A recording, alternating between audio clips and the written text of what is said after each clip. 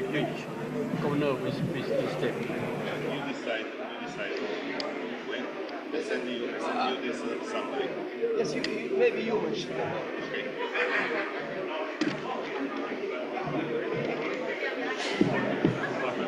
Okay. What is his what Governor.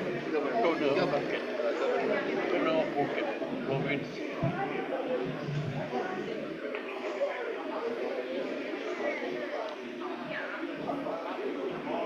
He will instead me on third. I will not speak. Okay.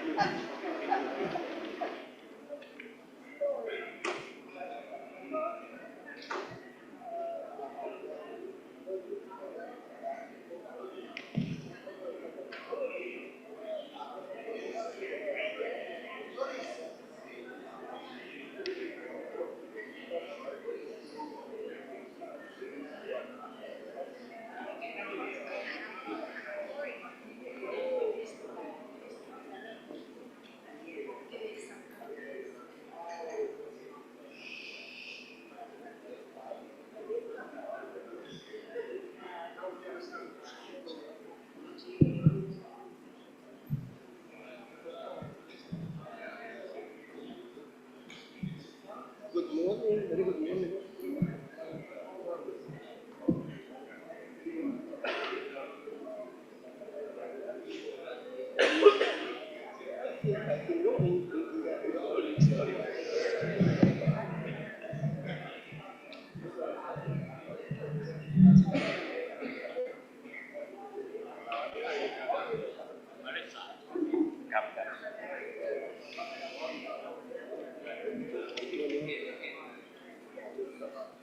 Okay, you will come.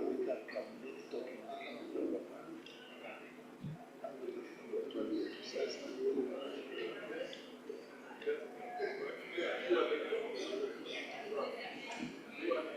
Good morning. Please, we need to start our Congress because the time is little over 10 minutes and maybe some you need to check the team because very important for anyone here his team to qualify.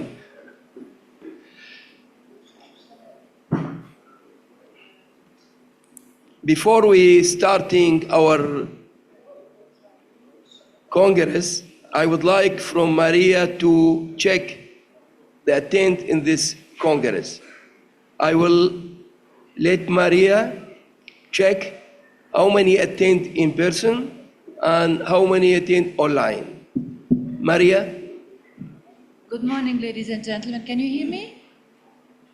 No. Okay, just a second. Can you hear me? Yes, now. Thank you.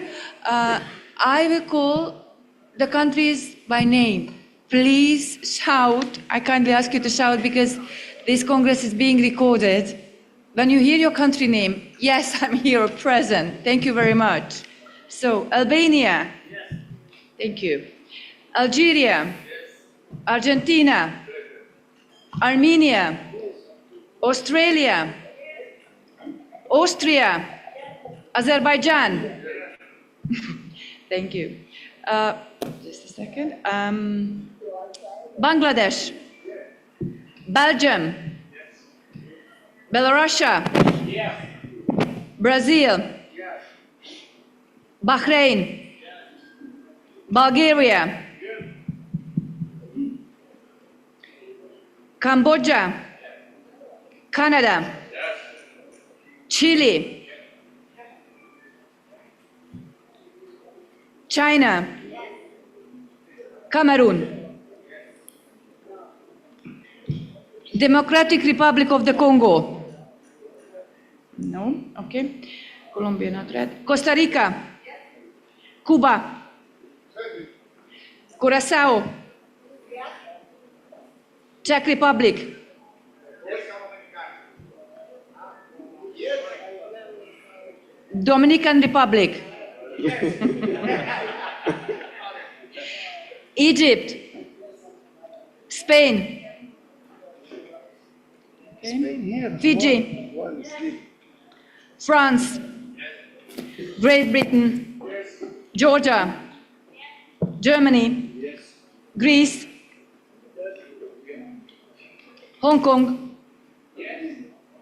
Hungary, India, Iraq, Iceland, Israel, Italy, Jamaica, Jordan, okay, Japan, Kazakhstan, Kenya, Kyrgyzstan, Korea, Kosovo, Saudi Arabia, Kuwait, Malaysia. I think maybe they are online.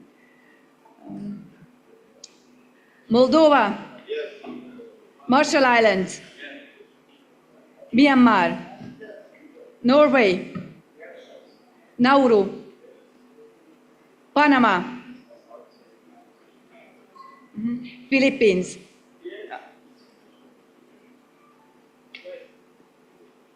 Okay. They haven't paid the membership fee. Okay. Palestine. Papua New Guinea. People's Republic of Korea. Puerto Rico.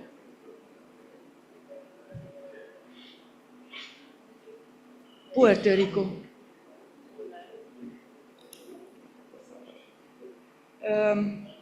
Qatar. Romania. Russia. Samoa. Singapore. Slovenia. Serbia. Sri Lanka. Slovakia. Thailand. Turkmenistan. Okay. East Timor. Tunisia. Turkey. United Arab Emirates. Uganda. Ukraine. USA. Uzbekistan. Venezuela. Yemen. Forrester Rossi, at least representative. Hidrin Diaz Naranjo, athlete. Luisa Peters, athlete. Thank you.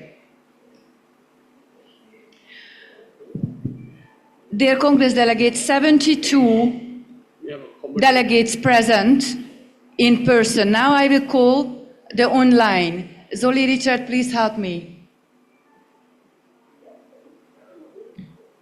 Antigua.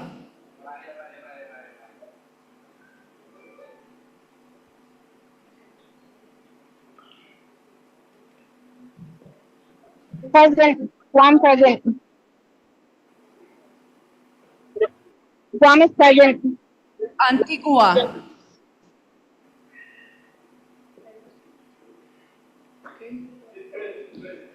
Aruba.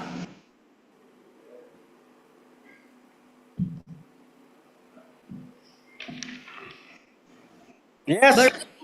Aruba, yes. Okay, thank you. Barbados. Yes. Bosnia-Herzegovina. Yes. Belize.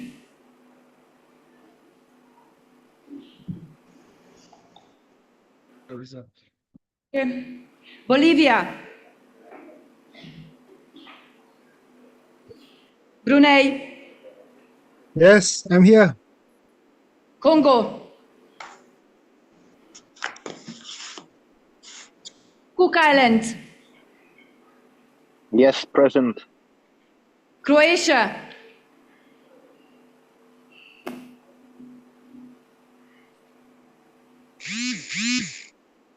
Cyprus.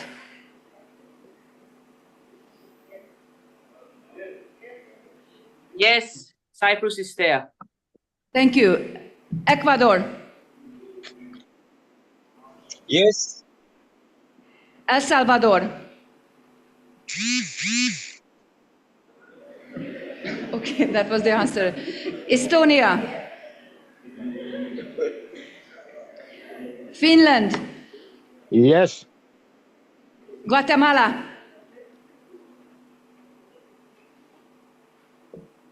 okay.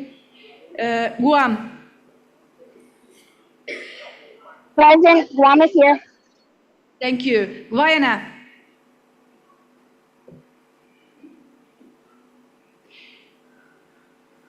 Honduras,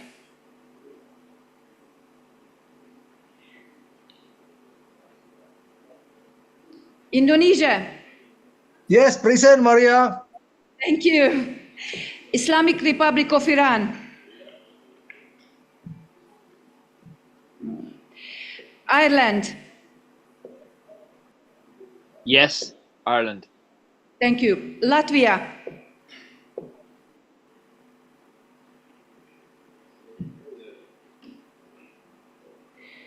okay. Libya, Libya, yes, present. thank you. Lebanon, Lesotho, Lithuania, Yes, good morning. Madagascar,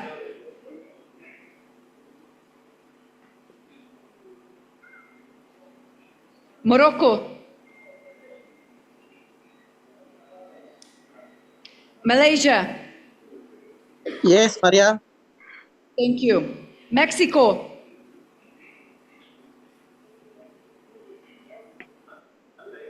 thank you. Mongolia, yes, because I know they changed. Malta, Yes. thank you. Nigeria, Northern Marianas, New Yes, Zealand. Northern Marianas.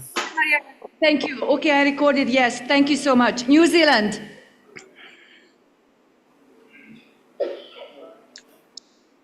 Oman,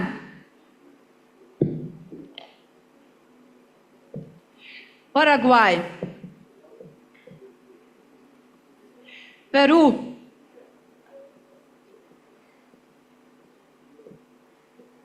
Poland, Portugal, Portugal, yes. thank you. South Africa, South Africa, yes. thank you. Seychelles, Sierra Leone, San Marino, Present. Good morning, everybody. thank you. Switzerland,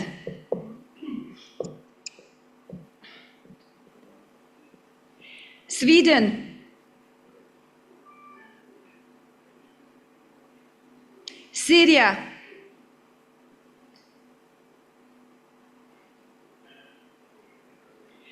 Chinese Taipei, Trinidad Tobago, Uruguay, Vietnam. Uruguay, yes. Sorry, Uruguay, yes, thank you. Vietnam,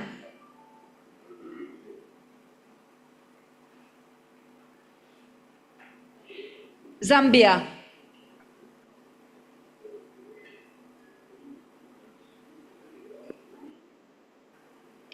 I will count the vote just a second.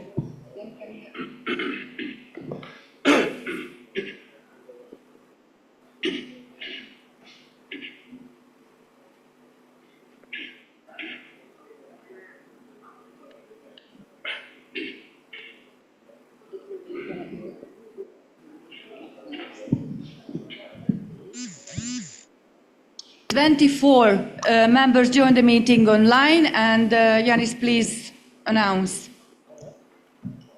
Altogether 96. The quorum has been attained. Thank you.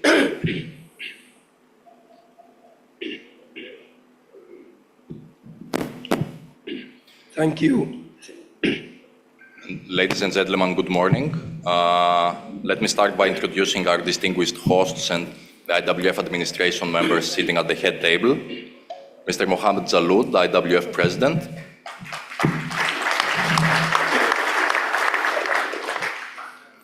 Dr. Antonio Urso, IWF General Secretary.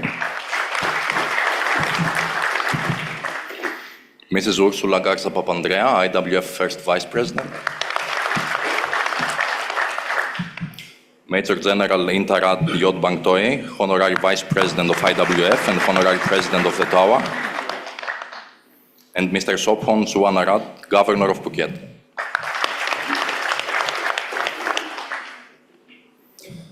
I would like to invite the President for his welcome address to the Congress. Mr. President, the floor is yours. Thank you. First, I would like to thank Mr. Sambo, the Governor of Phuket, for wonderful hospitality and amazing events will be here. This is last event for us, and I'm so happy here this in Phuket. I would like also to thank the organizing committee and for work very hard to arrange all the visa. Many difficulties found some country because they no sent on time. But as you know, this obligatory champion must be all attend in this competition.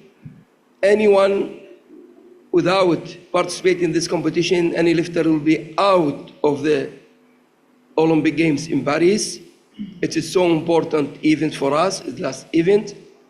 Also, I would like to thank all country participate, all delegation here from different country, from different continent participating here. Many thanks, special thanks to Major General Intarat Yod Bangtoye, because he working very hard to make everything easy for all delegation here. Many thanks to all ITO participate here. Many thanks to all volunteer will working for this champion. And very important to us, for me, is important message that we need working together to keep our sport is clean. Like Tokyo 2020, if we reach to this goal, and now I'm so happy because the very important events in Saudi Arabia or in Qatar or in Mexico or the continent, there is no doping, zero doping in this important event. We need to continue in this direction. Only this direction can save weightlifting in Olympic program. And maybe in the future for 2028 Los Angeles, if we are in good position and we're fighting against doping and there is no doping in Paris, they give us chance to go to increase, because you know before our sport 15 category, but before the scandal of doping, reduce to 5 to 10. But if we return strong, fighting against doping, maybe we return again, we increase. This is our aim, to increase again, to make balance between all categories. Also here, the executive board make meeting, and before yesterday, all the committee make meeting. In this meeting for the committee, they make very good recommendation to the board and we approve. And when each chair of the committee maybe will give information later in his report. Also here, International Weightlifting Executive Board decided to give World Champion Senior 2027 to Armenia, 2028 to Venezuela. We decided. Regarding youth, we decided Argentina 2026 will be organizing youth world champion. I think this is first time Argentina will organizing world champion. Argentina maybe now 1 year established federation, but it's the first time they will organizing world champion. And also, I wish to all this country, they have today presentation. Maybe in the end of this Congress, they give a presentation, wonderful presentation from Armenia, from Argentina, from Venezuela, regarding this event. This next event will be very important to all of us because this is the road to Los Angeles. Now, here today, we are the last road to Paris.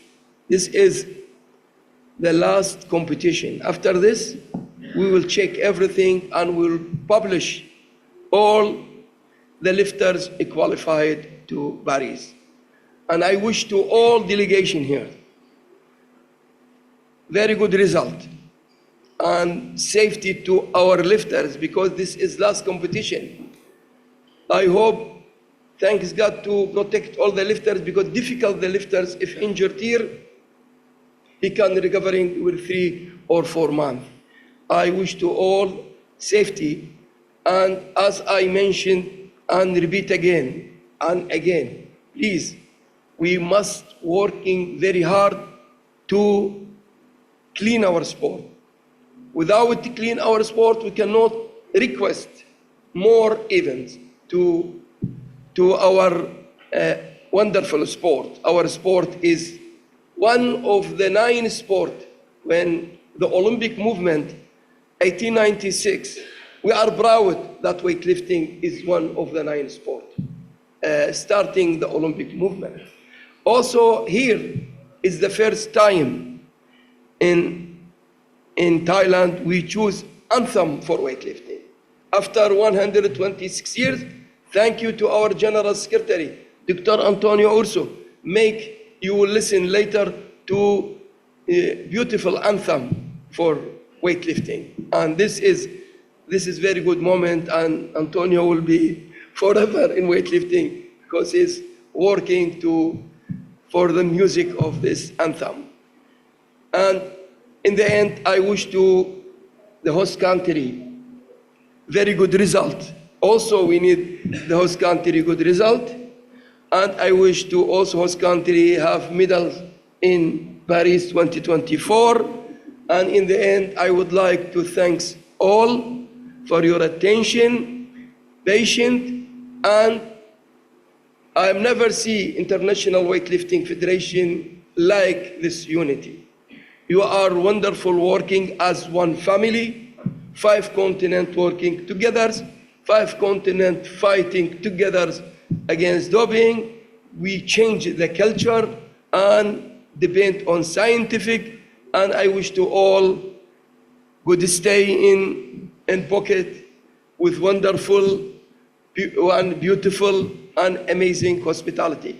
Thank you so much for your attention.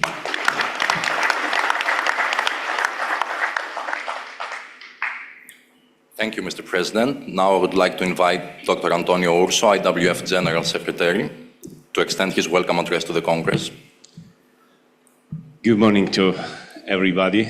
Good evening, good afternoon to our colleagues connected with us, Mr. President, Mr. General Interat, Governor of Phuket, Mr. Sofon, all the delegates. Thank you very much to participate in this special Congress, because the special Congress is always a special moment for each organization in a special way for weightlifting. The President did a panorama of our federation, our sports, and I can tell you that from the last electoral Congress till today, we did a lot of step forwards. But they are not the total that we can do. We can do more. We must do more for our sport, for our organization. And in a special way, we did something very important. The first stone was to change our constitution. Now we have a modern constitution, and this constitution can give us a lot of opportunities. The executive board, that working group, is working for the new bylaw of the IWF is another important steps because together with the Constitution give the imaging of the sport, thanks to our first President, Vice President, she's working with the working group very hard in this direction, and for sure we will have a new imaging of our sport, of our governance. We did another important steps. Now the IWF has a new CEO. I would like to introduce Mr. Achille Sogas, who is coming from a big experience in the sport because he was working in the sport department of the International Olympic Committee, and now, fortunately, is working for us, with us. And I wish you all the best because your job will be heavy, like weightlifting. And the question is, which is the future of the sport, and which is the future of our sport? The executive board, every time in each meeting, is invited to give an answer to this question. And not only the executive board, the Congress, because the Congress is the main body, and in a special way, the Continental Federation, the National Federation. The sport is changing, is easy to understand, and is changing fast. And it is necessary. Our sport is in 4 meters square, but it's necessary to run fast. Also with the history, the moment is asking to everybody. And to run fast, it means that altogether, no one excluded, must understand that the time is a completely new time, and we must have a new idea and a new fresh energy to be competitive in this new challenge. Last 16 October was an important day because the International Olympic Committee, as you know, recognized that the weightlifting will be in Los Angeles 2028. It was a really important steps because I don't want to imagine the weightlifting out of Olympic program. I don't know, disaster, terrible. We are in the program, and we continue to stay under the lens of the International Olympic Committee. They want to understand that if we are adults to continue in the Olympic program. And I feel that the weightlifting is adult with experience to run in the Olympic program like in the past, like Mr. President mentioned. It's necessary understand altogether that we did some steps, fundamental steps, but it's only the beginning. We need day by day, months by months, years by years, Olympic cycle by Olympic cycle to improve our sport. And during the executive board yesterday and before yesterday, during the meeting of the commissions, we was thinking, if we move something, what happened in the other side? This is the global idea of a new organization, of a global organization. This is very important. We must understand if we move something from in the technical area, if something move in the financial area or something move in the communication. Everything is connected, and a big company think like connection of each point of the organization. I am optimist, usually in my life, and optimist because I know you and your passion for this sport and your passion for the athletes that you every day give energy and passion and motivation. So we need to be like athletes. Every day we must have motivation to increase our sport, to increase our organization, to increase, first of all, our friendship. Thank you so much. I wish you all the best. Thank you, Dr. Antonio. I now deliver speech to Madame Ursula, the first Vice President. She's working very hard with the pilot to say some word. Good morning and welcome to all the delegates. Of course, thank you to our President Jalud, General Secretary Urso, Tawa Honorary President, and our former First Vice President, as well as the City of Phuket. Thank you all.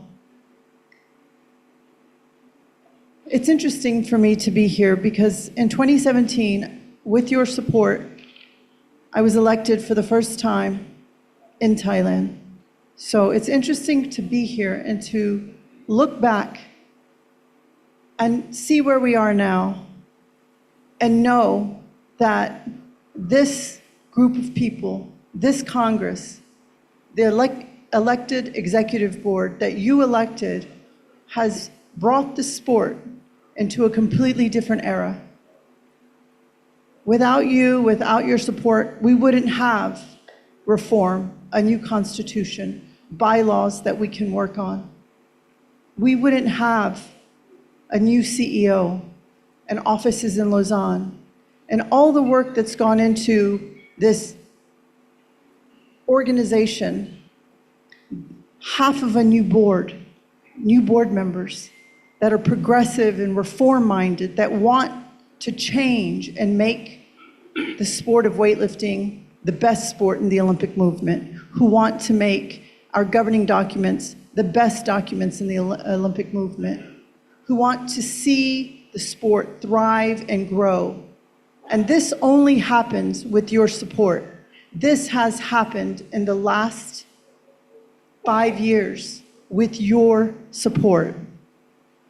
We have the strongest anti-doping program in the Olympic movement. I know that, I believe that. And that is because the leadership and our president, Jalud, made the steps starting in 2018 to ensure the security and the protection of our athletes so that they could compete in a clean, on an even playing field.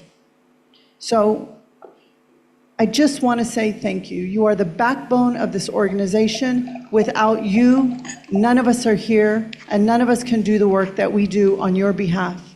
Please don't hesitate. If there's anything that we can do to help you grow the sport, we want to help you. That is our duty.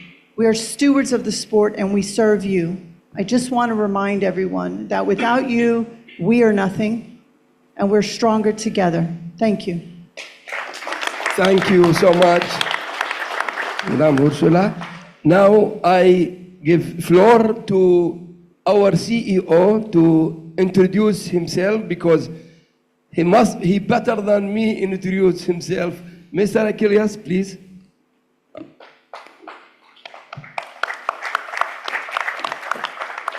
Thank you. So as you notice, my name is Greek, so I'm from Greece. But I have been working with the IOC for the 9 past years and decided after being actually the liaison with IWF to join your family. Thank you very well. Thank you very much for having me. And the last past days, I met a lot of people, and I say that I'm sure I made the right decision to make a new start for myself and also join the new start of IWF. My past was from a sports athlete, not weightlifting, but very close to the weightlifters myself. And then I continued working for events. And my start was from Sydney in 2000, where I worked in the organizing committee. And for the next 15 years, I continue working for other Olympic Games, Commonwealth Games, European Games. So my past was around organizing events until I ended up in Lausanne. Now I'm ready with the small but very strong team based basically in Lausanne as the headquarters to work towards all these plans, all this new era for weightlifting, and I will be here for you. I will try to be as present as possible. I will try to empower the team and make even better the connection with the federations, with the Olympic world, with the rest of the Olympic family. Thank you very much for having me. Thank you. Thank you so much. I wish you all the best in your family, and in the future, everything will put you in your shoulder. All they know our CEO. If anything, is contact with our CEO. Thank you. Thank you, Mr. Tsogas. Now I would like to invite Mr. Sophon Suanarat, Governor of Phuket, to take the floor. Good morning. Welcome to Phuket Province. Mr. Mohammad Jarud ประธานสหพันธ์ยกน้ำหนักนานาชาติผู้แทนประเทศสมาชิกสหพันธ์ยกน้ำหนักนานาชาติและท่านผู้มีเกียรติที่เคารพทุกท่านผมรู้สึกยินดีและเป็นเกียรติอย่างยิ่งที่ได้มากล่าวต้อนรับผู้แทนประเทศสมาชิกสหพันธ์ยกน้ำหนักนานาชาติที่เข้าร่วมการประชุม Iwf Special Congress ประจำปี 2567 ในวันนี้ในนามของประเทศไทยและจังหวัดภูเก็ตผมขอต้อนรับทุกท่านที่เข้าร่วมการประชุมด้วยความยินดีและเต็มใจผมถือว่าท่านเป็นอาการตุกะผู้มาเยือนเป็นมิตรที่ประเทศไทยให้ความสำคัญและจะดูแลท่านอย่างดีที่สุดตลอดระยะเวลาที่ท่านพำนักอยู่ในประเทศไทยของเราผมคาดหวังว่าท่านจะมีความสุขมีความประทับใจและอบอุ่นในการต้อนรับของเราซึ่งจะดูแลท่านดุจญาติพี่น้องและฉันมิตรถึงแม้จะเป็นห่วงระยะเวลาสั้นๆก็ตามโดยเฉพาะอย่างยิ่งตรงกับห่วงเทศกาลสงกรานต์เฟสติวัลที่ได้รับการประกาศขึ้นทะเบียนเป็นมรดกทางภูมิปัญญาทางวัฒนธรรมที่จับต้องไม่ได้ของมนุษยชาติที่ทุกท่านต้องการเข้ามาสัมผัสเป็นอย่างยิ่งนอกจากนั้นแล้วภูเก็ตมีสถานที่ที่ท่องเที่ยวที่สวยงามหาดทรายที่สวยงามอาหารที่หลากหลายมีสถาปัตยกรรมของบ้านเรือนสมัยโบราณแบบชิโนโปรตุกีสที่ได้รับความสนใจจากทั่วโลกการเป็นเจ้าภาพการจัดการประชุมในระดับนานาชาติเป็นนโยบายสำคัญของประเทศไทยและให้การสนับสนุนเพื่อที่จะสร้างความร่วมมือความเข้าใจความเป็นอันหนึ่งอันเดียวกันระหว่างประเทศสมาชิกนอกจากนั้นแล้วยังเป็นการแสดงให้เห็นถึงศักยภาพและขีดความสามารถของบุคลากรของประเทศไทยในด้านการบริหารจัดการการประชุมในระดับนานาชาติการประชุม Iwf Special Congress เป็นการประชุมที่มีความสำคัญและเป็นการระดมความคิดเห็นจากมวลสมาชิกที่จะช่วยกันพิจารณาแก้ไขปรับปรุงเปลี่ยนแปลงผลักดันและพัฒนากีฬาชนิดนั้นๆให้ก้าวไปสู่สิ่งที่ดีขึ้นซึ่งผมหวังเป็นอย่างยิ่งว่าการประชุมครั้งนี้ท่านทั้งหลายจะได้ใช้ความรู้ความสามารถช่วยกันพัฒนากีฬายกน้ำหนักให้กับพัฒนาก้าวหน้ายิ่งขึ้นไปแล้วก็ผมมั่นใจว่าจะเป็นการประชุมที่ประสบความสำเร็จและผ่านไปด้วยความเรียบร้อยในโอกาสนี้ผมขออวยพรให้การประชุมเป็นไปด้วยความเรียบร้อยสำเร็จตามวัตถุประสงค์ที่ตั้งไว้ขอบคุณการกีฬาแห่งประเทศไทยกองทุนพัฒนาการกีฬาแห่งชาติสมาคมกีฬายกน้ำหนักสมัครเล่นแห่งประเทศไทยที่ทำให้เกิดการประชุมครั้งนี้ขึ้นขอบคุณคณะกรรมการจัดการประชุมและเจ้าหน้าที่ที่ทำให้การประชุมเป็นไปด้วยความเรียบร้อยผมขอต้อนรับทุกท่านด้วยความยินดียิ่ง Thank you so much ขอบคุณครับ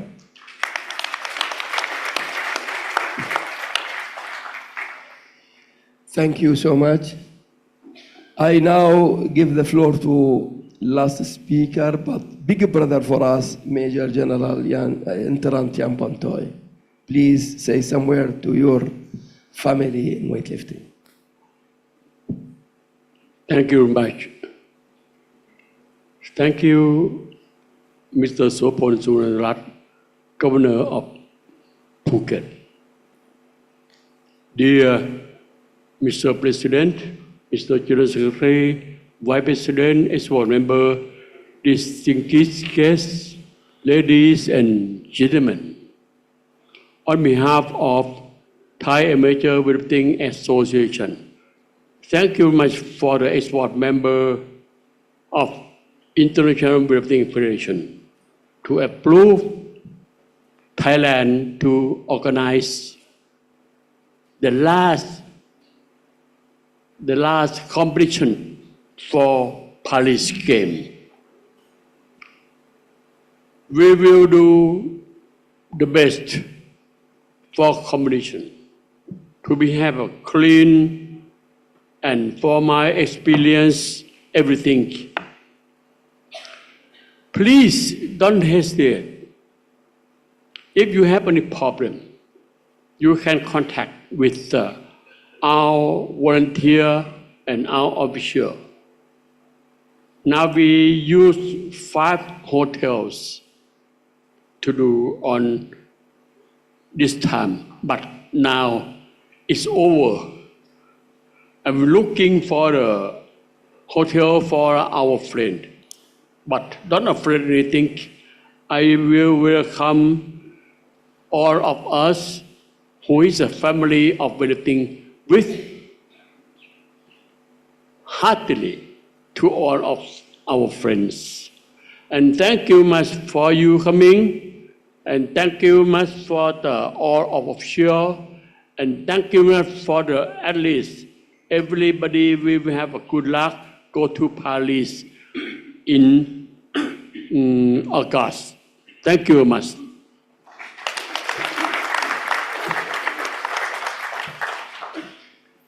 Thank you, Major. Thank you, Mr. Gilbantoi. Thank you for your wonderful hospitality. We will move on to the next item in the agenda. It's the presentation of the IWF anthem composed by Dr. Antonio Urso. The anthem will be presented for the first time to the IWF Congress, and after that an agreement will be signed for the granting of the music license rights to the IWF. I now invite Mr. Pedro Adrega, IWF Communications Director, to take the floor.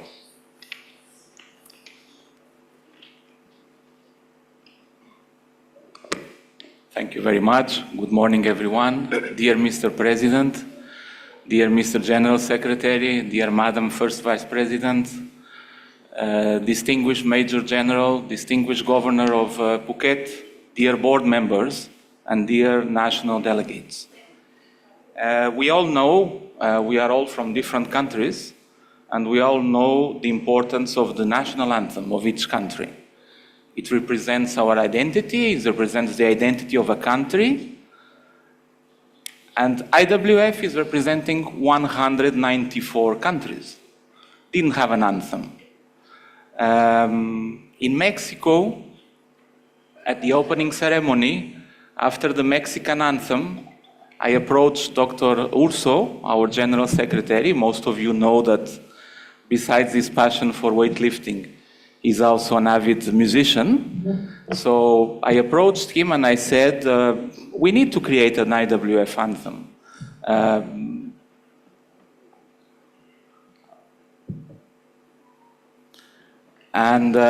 I said, I believe you are the right person to do. You are passionate by weightlifting, and you are also a very good musician. He took the challenge, and the anthem is now ready for being presented. As our president said, I also think it's a very beautiful music. It was very enthusiastically received by the executive board yesterday.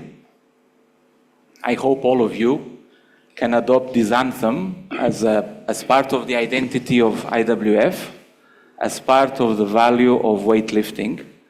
So before asking Zoli to put on the screen the video that presents the anthem, I wish you all very good luck with your teams here in Phuket, and for the ones that are qualified for the Paris Olympic Games, also all the success.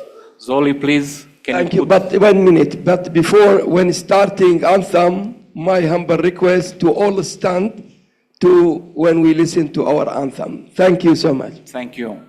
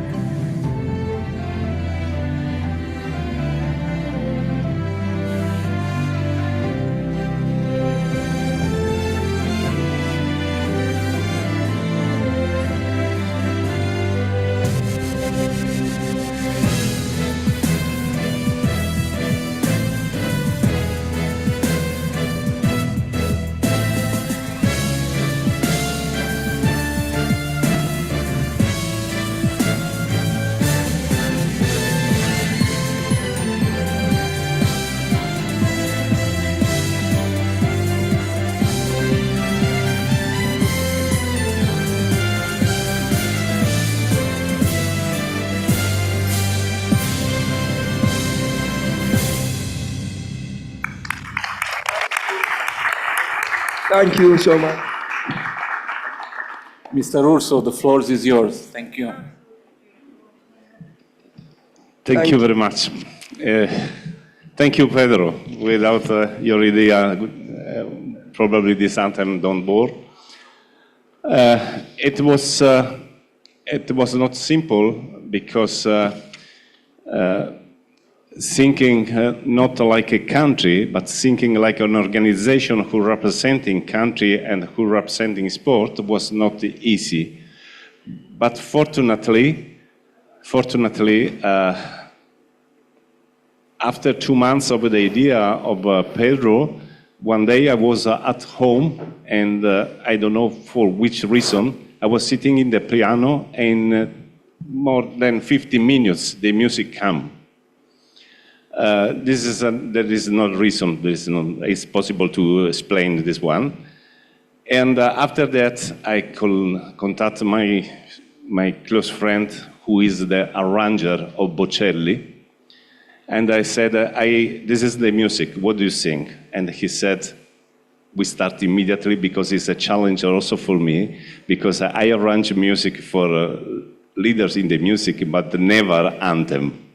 So born this cooperation, and then with the orchestra and with a lot of musicians, we realized this anthem. Consider a small gift from my side to all of you, to athletes, to IWF, to the weightlifting sports. Thank you. On behalf of International Weightlifting Federation, I will sign with Dr. Antonio that is right about this anthem. Now we will sign together. Of course, the right of this anthem is in the hand of the IWF. I give for free this. This is a big honor and pleasure for me. Thank you.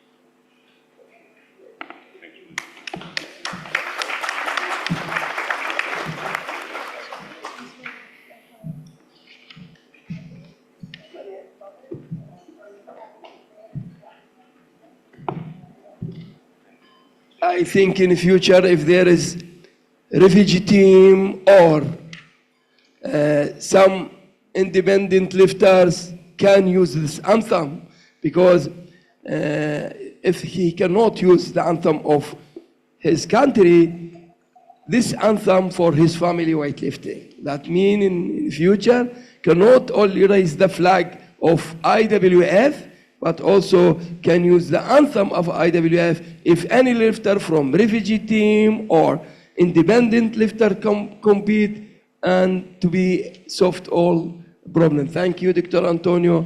Thank you to all our family. Thank you so much.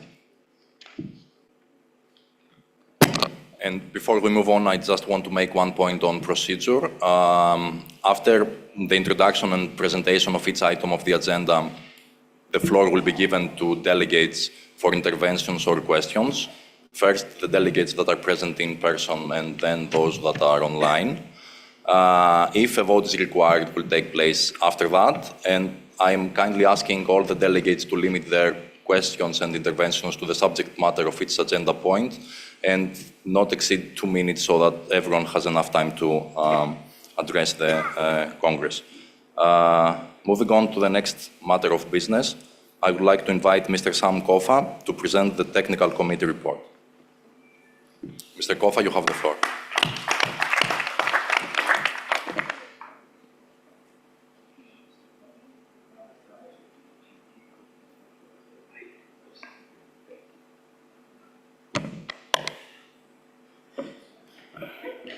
It's a pretty hard act to follow, such musical element. Congratulations, Dr. Russo. Very nice. Can you see me?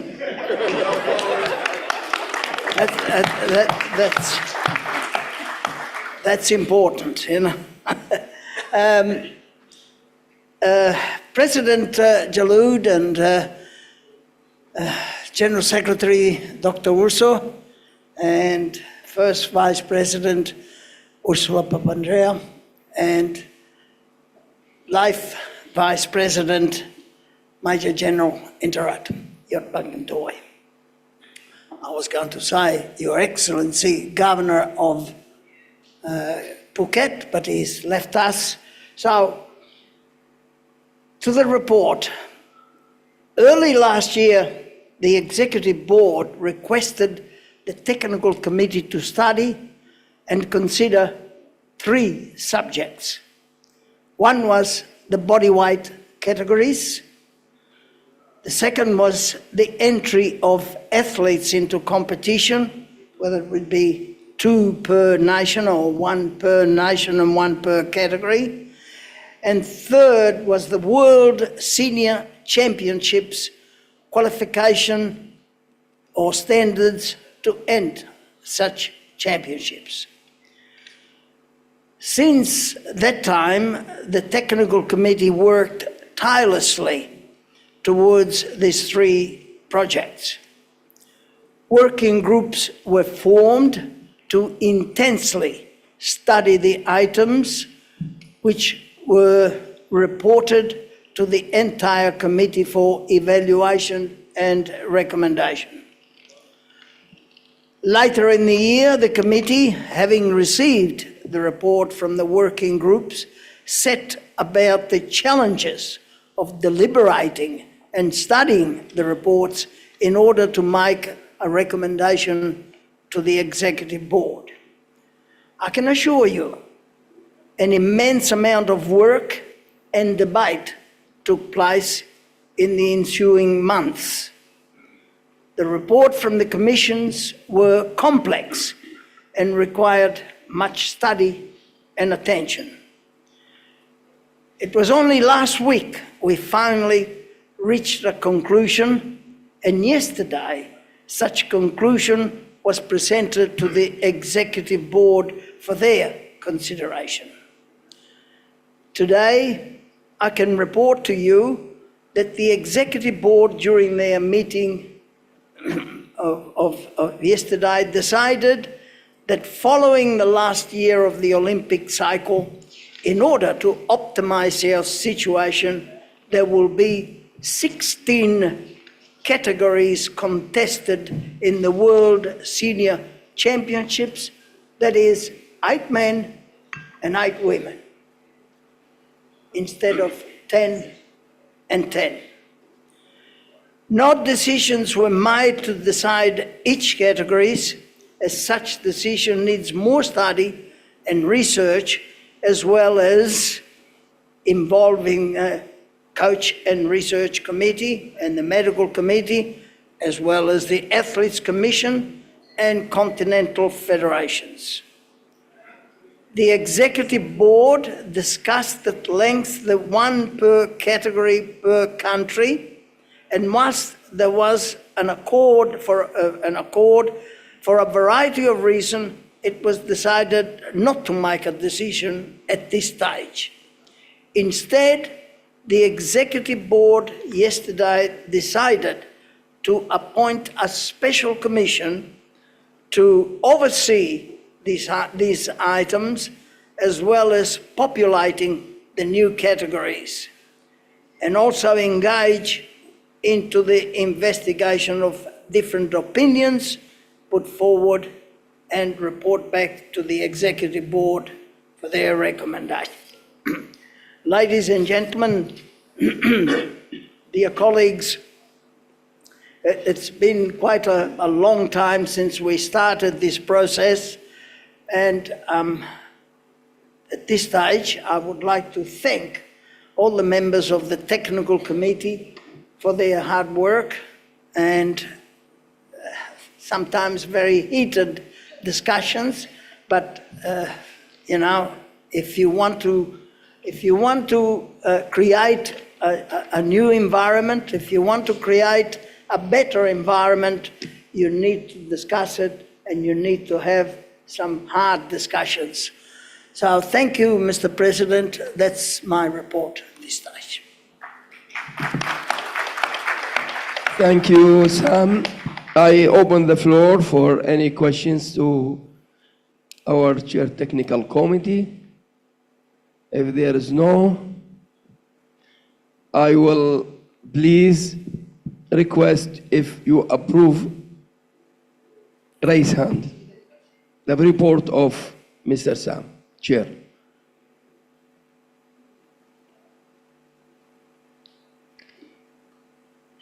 Thank you, thank you. Any against? No. Abstention? No.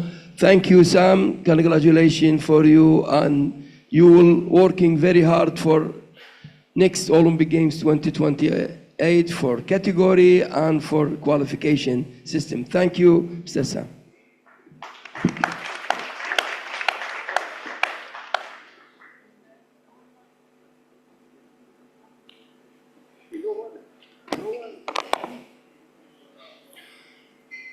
As next agenda item, I would like to invite Mrs. Cesar Chobanyan to present the medical committee report. Mrs. Chobanyan, you have the floor.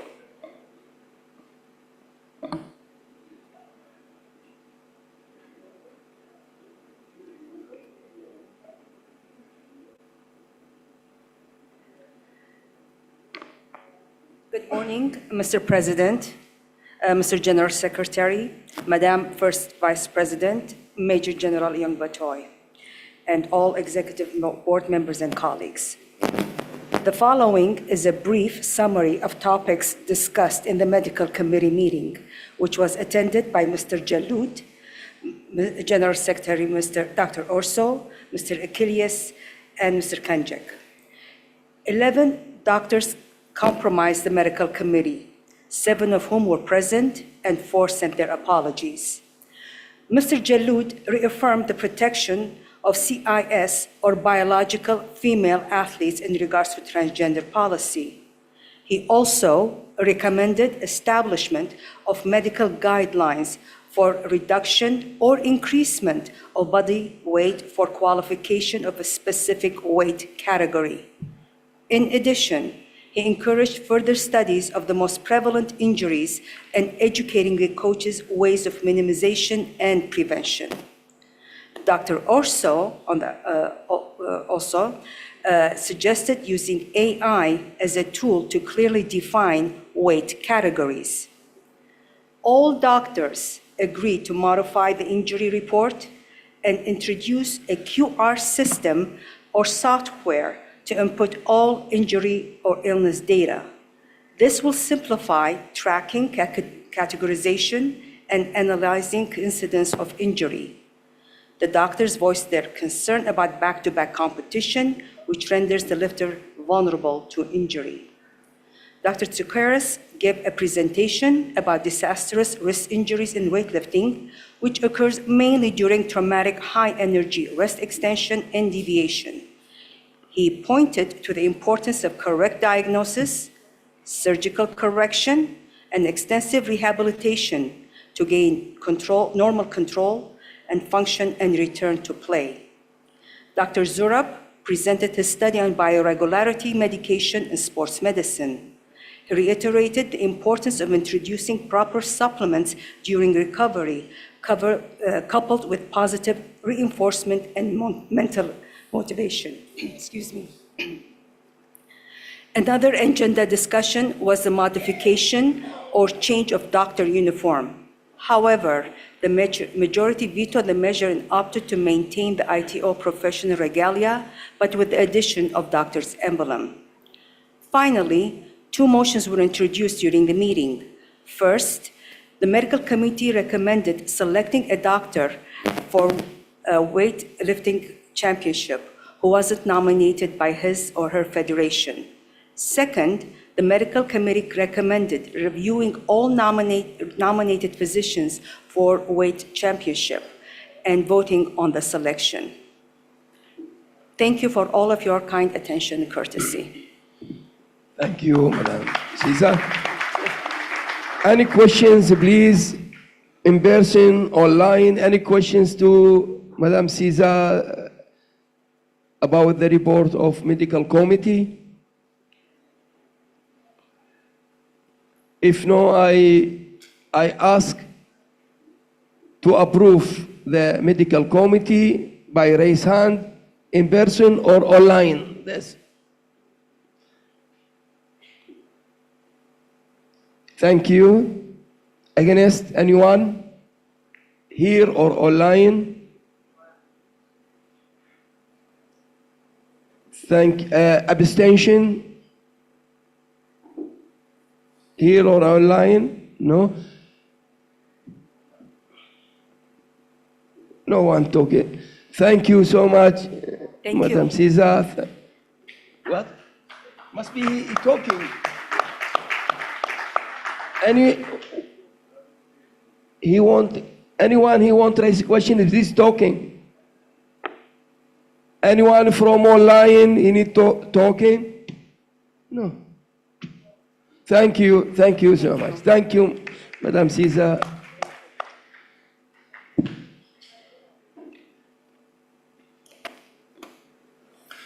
And now for the report of the Coaching and Research Committee, I would like to invite Mr. Peter Kroll to take the floor.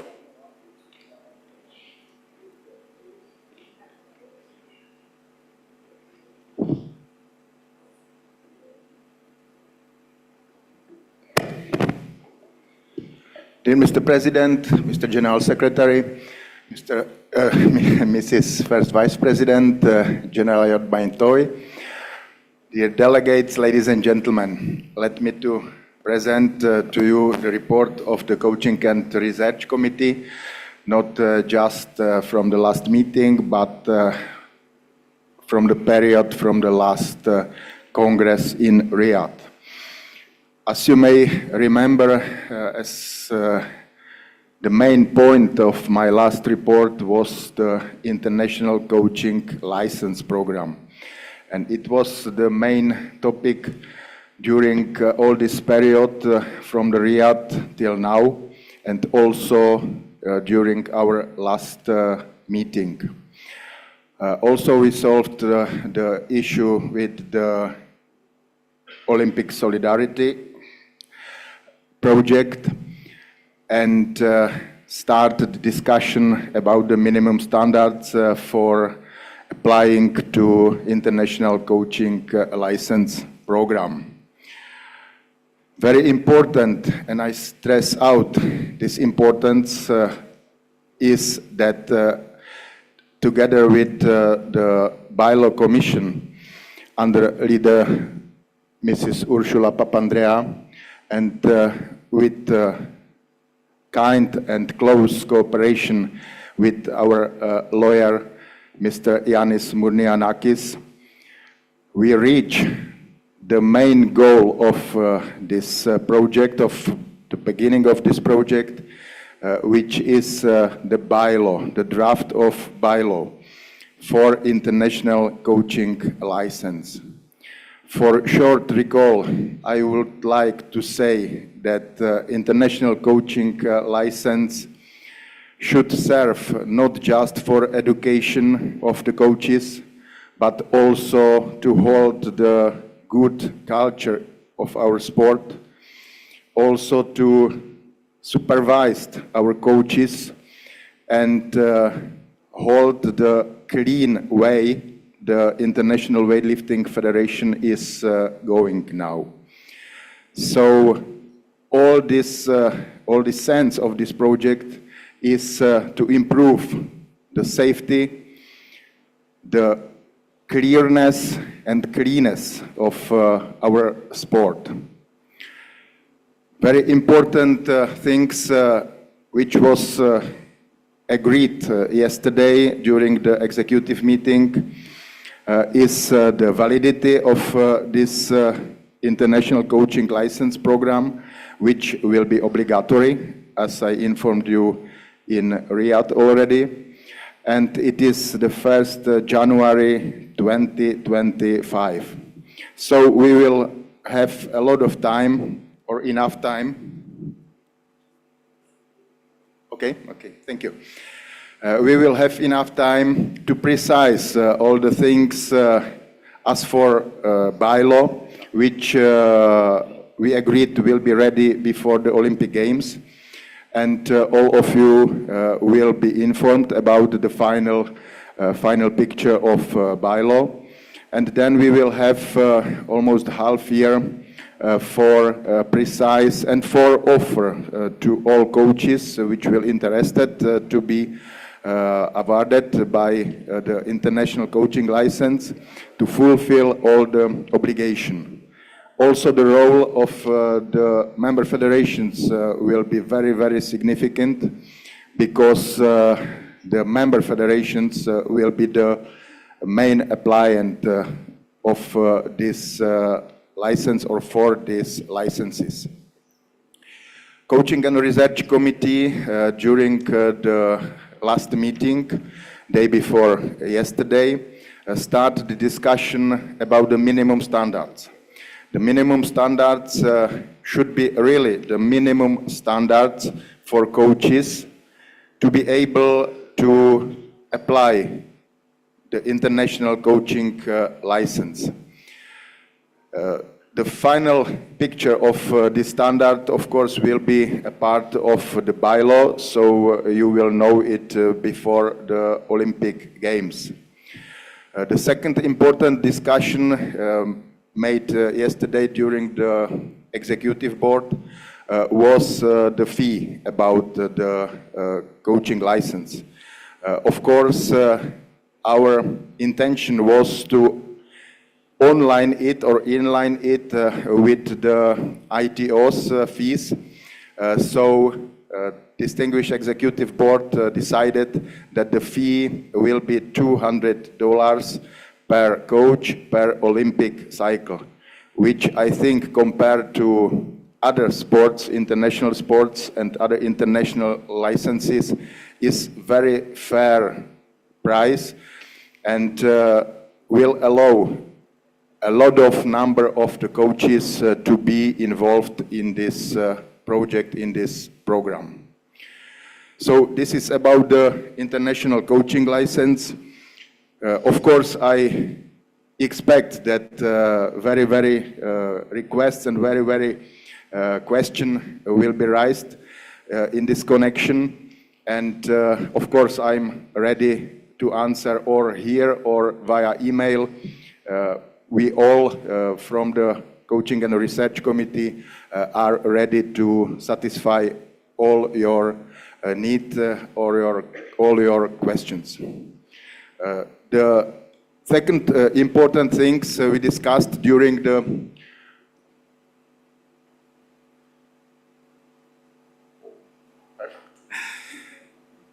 work.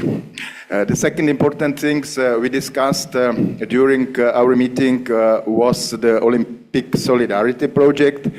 It is also something what you can knew from the past. It's a foundation of for this year $50,000 for using especially for the project with the youth athletes, and which is targeted to the countries which was chosen by International Olympic Committee. This is maybe the answer to all of your possible questions. Why not my federation was involved in this project? We received a list from the International Olympic Committee with the countries who are able to apply in this project. And of course, again, with the close cooperation with the continental presidents, thanks to all of them for cooperation, we were able to choose 8 countries which will, with their team, participate the training camp before the Youth World Championships in Lima. In this connection, I would like also thanks to organizing committee, especially to Mr. Jose Quiñones, with kind cooperation with us and spread the possibility of this project also for other countries or for more countries. But the basic mean and basic idea of this project is to help with participation to small federation which is unable to send the athletes to World Championships or such very important event. The second part of the Olympic Solidarity project is the Olympic scholarship for the coaches. We already appoint 3 of coaches in the last year, and for this year we received 2 more requests from Aruba and from Chile to appoint the coaches from those countries to this project IOC, and of course all projects which could help to our sport and to our coaches we invite and we approve without discussion both these requests.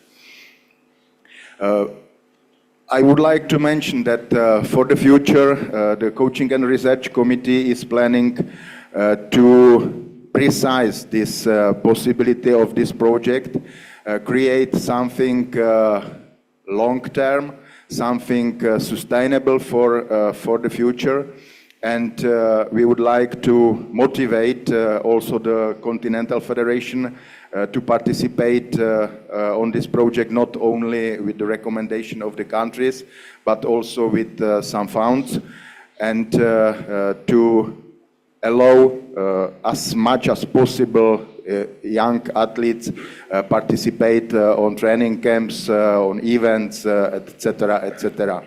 The part of this project is also the education, of course. And during the training camp in Lima, there will be 2 experts from Coaching and Research Committee, which is Mr. Kai Pierce and Mr. Barcelan from Cuba, who will give the lessons to the young athletes to educate them in weightlifting sport.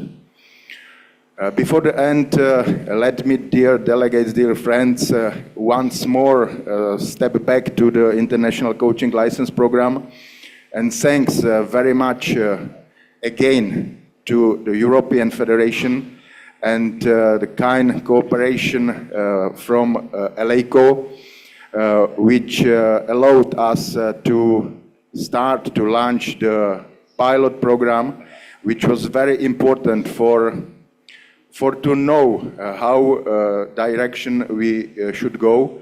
And I'm really sure that international coaching license will help to our sport very, very much. Thank you for your attention. If you have any question, please.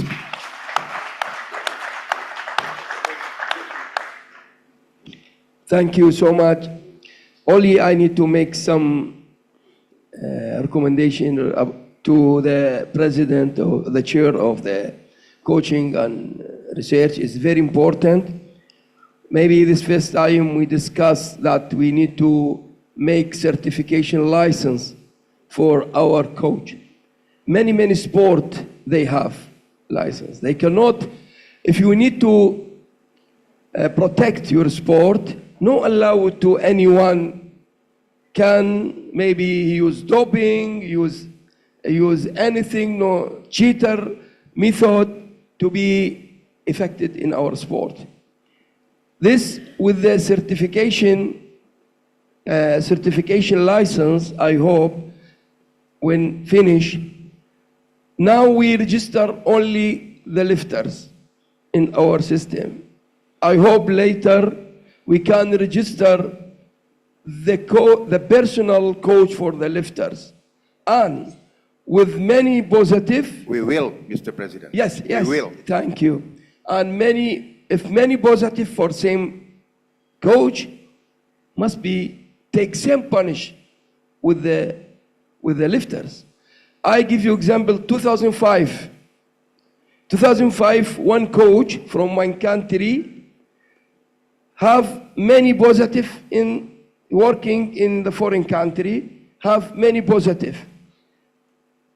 After that, International Weightlifting Federation suspending the country, punish the country, but this coach traveling to another country, second country, and same problem make to this country. And also International Weightlifting Federation suspending the country, he traveling to the third. With 2 years, damage, 3 countries, and no one touch. In that time, maybe first time, International Weightlifting Federation take action and decision suspending this coach for life. Now, we need to protect our sport. For me, impossible. The coach look like father. How the coach don't understand the lifters? And if I look morphology to my lifter to muscle in 2 months or 3 months, big change in the result, in the body weight, there is something behind. Must be the good coach, talent coach, clever coach, experienced coach. He understands easy that this lifters must be control him or make doping test for him. This project, yes, financial is good to international, but the main things to protect our sport in Olympic, any coach after this license will be afraid to bring any lifters to be in the competition and positive, because now if the lifters positive, problem for the coach. We need catch the original cheater. For me, some lifter 16 years old, how he know the steroid if no coach? Impossible for me. Lifter 16, 15 years old have positive. This is very good step with the coaching. Thank you, Mr. Peter. I wish you very good working in this direction to be help weightlifting, to protect weightlifting. Second things, he talking about lecture in the future. We have 5 continents. We will make 5 academy each continent, 1 academy, and they choose professional lectures. No, the country choose lecture up to him. I hope in the future to make 1 program for all. Must be take same language. Cannot coach give lecture and another coach give different. The scientific is same. And we need to depend on scientific better than depend on cheater on doping. And in Asia, we choose China. In Pan American, choose Cuba. In Europe, I think they choose Bulgaria. And in Tunis or Africa, Tunis or Egypt. But only remain one continent is Oceania. We hope that one like Australia or like New Zealand will be choose one from them to be this academy, because the capacity in Australia, they have very good place to organizing, and this is reduce also the cost. If you same region take same lecture in region is better than one come from Oceania go to Pan America. And very important things is sharing the idea. When the coach sitting with the coach, sharing the idea about scientific, how working together to protect our sport. Thank you so much, and this is very, for me, is amazing project from Coaching and Research, and I wish to you and all the best. I will open now the floor for anyone, if you need raise questions to the chair of Coaching and Research, Mr. Peter, from in person or online, regarding the license for, and in maybe next year, the license of the coaching.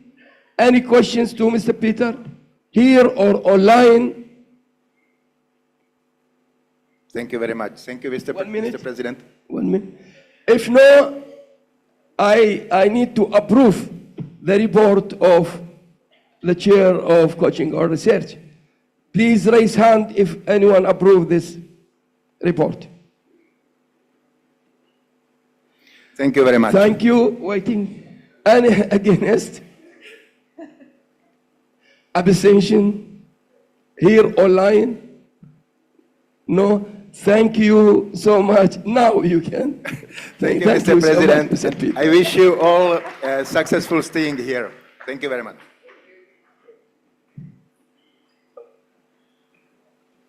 And now I would like to invite to the floor Mr. Forrester Rosset, Chairman of the Athletes Commission, to present the Athletes Commission report.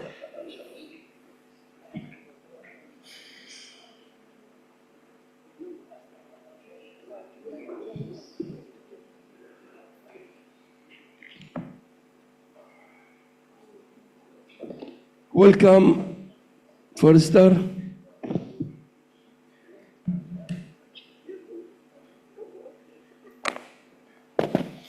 Good morning, Mr. President. Good morning, Mr. General Secretary.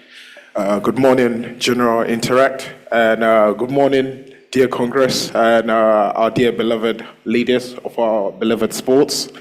Thank you for joining us here today. From the Athlete Commission point of view, we're just here to give you a quick brief of what we've done so far this year and current development in terms of our current program that we have for our athletes that we're doing now. So, 1 minute. Can Hidelin and Louisa only join him? Yes, please. Hidelin, Louisa, because 3 representatives in the board from Athlete Commission. Maybe you cannot find any international federation 3 members in executive board.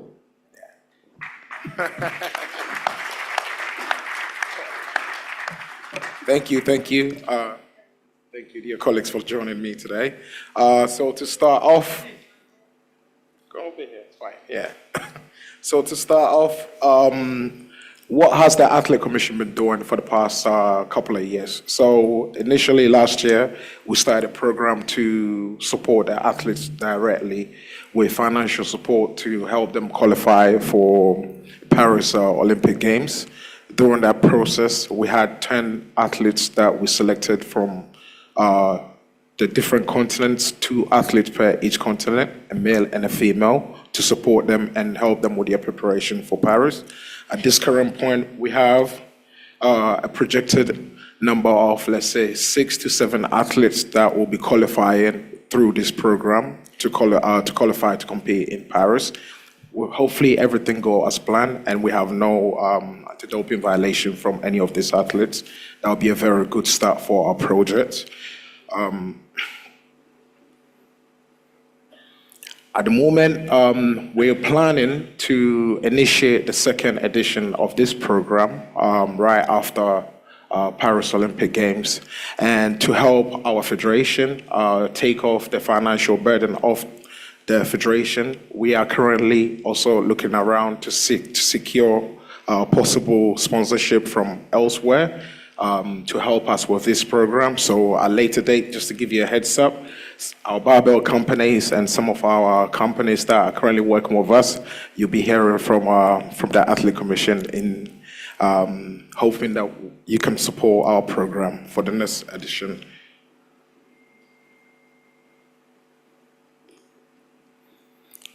So another important thing, which is we need your help in terms of our leaders, is to encourage our athletes and our coaches and our officials on ground to help us accumulate data regarding our competition and how the stay and in terms of the experience of every competition is going. At this current point, we have a barcode for a questionnaire that we initiated in Doha.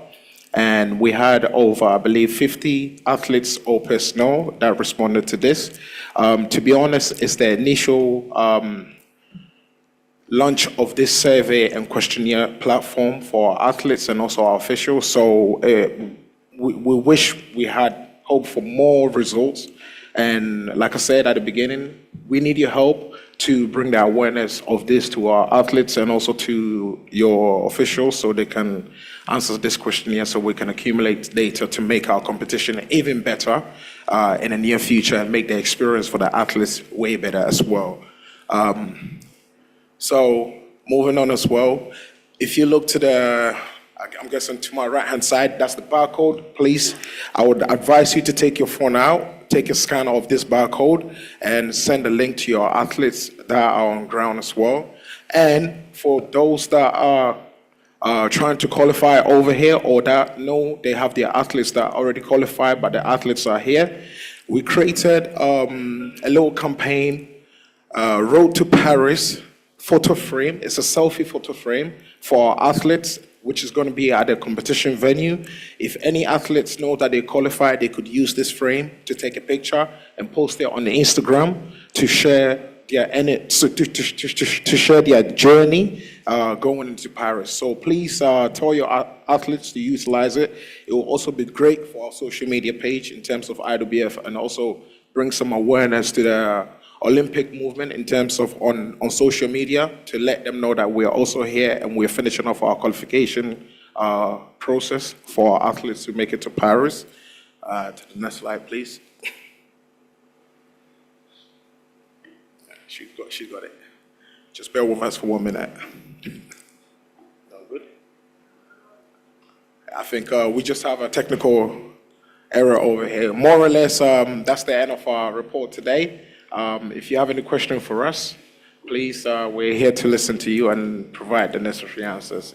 If not, thank you for your attention and thank you for working hard for our sports. Much appreciated. Thank you for the start. Thank you. Oh, waiting, Hideline, waiting.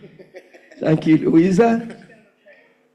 Any questions to Athlete Commission from here delegation in person or online?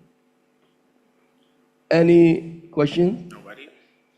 If no questions, I would like to ask to approve the commission report by raise the hand, please. Thank you so much. Thank you very much. Against, 1 minute, against, abstention.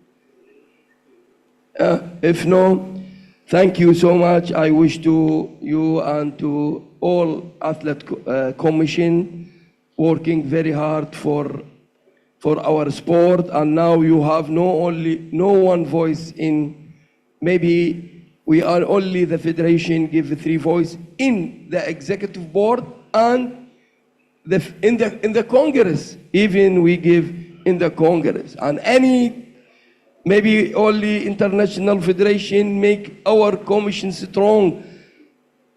Any article in our technical rules we cannot change without approved by the athlete commission. We give him veto. Thank you so much, and I wish to all the best for you and your commission. Thank you. Thank you very much.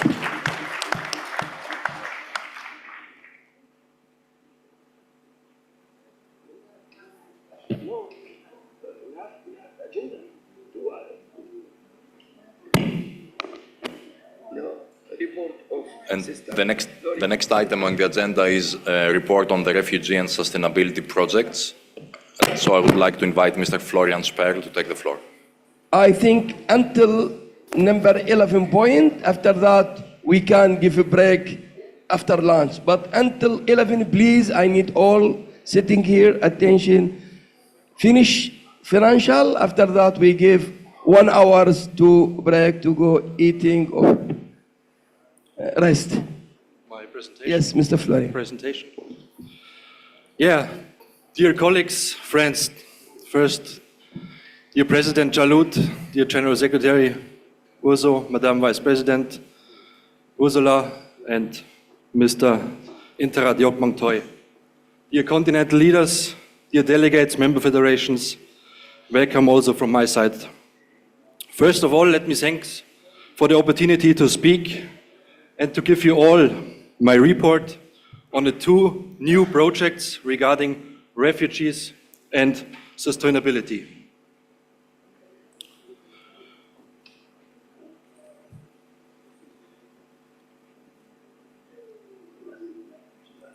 The idea of the refugee team was born in October 2022 during an exchange with the IOC, during an exchange with Mr. Gonzalo Barrio from the IOC Refugee Department. At the end of 2022, we established our own IWF refugee team and are very successfully running this program.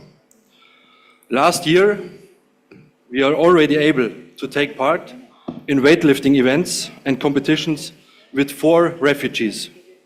2 refugees in the World Championships in Riyadh and 2 refugees in the IWF Cup in Greece.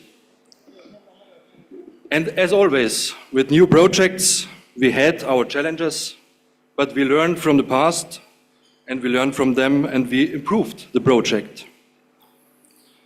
I'm also very happy to inform you that since March 2024, IWF is a part of Sports for Refugee Coalition of the UNHCR. I want to show here the media impact. After the announcement of the IWF refugee team, we had a very good media impact. You see inside the games, and also the Olympic Channel reported about our IWF refugee team.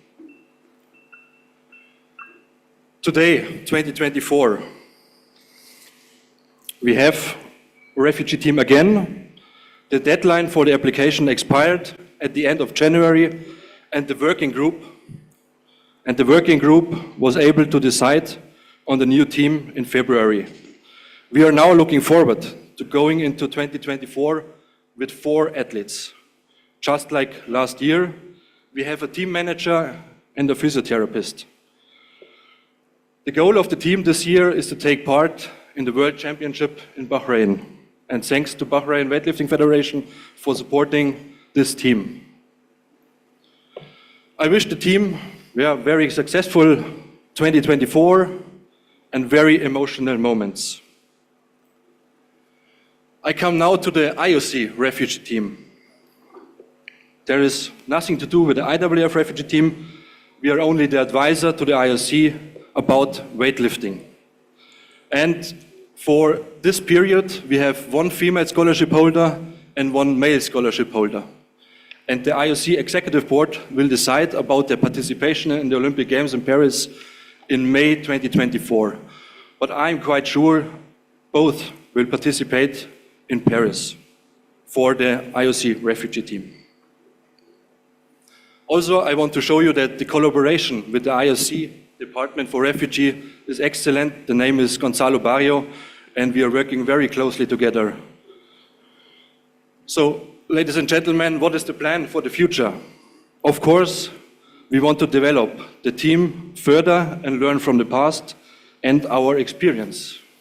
Furthermore, we have maintained a very good partnership with the IOC, especially with Mr. Barrio, as I mentioned, the IOC refugee team manager from the very beginning. Other projects, such as supporting refugee camps and collaborating with other IFs, are also on the agenda. For example, we had very good exchange with World Taekwondo. We can learn from each other and from a good network. That's from the refugee team. We come now to the sustainability part. And I want to start with a quote from Thomas Bach, IOC President. Today, the world needs urgent action to limit the rise of global temperatures. The Olympic movement and the sport community are committed to making their contribution to sport for climate action. And I want to jump now to the goal of our sustainability project. What is the goal? IF. We as IWF, we want to continue to be a part of the UNFCCC for a strong reputation, creating strong partnership with the IOC Sustainability Department and creating strong partnerships with other stakeholders like IUCN. And for sure, we want to be the best IF of all in this field and a role model for other IFs. And how we have it done until now? We have created a partnership with sporting giants. We made some good reports, which I want to show in the next slide. You see, last year, in September 2023, we submit two very important reports, the carbon baseline and the climate action plan. And this was very important that we are part of UNHFCCC.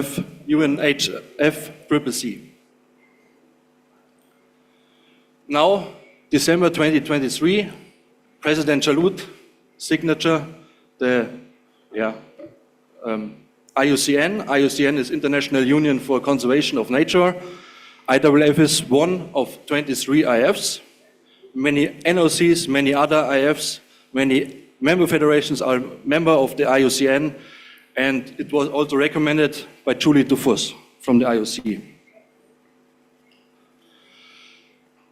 Yeah, what's next? Ladies and gentlemen, we have provided some bottles, sustainability bottles, for the World Youth Championships, thanks to Jose Quinones for supporting. We will provide for each athlete one of these bottles. What's next? We want to create a sustainability strategy with our partners. We want to submit also the UNFCCC and the IOCN reports this year, and official launch in Norway next year our strategy. Yeah, I want to thanks for all of you for the supporting. Thanks to the executive board for the trust. And if you have questions, let me know. Thank you. Thank you so much, Florian, about wonderful two projects. You're working very hard in these two projects and with the refugee team or sustainability. And I will open the, yes, Barcelan, you have questions? Yes, give him, Richard. Give Richard. Give to Barcelan. One. Working.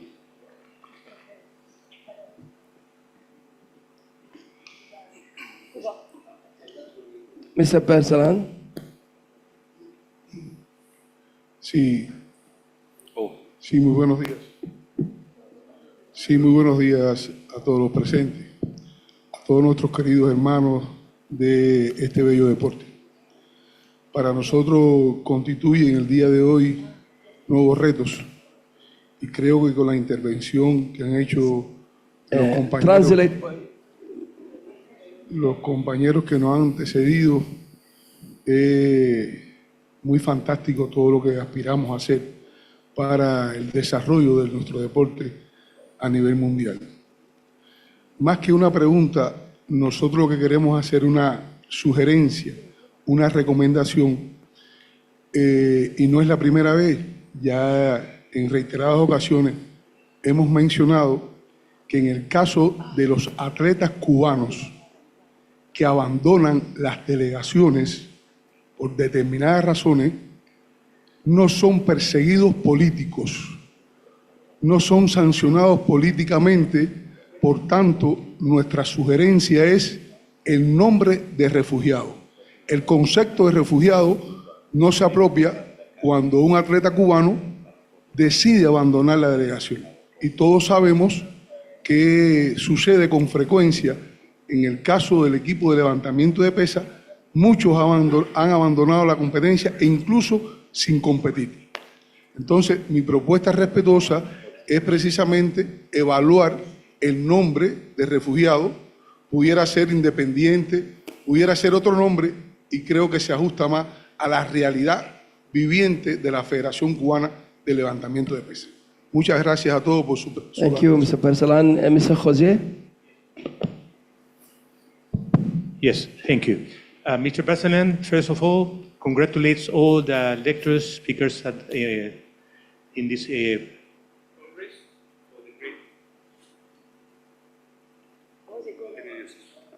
First of all, Mr. Barcelan congratulates all the speakers in this Congress and for the organization of the event and the Thailandese kindness to host this Congress.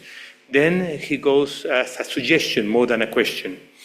He suggests that in the case of the refugee teams, it had to be very clear and maybe make a distinction or change the name. He referred it to the case of the Cuban athletes that have escaped from previous delegations.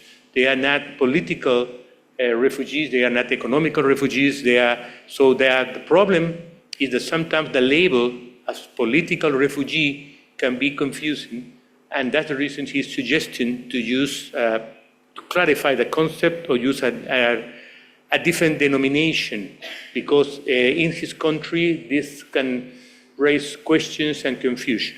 That's what he said, and he thanks again for the patience of the Congress for listening to his suggestion. Barcelan, thank you so much. I want to highlight one thing. We only allow UNHCR recognized refugees to enter our team. This is, for us, it's very important to have the endorsement from the UNHCR. Other refugees we don't allow to enter our team. This is very clear. It's also a recommendation from the IOC. They have the same procedure for their team. So I think this is the right way how to manage this team, to follow the rules of the United Nations and also to follow the rules with the IOC. I think this is the right way for us and to show the IOC that we follow the rules. Yeah. Thank you. Any questions? Another question? Oh, Mr. Al-Harbi? Al-Harbi after that, John.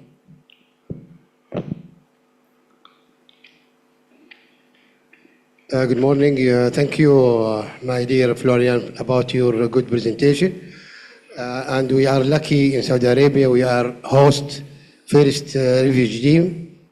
I would like to ask you about the regulation. When you give the athletes a name of refugee, what the requirement and what are you doing in the future for them? Because we don't need to open that for anyone going to the other country and I'm a refugee. We need to make criteria, we need to make hard regulation if we say this is refugee and we add him under IWF flag. Thank you. Thank you, Mohammed. The team is already under the IWF flag. This is the official flag according to the policy. And we have strict rules. We follow the rules of UNHCR. And also we want to have an endorsement from the government that this refugee is really a refugee and have the refugee status from the country. And this is, you know, the procedure. You come to a country, you first be an asylum seeker. This is a period of time, and after the asylum-seeking process, you are a recognized refugee, or you have to go back to the original country. This is the usually procedure in the world, like to say. We made this experience with Great Britain, and yeah, we learned from the past. Last year we had some problems with the traveling, but I think we learned from the past, and we make a new or updated policy. So this year, hopefully, everything goes well. And but UNHCR and the endorsement from the government is our regulation, and I think with this we are safe. Exactly. After refugee status, he received the residency or the passport, and then is finished with refugee. Thank you. Then he is citizen. John, you need to raise a question? You raise your hand?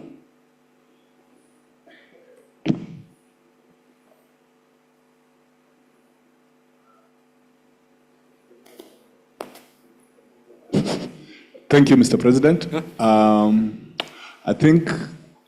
I believe that my question has been answered out of what Mr. Al-Arabia asked. I wanted to understand the process of identifying a refugee and knowing rather how that classification comes into place. Thank you. I can tell you, it's for us, for me, was also a challenge, also for the working group, how to see everything, have a big picture of all with the refugees. But I can tell you, we learned, and we will learn also in the future for this project. It's not easy. It's very emotional. You see, in Riyadh, the last lifter was crying, and was really emotional moment for us. And I want to ask you, give them the chance. Please support this project. Please support sustainability project. I think this is new projects, but we can have a good reputation for our federation, for our International Weightlifting Federation, also related to other IFs in the world. And let's be a role model for other IFs and lead the topics as International Weightlifting Federation. And thank you to President Jaloud and to all the executive board who unanimously supporting this project. Thank you, really, thank you so much. Thank you. Also, if there is any recommendation or anything sent to regarding this criteria, you can send to Florian, and in future can amendment our criteria.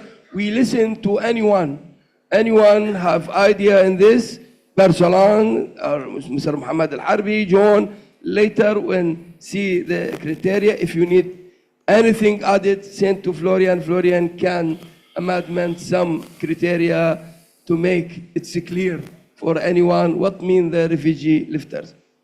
Now, if no questions, I ask to approve the report of Sir Florian.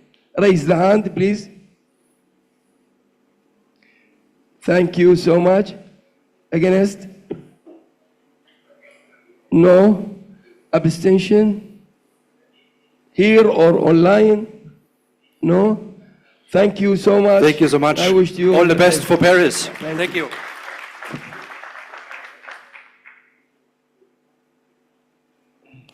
I know the next item in the agenda is going to interest everyone. It's the report for the weightlifting event in the Olympic Games Paris 2024, and I invite Mrs. Jacqueline White to take the floor.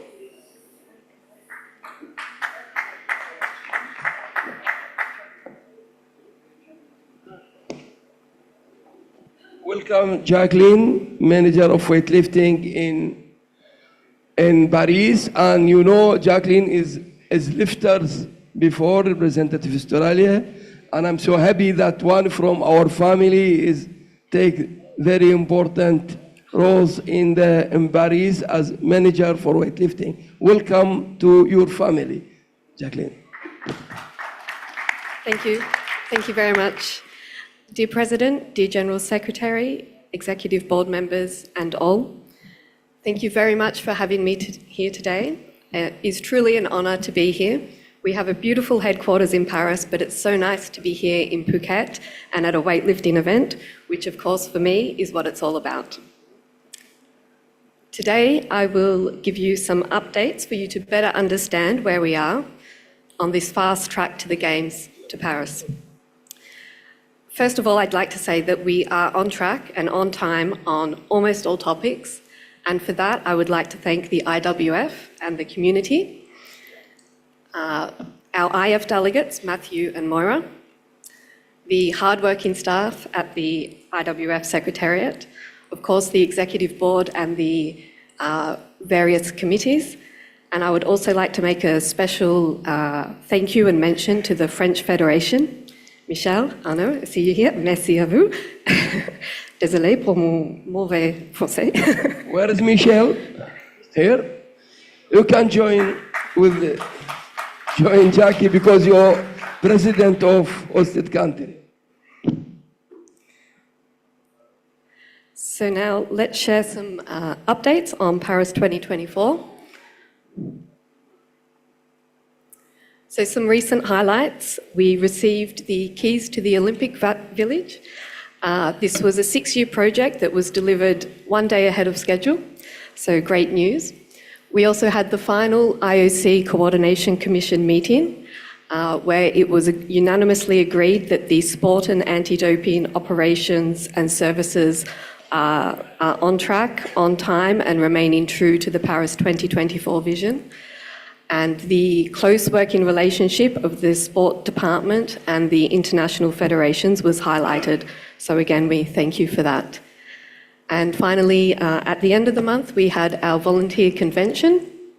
And I'm pleased to say that also with thank you to the French Federation for their assistance, but also the French population generally is very excited about the Games coming up, and we have 100% of our volunteers for weightlifting. So now, ticketing is running extremely well with 7.9 million tickets sold for the Olympic Games. There are still some tickets available, so please make sure if you plan to be in Paris and you need tickets, get online, because we really want to make sure that we have the venue full for the best conditions for the athletes. And before I move on to specific updates, I cannot forget to mention the most exciting event so far of the year, which was the reveal of the Olympic medals. They really are amazing, with each medal containing a small piece of the Eiffel Tower.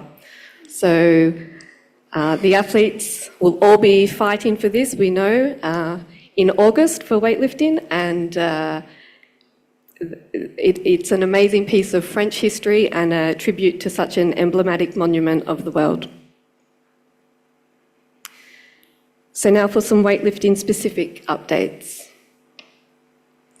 So just a reminder on the status of the technical officials. We had 48 international technical officials appointed in September last year. We also have 24 national technical officials, which is 10 certified technical officials and 14 loaders. Again, thank you to the French Federation for the close cooperation on this point. And of course, we have our 2 IF delegates.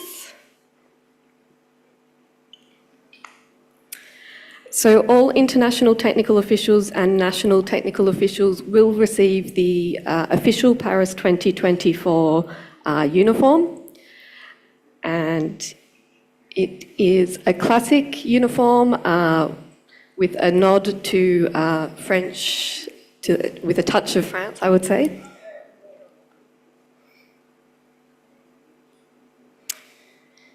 Now, just a few words on accreditation.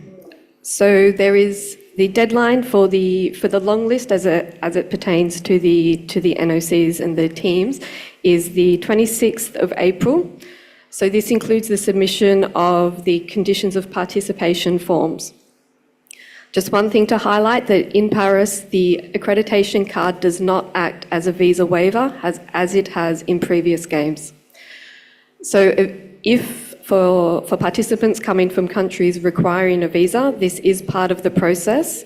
Paris 2024 provides assistance with this, but it is still a requirement that participants have to provide biometric data at a French consular service. So we encourage you all to get this through your NOCs, have this information in the system as soon as possible.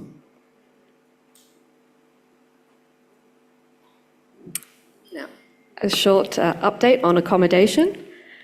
And of course, the athletes will stay in the Olympic Village, a model of sustainable construction with a carbon footprint 30% smaller than that of conventional construction projects, something that Paris 2024 is very proud of from a sustainability perspective. Services in the village will include the fitness centre, the village plaza, training venues, which we will come to, the main dining hall, and of course the polyclinic. And the polyclinic will provide services including physiotherapy, medical consultations, medical imaging, mental health services, pharmacy and emergency services, amongst others. So for the IWF and technical officials, there will be 3 hotels, all located within close proximity to the competition venue. And you can see that highlighted here. So the competition venue, the South Paris Arena, is shown in yellow. The blue star represents the specific hall for weightlifting. And you can see the location of the 3 hotels, as well as the uniform and accreditation centre, which is also, for us, very conveniently located at South Paris Arena. So now this brings us perfectly to the weightlifting venues and schedules. South Paris Arena is one of the 15 competition venues located within the city of Paris, and it falls within a 10-kilometre radius of the Olympic Village, up there at the top, and South Paris Arena down the bottom. So athletes will use the TA bus system to travel between the Olympic Village and the competition venue. Using the dedicated Olympic route network, the travel time is approximately 35 minutes. This is also the travel time from the main official port of entry, Charles de Gaulle Airport, to the Olympic Village. And finally, there is no transportation for training, not because we've neglected to do so, but because the weightlifting training is located within the Olympic Village.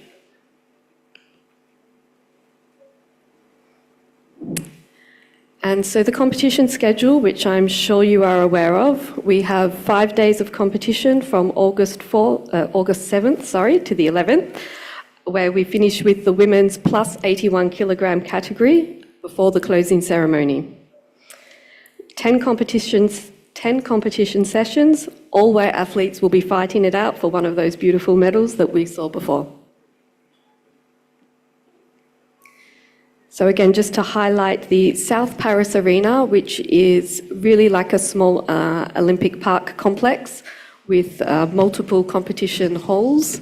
So there is also volleyball, table tennis and handball preliminaries at the same venue. So just quickly, inside South Paris Arena 6, we have almost all services for athletes and technical officials located in close proximity to the field of play and seating bowl. There is, of course, the weigh-in at the venue, the athlete lounge, where a hot and cold buffet will be available for competing athletes and their team officials. Just noting this is only for athletes competing and team officials in the relevant session. There will also be a sauna at the venue. We share the press conference room in South Paris Arena, Hall 4, with table tennis, but these 2 halls are connected by a sky bridge. The shared Olympic Family and IF Lounge is located on level 2 of South Paris Arena 6, and it is really a beautiful setting, and I hope you will get to see it. Nothing too new here for the field of play and warm-up setup. It's more or less how we expect it to normally appear, although we are within the handball seating bowl because that competition happens before ours in the same venue. As I mentioned before, we are very fortunate to have the training venue located within the Olympic Village where all of the services are located for the athletes. So you can see the fitness centre next to the training studios. There will be six saunas located in the fitness centre with priority for weightlifting and combat sports. The polyclinic is approximately 500 metres from the training venue and will provide physical therapy, including ice baths. And you can see the main dining hall also almost next door to the training venue. The weightlifting training studio is indicated with the star.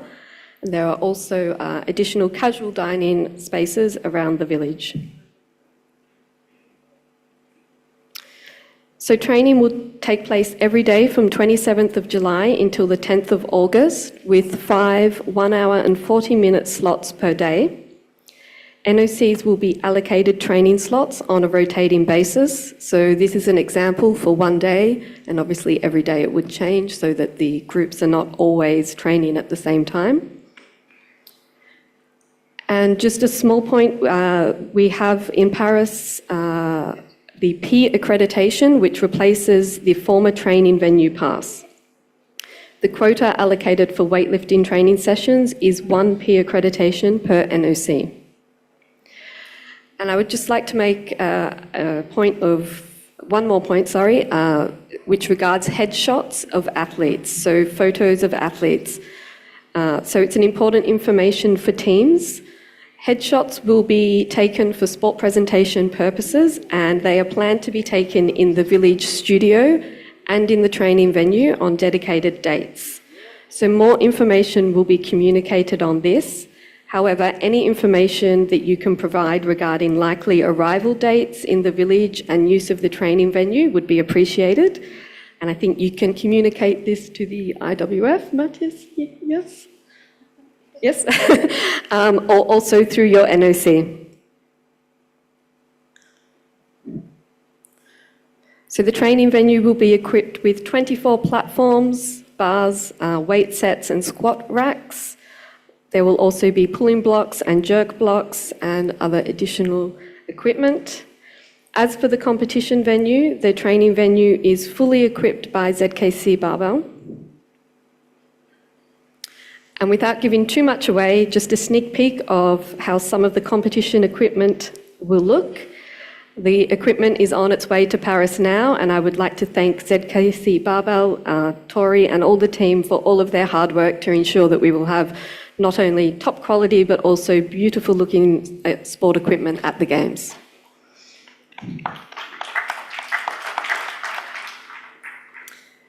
So that brings me to the end of my presentation. The whole team from Paris 2024 looks forward to welcoming you soon in the City of Light. If you have any questions, I am here to take them. Merci. Thank you. And also, if any questions for this information to Jackie, she can answer here or online. I think she talking very good. You give all detail, where is the place. And I will now give little floor to Mr.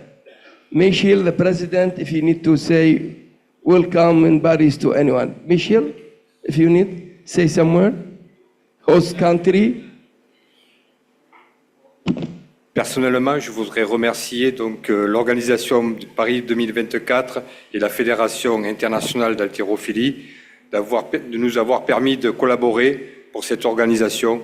Sachez que hors protocole, la Fédération française d'haltérophilie peut répondre à tous vos besoins et à tous vos renseignements. Nous sommes là pour ça. Merci. So Michel is very excited to be working with the Paris 2024 organizing committee for the Games. He also thanks, of course, the International Weightlifting Federation for the support. Outside of the strict protocol of the Games, he also informs the delegates that the French Weightlifting Federation is also available to help in case your teams want to train in France before the Games. So I believe I saw him distributing some information to the delegates. So they are ready to help in the lead up to the Games. Thank you. Thank you. If anyone in the future he need to before Olympic Games, he need make any camp, can contact with the French Federation and can help. Thank you. Mr. Michel to help any country if he need to come early and to make camping in Paris. Thank you so much. I wish very good games. Thank you, Jackie. Thank you, Michel.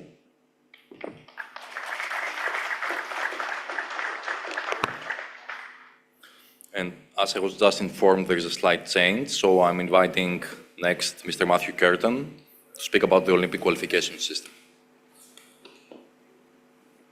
Because same topic, we go 12, Paris, and we have the technical delegate, Mr. Matthew. He will give some information about weightlifting.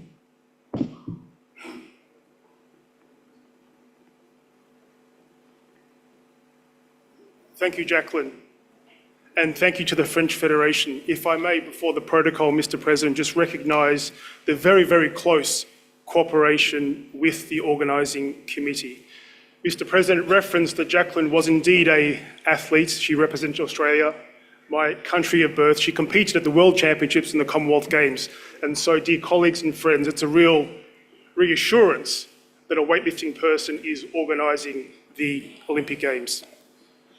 Mr. President, Mr. General Secretary, Madam First Vice President, Major General Intirat Yogbang Toy, our Honorary Life President, continental leaders, national federations, if I can say equally as important, our Athletes Commission, good morning.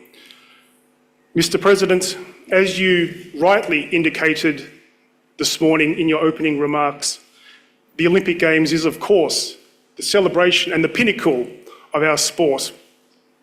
And with only a few short months to go, really the purpose of my presentation, on behalf of my co-delegate Moira Larson, who unfortunately cannot be here, is to provide the member federations with some small but really important information on the Olympic qualification system and indeed overall Olympic relations. As we continue to be an athlete-centred, sport-focused organisation.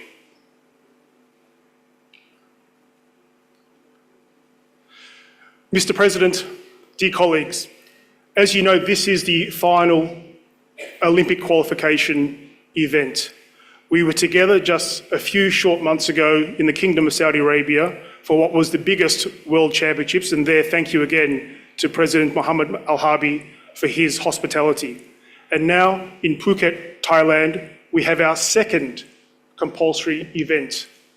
Colleagues, I remind you, of course, that within the Olympic qualification system, we do, of course, have a provision, a very small provision, that if an athlete is unable to attend this compulsory event, there is an opportunity, as there was also back in Saudi Arabia, to apply for an exceptional circumstance.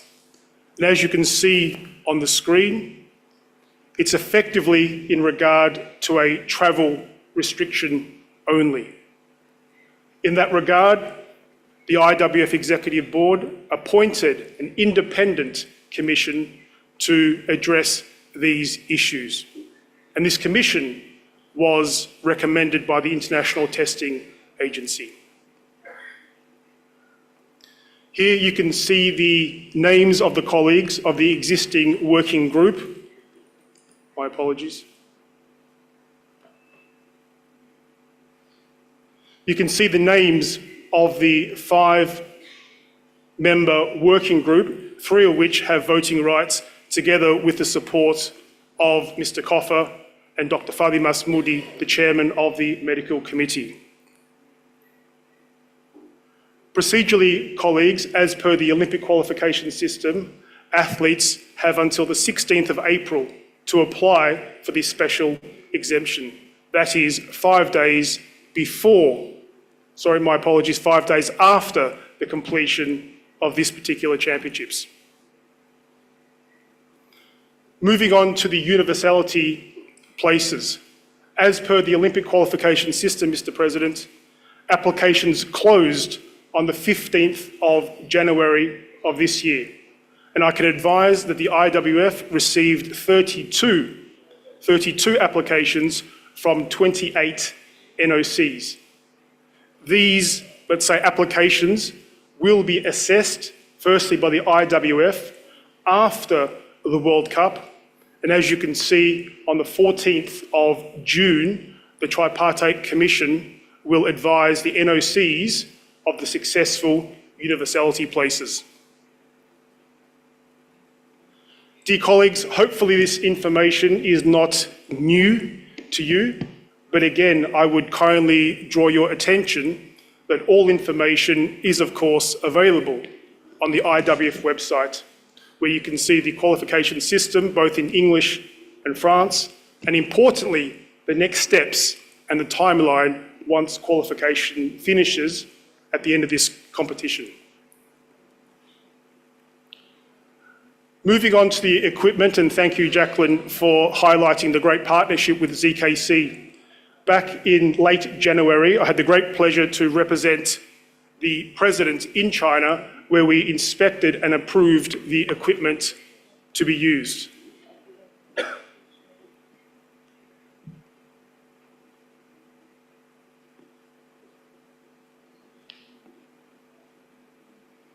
And lastly, dear colleagues, if I can just move to the topic of the Olympic Games, Los Angeles 2028.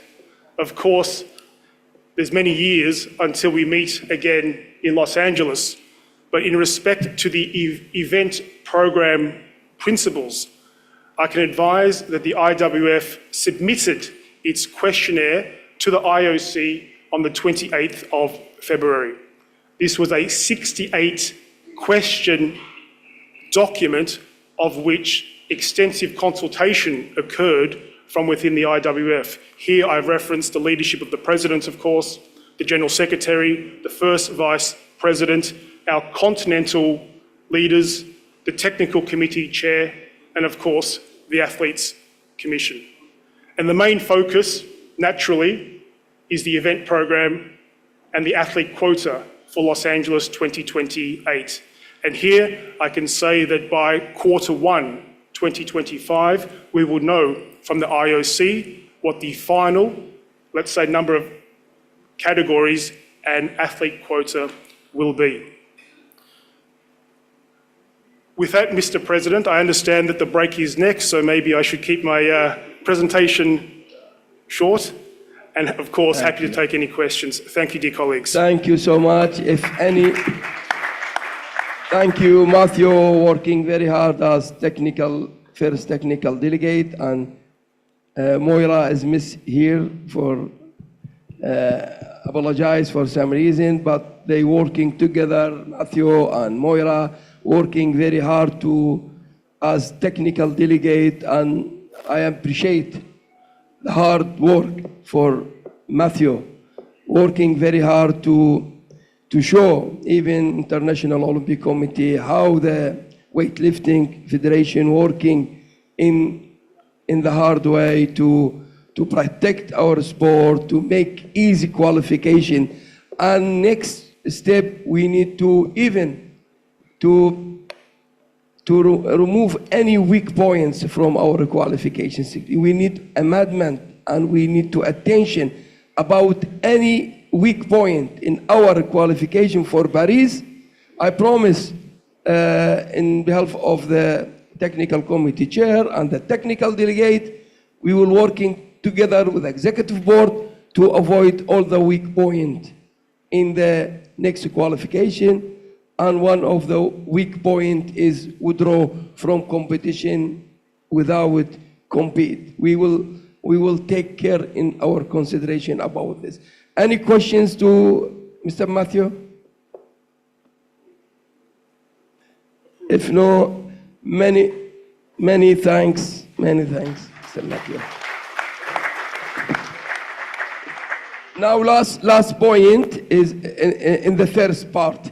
And after the financial, we give time, but please, 2 o'clock, if we give now, maybe 1 hour to go to lunch and return, please, because there is the country who win to organizing the future for weightlifting. They have very nice presentation.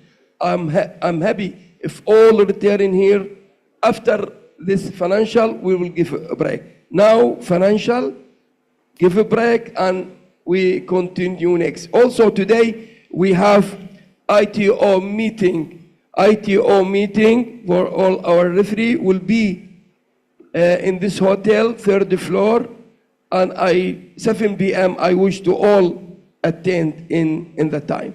The floor. So for the financial report, Mr. Maksat Dastanov, you have the floor.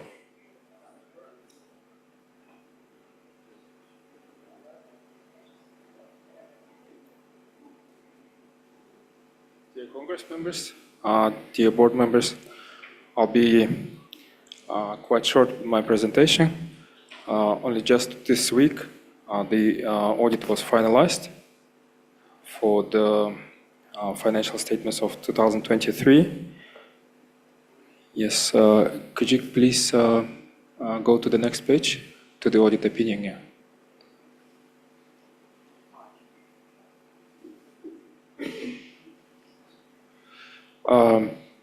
We have the same auditor since 2020, which is Grant Thornton. It's top 6 worldwide by revenue among the accounting firms. So the opinion is that IWF financial statements fully comply with the Swiss law requirements. Swiss Code of Obligation contains the parts on how to prepare the accounts and how to prepare the financial statements. So we fully comply with these requirements, and the recommendation of the auditor is to submit the financial statements for approval.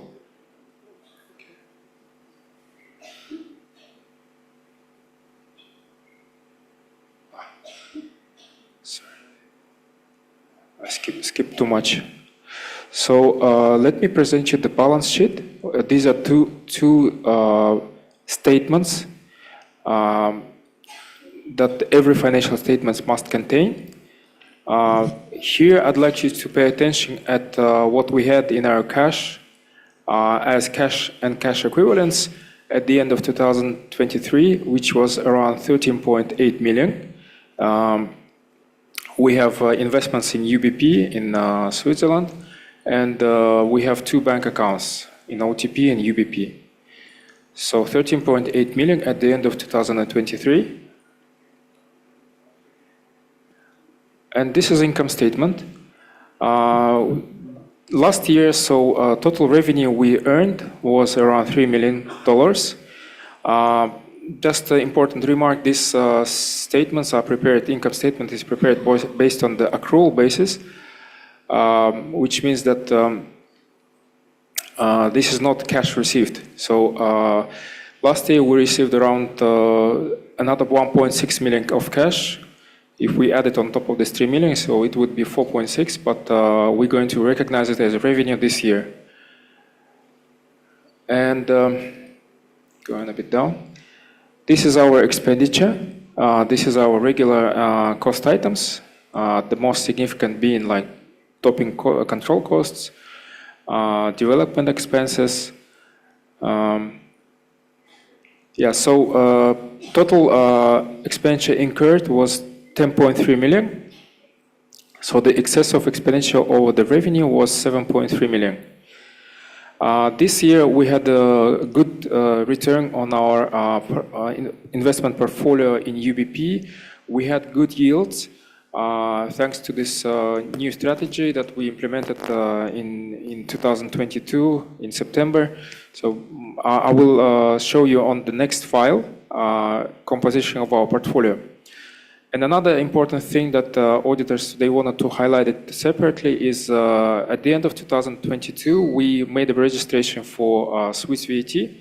So this allowed us to recover VAT for the previous years. So the amount recovered 2020 and 22 was around $530,000 cash.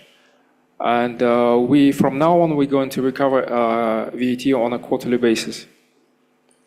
So the total net result after this all revenues and expenses around $6 million, which is better than last year, of course. So this is This is it in a nutshell. So I'm not going to go into details of the breakdowns of all the significant cost items. Yeah, if you could go open the second file, please. Second file. Can you open the second file?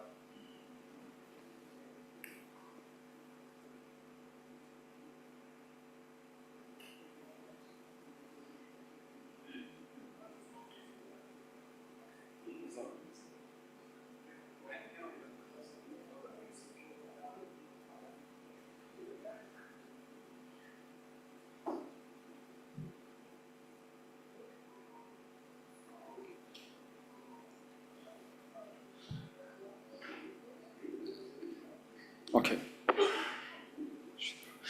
So this is our portfolio in UBP at the end of last year. As you can see, we have the composition of our portfolio is mostly bonds, which is we implemented the conservative strategy, which is a very low risk strategy, and almost 90% of our portfolio is bonds. Bonds being represented with the bonds of investment grade. So we keep the low profile risk. Risk profile is very low. Yes, and could you go to the next slide? Next page, please.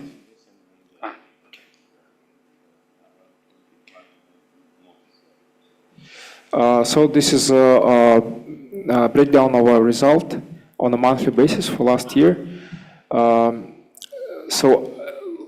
Last year's result was 730,000 USD. Here I deducted the commission of our portfolio manager. So the annualized performance was around 4.5%, which is above average compared to the previous years. All right, so that's all from my side. If you have any questions, I'll be happy to answer. I will make some comment to maybe easy to understand. Now in our bank, in International Weightlifting Federation in April, in cash in Budapest or in Switzerland, we have 14 million. You know, after each Olympic cycle, the International Weightlifting Federation receive from International Olympic Committee support contribution after each Olympic Games. We receive 17.3 million. Now we are in April. We have 14. My opinion, we have in good condition. Even some federation maybe minus, but we are in April, we have 14. Maybe we continue until after Olympic Games, we will receive from International Olympic Committee the revenue. We don't know, they will decide it in Birmingham, but I think it's the same amount or a little more. The big support from International Weightlifting Federation or the support from Olympic Committee go to fighting against doping. We pay near $4 million to every year to ITA to control doping. A lot of money. This we fighting. This is only solution. If we receive 17, we maybe spend 16 million to be fighting against doping, to protect weightlifting. Now, maybe in the future with the CEO, with the General Secretary, starting talking with the ITA, maybe in the future reduce the cost of administration, because 40% from our income go fighting against doping. Also, we give big support from International Weightlifting Federation to 5 continents, near $1,250,000 every year. We support 5 continents. Also near $1 million support direct. Many federations here use the program development to participate, and this is very useful to find how to help. Some country have talent lifters, but they have a problem with the financial. Majority of our money go in this three direction: fighting, support. Now and in future, we need to working more to bring more the income to International Weightlifting Federation to be continue. And this is our strategy. Everything, anyone from you know, strategy from 3 years or 4 years, everything transfer bank to bank, even no cash. Annual fee or even the card of the referee, only put exception for some country, like they have sanction. They cannot transfer money, like Cuba or Iraq or Venezuela or Iran. There is a problem when transfer the money. We only this country, we give exception. We reduce too much, use cash. We all use transfer bank to bank. This is, I give you all in this information to understand International Weightlifting Federation working in the right way to make everything transparency, everything we approve in the board. No one alone can decide it. Majority of this money last year, even the Congress last year, when make estimated budget, approve the estimated budget.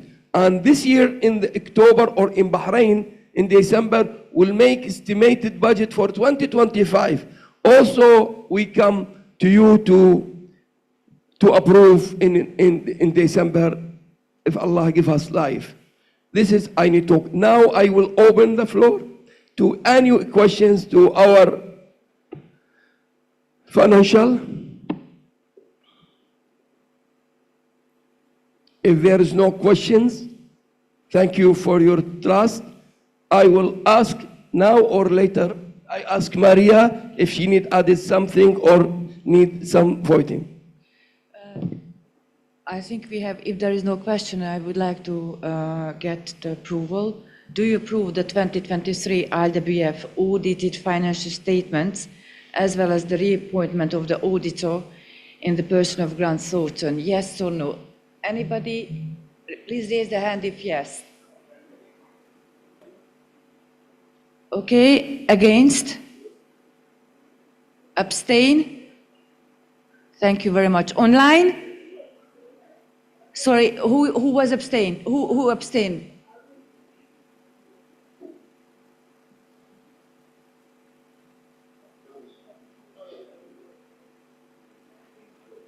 Can you show yourself? I'm sorry. One abstention. Yeah, okay, thank you.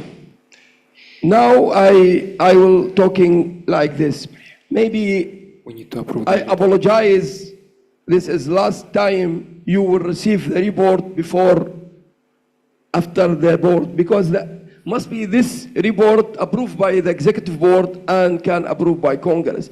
This is last time.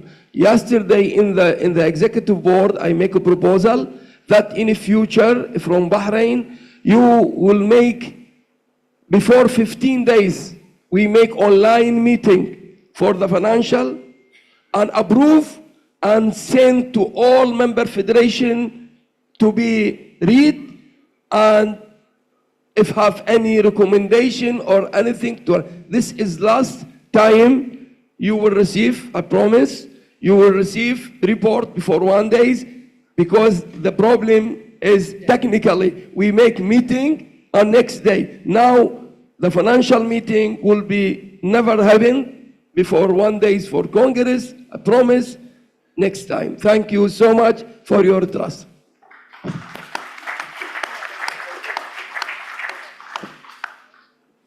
Now if there is nothing, what time? I think we give until 2 o'clock, but please, 1 and 20 minutes. We have only few points later, and very important point, the country who will allocated them to organizing world champion, and we have some barbell here. Please, 2 o'clock, I wish all return here. Thank you so much. Yes, Sam? Yes, together. I said it. Together. I said it like that. I raised my question to approve the financial statements and the reappointment of the auditor. Thank you, Sam. Thank you so much. See you in 2 o'clock. Thank you so much.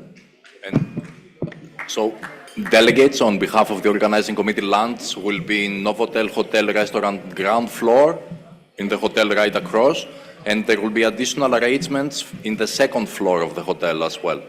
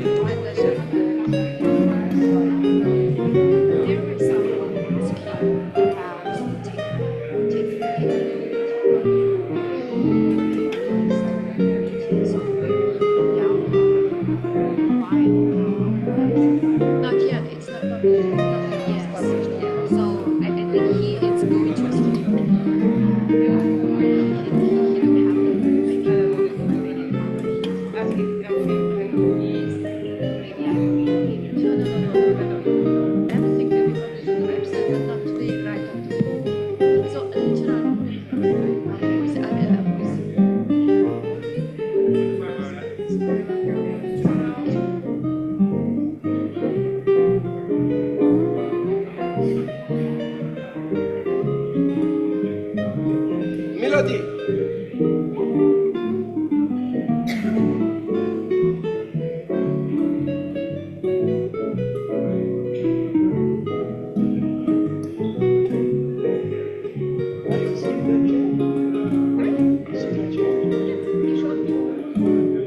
This one.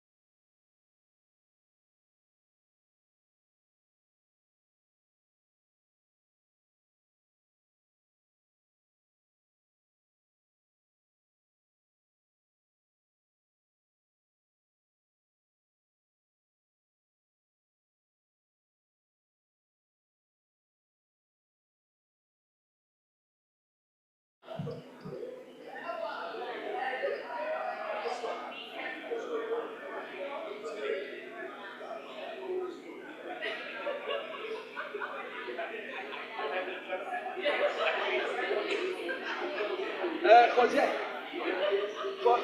I think if no one from Venezuela, maybe. Okay.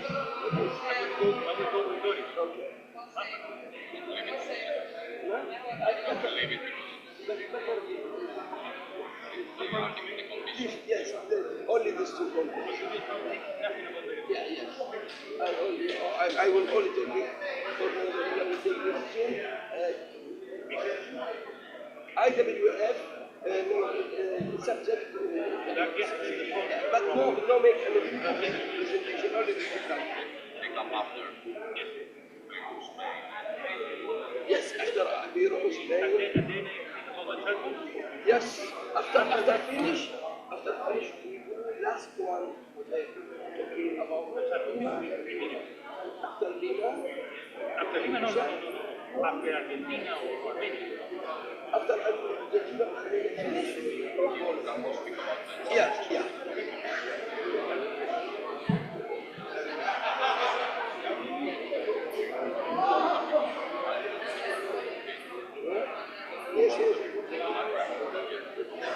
Please,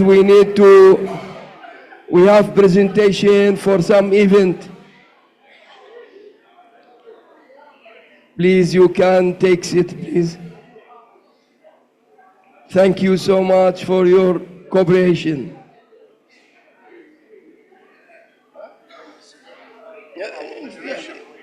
No, put in the front.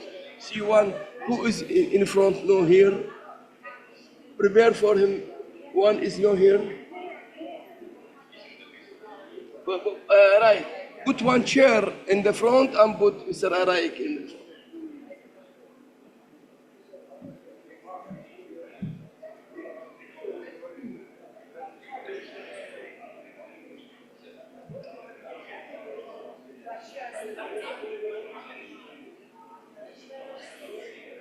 Did you do your measurement? No.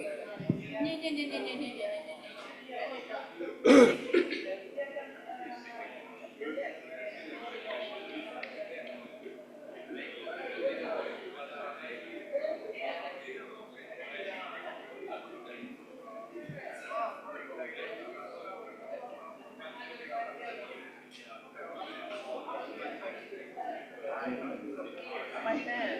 Yeah, but very beautiful this bag. Thank you so much. And Very the scarf together. Yes, together. I just want her, like, I'm not the same. Like, this is my bag. Right? It's like this big. Please. Which ball?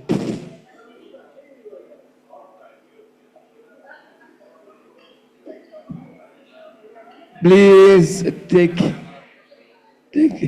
your seat, please.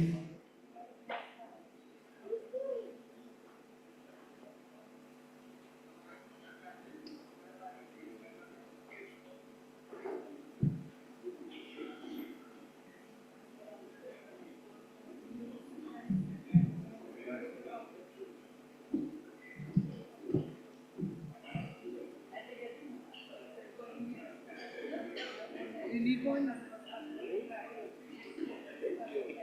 You need one? I'm never. Really? Because my country is hot. I live in Texas. My problem is I'm inside the air conditioning every day. I only go outside to get inside my car. Please, Yanis.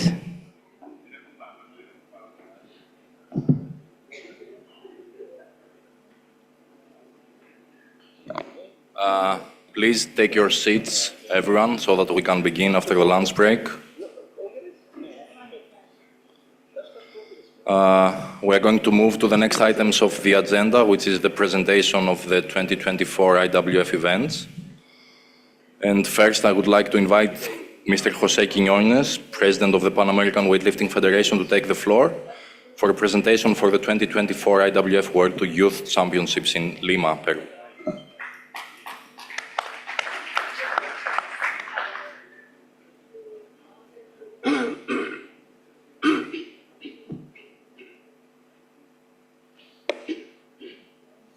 my God. Oh. Yeah, put it smaller. It's better to put the presentation. Can you be so kind to put it? You see, it's much better. Oh, well, you're lucky.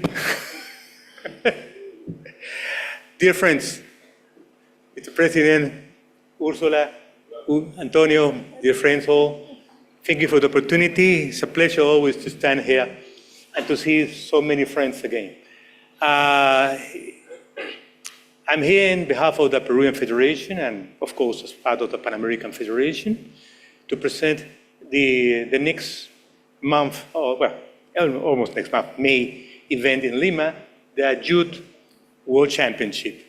And I will try to do it fast because Antonio Confit is always asking that he needs another meal. I don't know why. But, okay, I have some problem with these guys. Hey, it's not going back. No. No, it's going back. Not going back. Can you put it in the first? Okay. Forget about the rest. Only about Antonio and his meals. Okay. First, only to explain very fast the symbol, the logo, the motto of the event. Chuyo is a hat that for more than 2,000 years in the Andes have represent not only a hat and to protect about the cold weather, but also to represent through the colors and drawings the status, if you are single or married, you are done, Antonio, and of course, the region you represent. For that reason, all the winners will receive not only only the medals, but 3 different types of hats, for male and female, gold, silver, and bronze.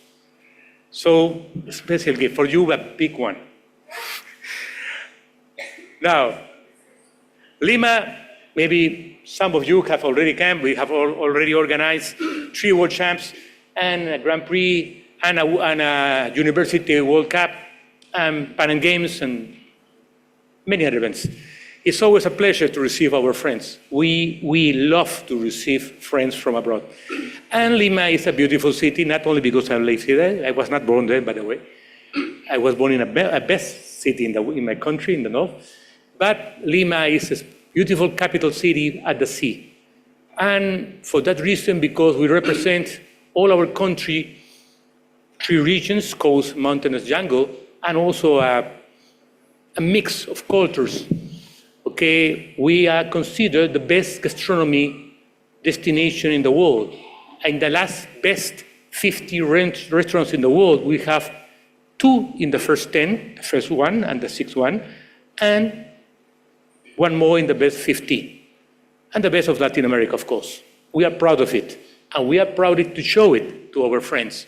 For that reason, I'm waiting all of you, personally, to enjoy my city. Now, the venue is at the site of the Olympic Committee. I was involved in the design and construction of this when I was NOC president, and I'm proud to show it. For example, when our president, Jalud, came in January and visited the venue, that we will be at your service. We have there training, competition. We have also I will tell you, the best medical service in the continent.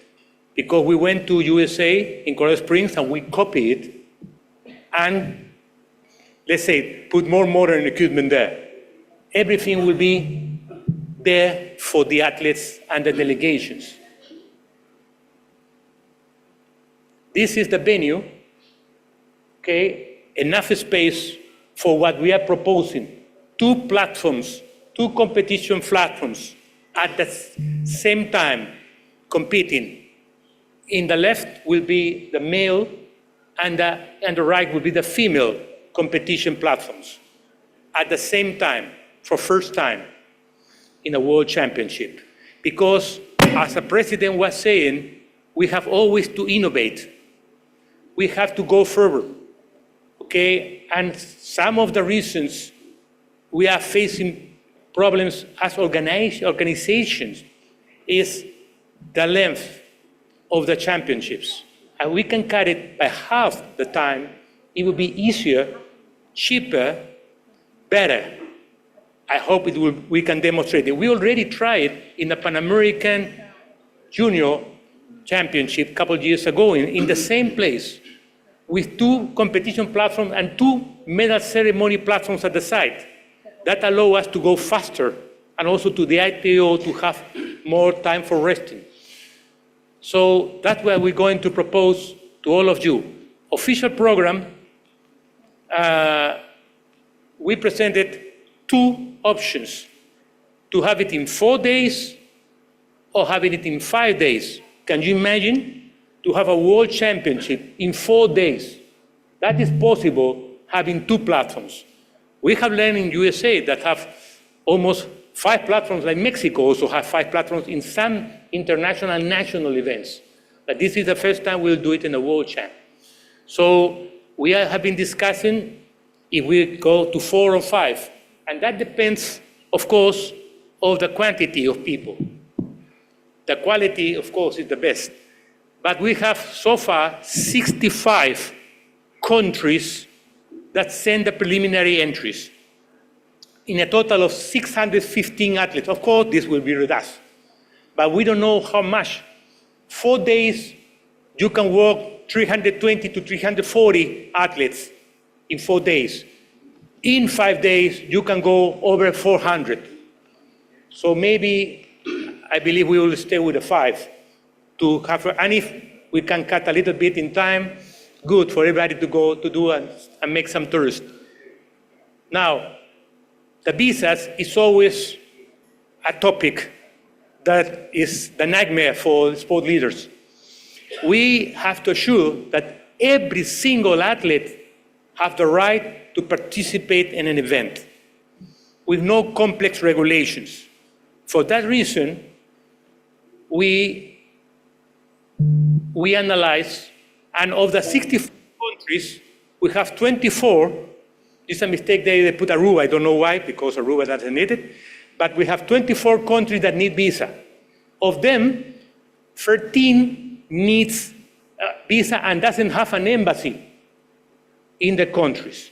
For all the rest, the visas is very simple. Is what will be called the option 1. You send us the list of the participants' names, passports, and in 2 weeks, the permission goes from the Ministry of Foreign Affairs to the embassy that you have selected, okay, your country or another country, and with the code we will give, you call the embassy and make the appointment. Go with the passports, and that's it. The same day, you will receive it. You only have to pay $25, present the photos, passport, form signed, that's it. No complicated. Nobody in no embassy in our service around the world can go against a direct order of a foreign affairs minister. So once you receive the code, your visa is pre-approved. You only have to follow the procedure to get the visa. But nobody can reject the visa to you once the Foreign Affairs Ministry have ordered it. So that's the reason, not more than 1 day. You go in the morning, you receive 1 hour later your visa. But now, if you don't have a Peruvian embassy in your country, you have some options. The first one is to go. You don't need to go with all the delegation. We understand that they are minors and also have problems to go abroad and sometimes to get the visa, to go to a consul. So in that way, you can send only one person of the delegation with all the passports, get the visa in 1 day and go back. Okay, even if you are traveling, let's say that you are going through Amsterdam, okay, from your country to Amsterdam, You can stop in Amsterdam, and we guarantee that this is the Labor Day, Monday to Friday, you will get the visa the same day. But if you don't want to send somebody for any reason, maybe you cannot get the visa for the closest embassy, you can send it. For example, I'm sure that our President Jalut can receive, I'm joking, I don't do it, okay, the passports of, for example, the Palestine delegation, and we will authorize him to present the passports in the Peruvian embassy in Doha, or the embassy in Ankara, or the embassy in Bangkok, or the embassy in Delhi, or the embassy in Madrid, whatever, or in Cairo, okay? And this person will be allowed to present the passport and get the visas and send it by courier to your country. Then, if all this is not enough, you can get the visa upon arrival. Why I put in this simple option at the end? Because I always worry that you will be traveling with minors. So if you lose a connection, if you have some problem, you can face problems with these people, because some countries will not allow this person, people, to go through without a visa, a transit visa. So if you need the visa upon arrival, we will arrange it. It's not a problem for us. What we don't want is to make a problem for you and your delegation. So you have, again, all the options open. Go only one person, send it to another person to do it, okay, and ask for upon arrival. Our friends from Turkmenistan, Armenia, already asked for visa upon arrival. They will get it with no problem, no doubt. Already some countries have received the visas, and it will go forward that way. My apology this week, but we are in a Holy Week in my country, and nobody's working.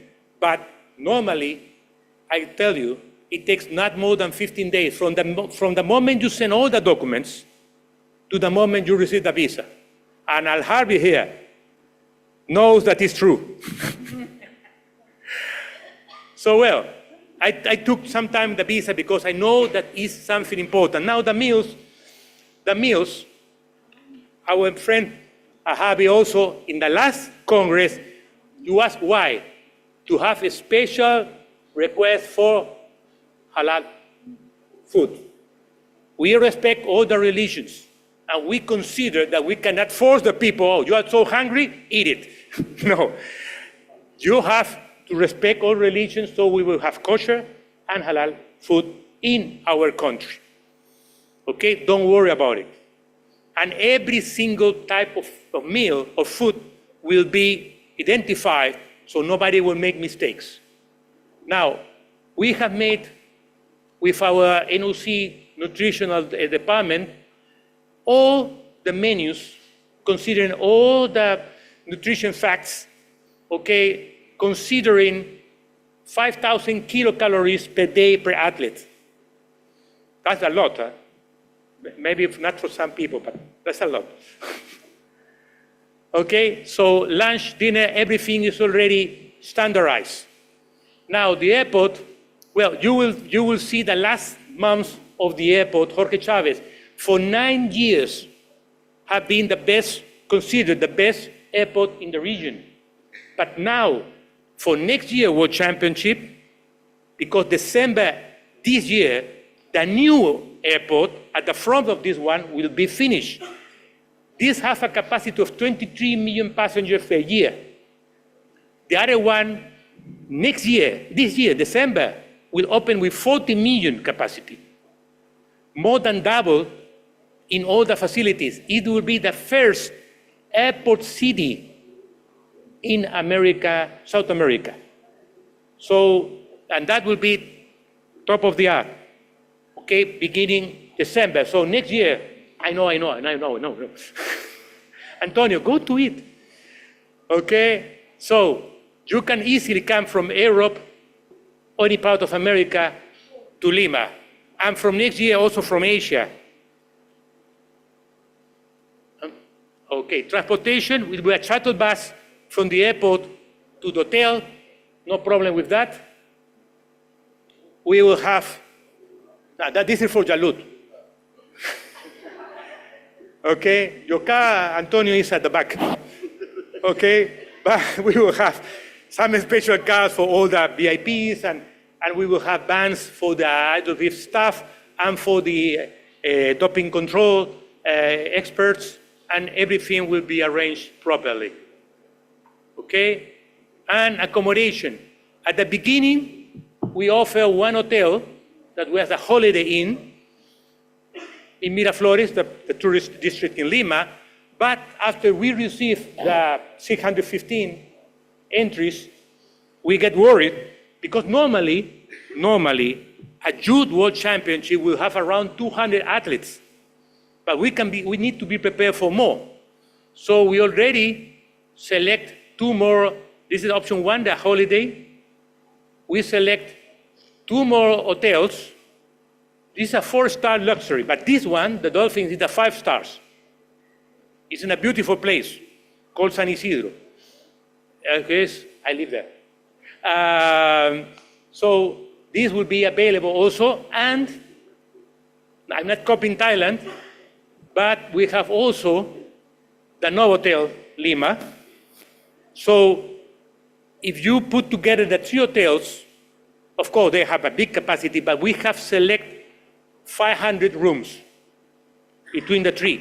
Because also, and maybe you will remember from my last presentation, we will offer a low-cost proposal that have been considered with the other 5. This is the normal rate, but you will find out the option 4, accommodation. This is a low-cost option.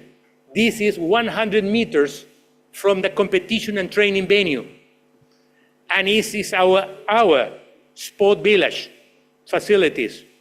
We have enough space here for 160 beds. And in this case, I remember I mentioned it, it's written in the regulation. You have to ask through the continental federations. And we will meet tomorrow to decide how to share this with the countries that will need it more. I was joking with our friend Matthew that if Great Britain asked me space here, I would say no, nothing in life. You don't need it. You can go to the Marriott, you can go to the Westin, okay? Here, we will have the same type of, you can use it, 4 beds, 3 beds, 2 beds, or 1 bed, depending of how much. And by the way, it has been used for the last junior swimming World Championship. It's being used now for the artistic swimming Junior World Championship. It has been used in the Junior World Athletics, and is going to be used again this year for a new World Athletics Junior and the Judo World Championship and the Table Tennis Championship. So it's good. And these are the rates for this. You can see that it's much lower, less than half than the normal rate. So that's the idea, to help the countries. But also, let me add that, as my dear friend Peter Kroll explained, we will have there the camp. So if any country want to go 1 week or 10 days before the World Championship for a camp with all the medical service, with everything included, the rates will be the same. So maybe you can go 10 days there, and then you go to the hotel if you want. So this is available. We have separate 160 beds 10 days before the opening of the World Championship. So from today, you can make a reservation if you need it or you want it to come for a camp 10 days before. And the opening and closing, of course, will be in the venue, but we will have a special pre-opening in the City Hall of Lima. It's a beautiful historic place. We have a wonderful view of the main square. Of course, the mayor of Lima will be receiving you. And This is a small video of our city. Can we put it?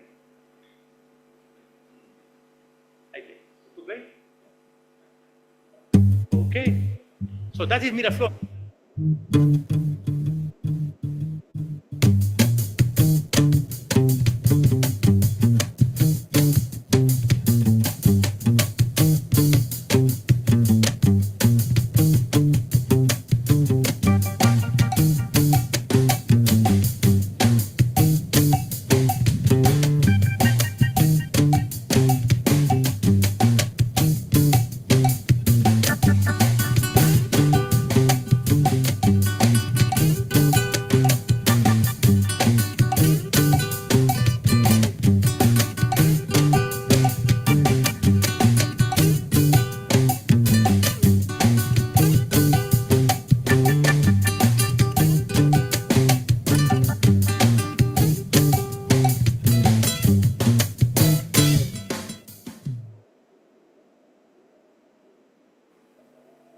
We will be waiting for you. Many thanks, Mr. President. Many thanks to your friends. Thank you.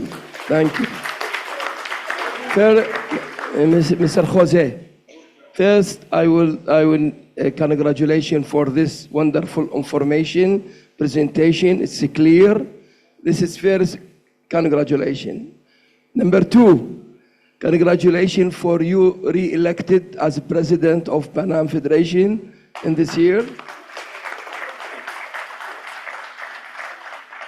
And number three, congratulations for Lima, choose for 2027 Pan Am Games. Thank you, Mr. President. Now I open the floor. Anyone? It's clear everything, but if anyone he need to ask, Mr. Jose make everything is clear. Even very important for us, visa, and he make everything is clear. 3 options in visa. Yes. Hussam?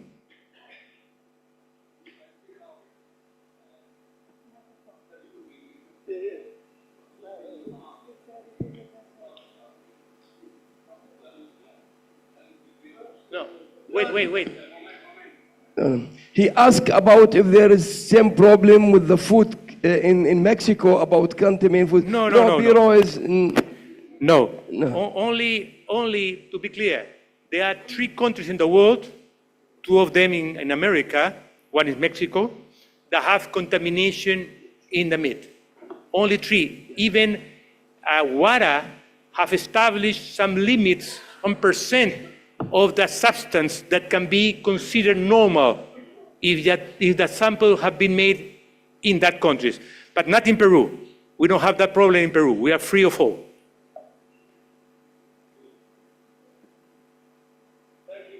Thank you. Thank you. Any question? If no, thank you so much. With pleasure. Mr. Jose. Thank you. Thank you. And as the next item in the agenda, it's the presentation for the 2024 IWF World Junior Championships in León, Spain. And I invite Mr. Juan Lama to take the floor.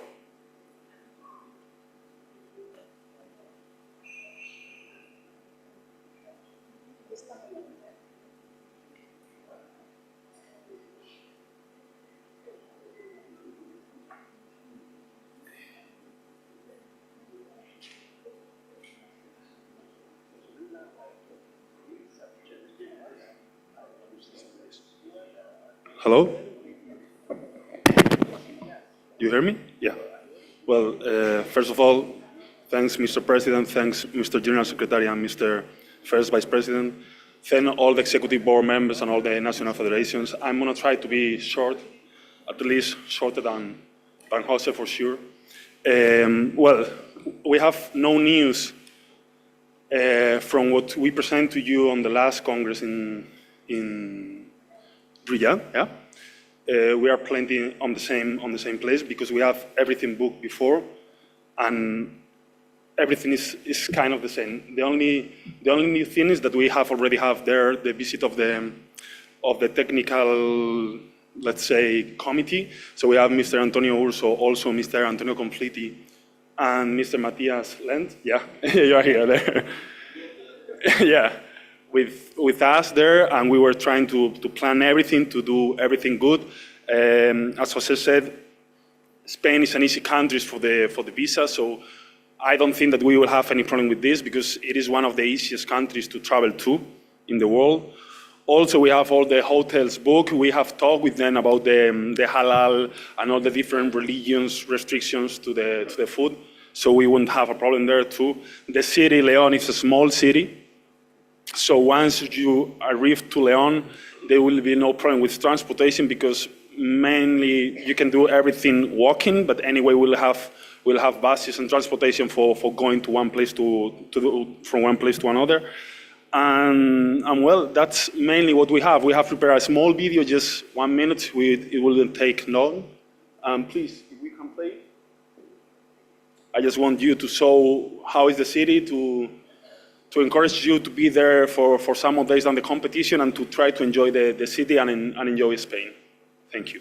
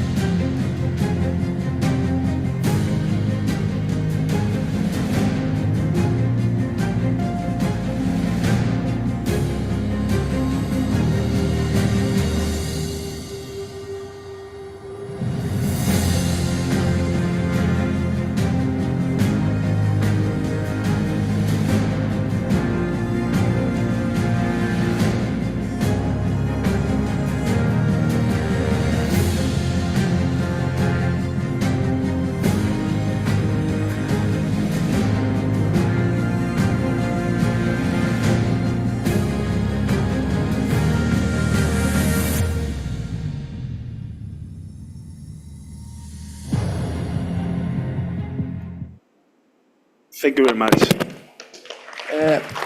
Thank you, Juan. You know, I need to only take your attention. Spain is Schengen visa. For Asia, for Africa, must be starting earlier, please, with the organizing committee, because Schengen visa is not related to Spain. This is a procedure, and maybe some country difficult to take Schengen. If you start late, maybe you will miss this opportunity to participate in this competition in World Champion, Junior World Champion. Please, no like here in Thailand, because this one country can decide. Please, I need from all starting the visa earlier, 3 months like this. If there is any problem, give time to organizing committee to solve the problem. Otherwise, you will be your lifters. You cannot come. Oh, I cannot decide which lifters.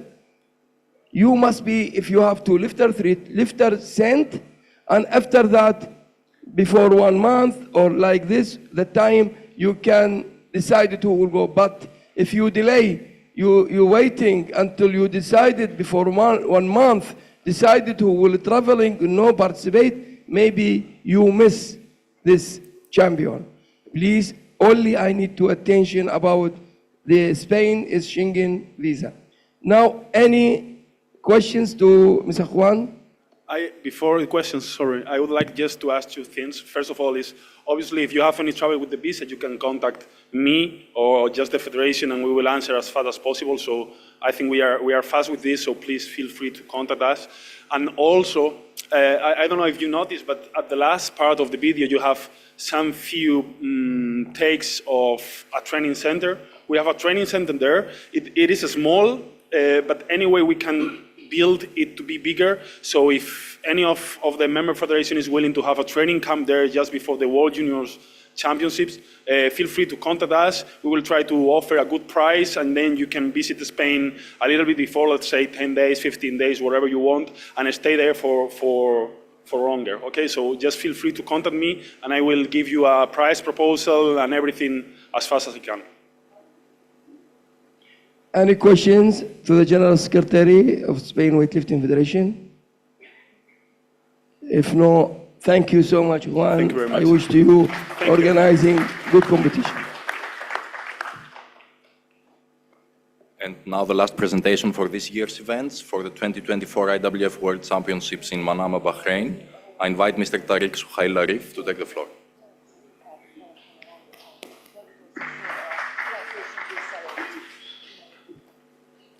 Hello, everyone, dear delegates to the Congress. I would like to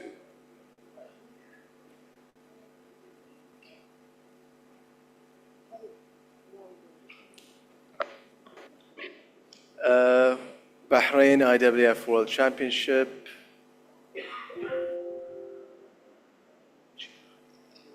Can't change. Oh, there. Why Bahrain? With a successful track record of hosting leading global and regional sporting events, including the Bahrain Grand Prix for Formula One, the MMA Super Cup, and the Arabian Gulf Cup, the Kingdom of Bahrain is an ideal destination for the IWF World Championships. Strategically located in the heart of the Gulf, Bahrain has excellent hospitality, events, and transportation infrastructure alongside with many other advantages. This is just a short video of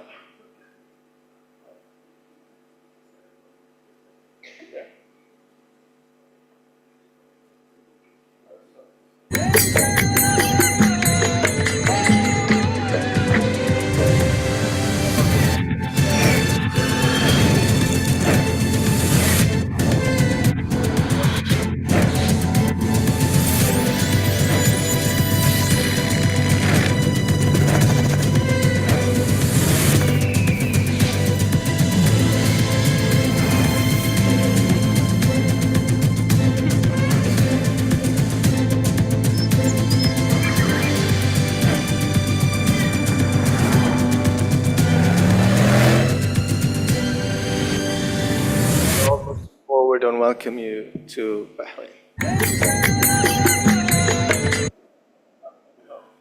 The competitive advantages.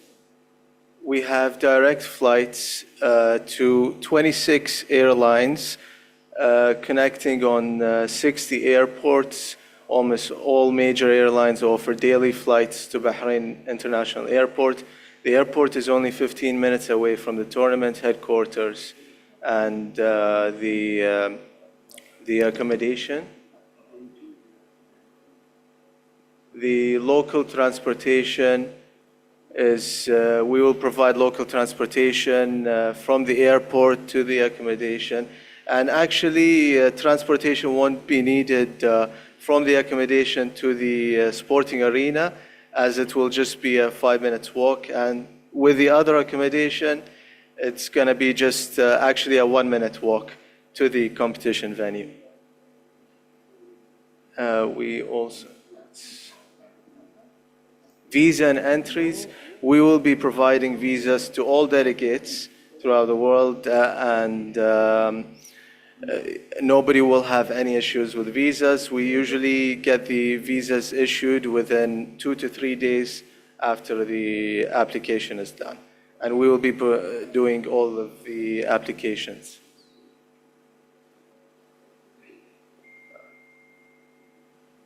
The event venue, world-class sporting arena.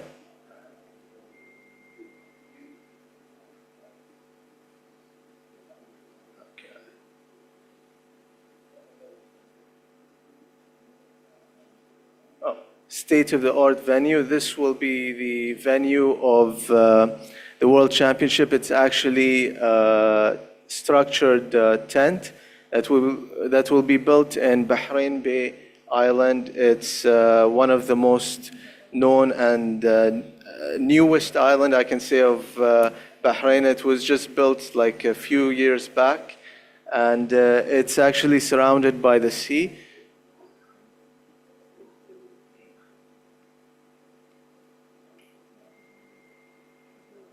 Why the world-class tent? State-of-the-art facilities include a dedicated competition venue, a fully equipped training hall, a luxurious VIP room, and other offices catering to IWF and administrative functions. Strategically located for greater accessibility This venue promises an immersive and seamless experience, embodying Bahrain's commitment to developing a world-class weightlifting event.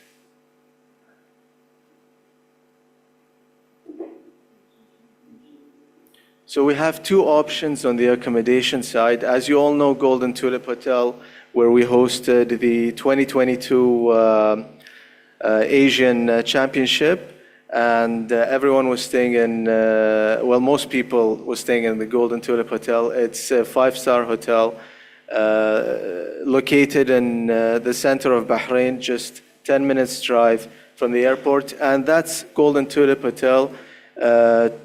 Going to the competition venue, which will be in the Bahrain Bay. It's just a 5 minutes, 6 minutes drive.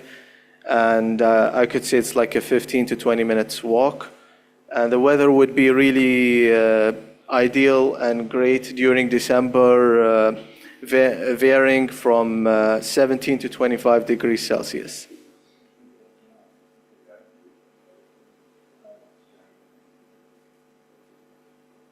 This is some pictures of the Golden Tulip Hotel on the standard room and the suite.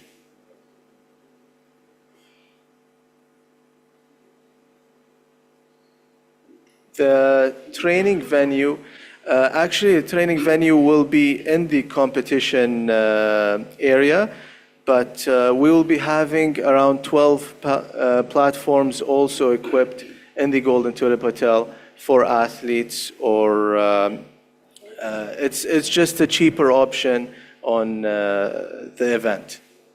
This is the prices as for now, but we haven't really gone with the prices yet, and the regulations will be ready by May. That's when we'll be going ahead with the prices. But as for now, it's 180 for a single and 160 on a double.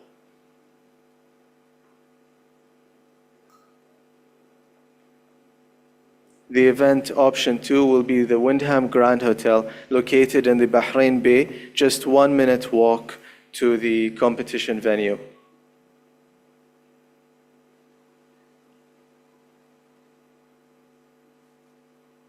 The Windham Grand is actually one of the most known hotels in Bahrain, and it was built actually around 8 years ago.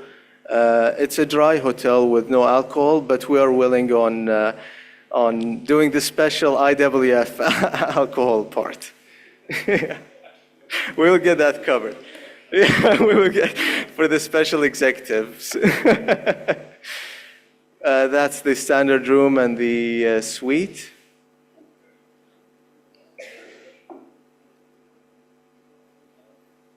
This is the Windham Grand. It's a twisted tower, a very unique design on the tower, and the pricing is, like I said, not finalized yet, but as for now, it's 200 for a single and 180 on a double.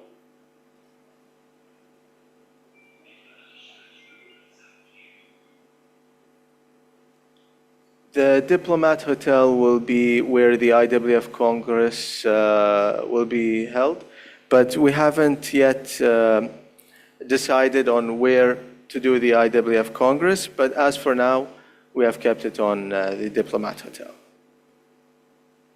We'll fully announce everything on the regulations by next month. Creative set design. This is just a peek of how it's going to be like, but it's not exactly like this. This is just a peek of how they come.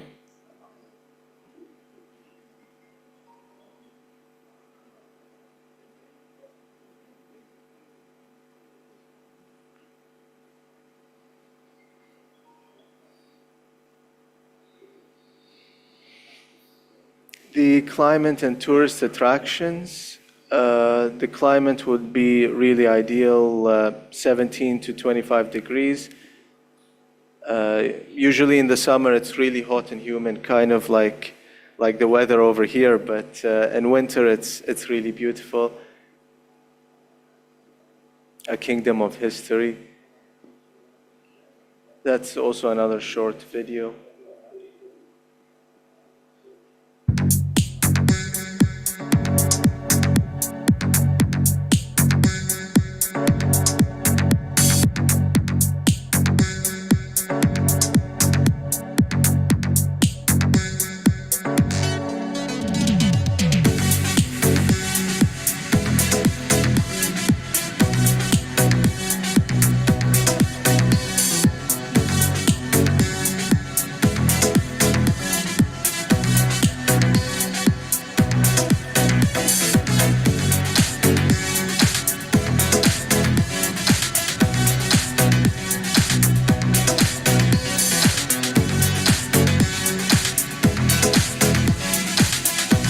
where we have historic Bahrain and modern align.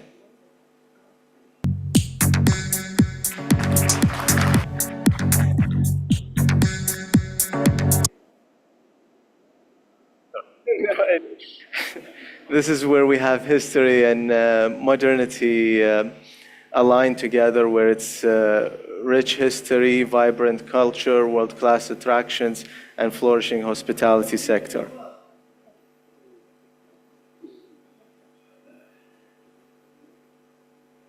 Staying connected, we will be providing, like we provided during the Asian Championships back in 2022, we have provided SIM cards with unlimited data and unlimited calling services to all delegates, over 600 delegates that we have provided to. Special one for Mr. Antonio.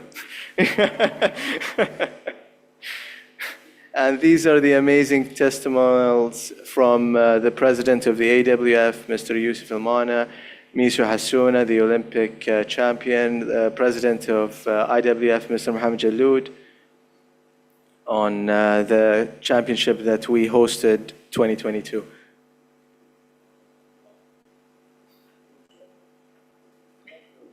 A show of success. This is just a short video showing how we hosted the Asian Championships on 2022.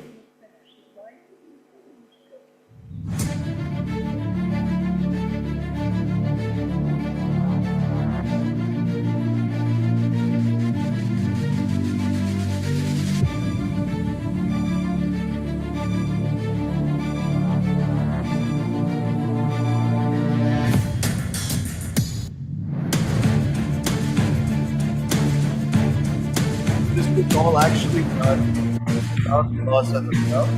We have utilized the logo, but right now we are thinking on what's bigger, so we will be playing the world-class Estonia and with paintball and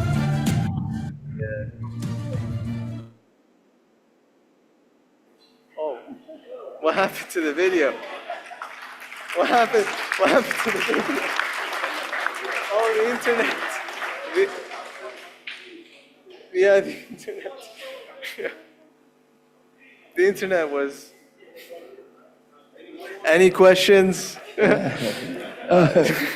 Thanks, Tariq. I would like to say, after the 2023 World Champion in Saudi Arabia, the level of our competition become high, and I'm very happy to reach to this level. Any country now, when he need organizing any world champion, this is the face of country. He working very hard to make this competition, hospitality, to show all the country, all the visitor that is this my hospitality, this my culture, show the culture. One reason to organizing before, no organizing world champion in same time with Olympic game. In the past, we have 296 quota. Majority of our strong lifter compete. But now, we have only 60 female and 60 male. This is push us to make world champion, because this is minority of lifters. Small lifter can compete in Olympic Games. What about the big numbers? Many thousands of lifters, they want to compete in the world champion, and this reason make we starting from after Tokyo, we organizing world champion in Uzbekistan, and we very successful in this competition. And this is second time after the games we're organizing world champion. I wish to Bahrain very successful. Bahrain is very active now in weightlifting. They have many results. They have 2 lifters top 10. I wish to Bahrain also in Paris have good result, have medals. And any questions to Mr. Tariq? Because Mr. Ishaq no here, all you know Ishaq, but Ishaq no here, we miss Ishaq. And Bas Tariq with Khalid here, representative Bahrain. If there is any questions to Tariq or to Khalid, you can raise a question. If no, we thank the delegation of Bahrain, and we will say, see you in Bahrain soon. In December in this year, Inshallah. 2024. Thank you so much. Thank you, everyone. Thank you, Tariq. Thank you, Khalid. Now we go with two competition.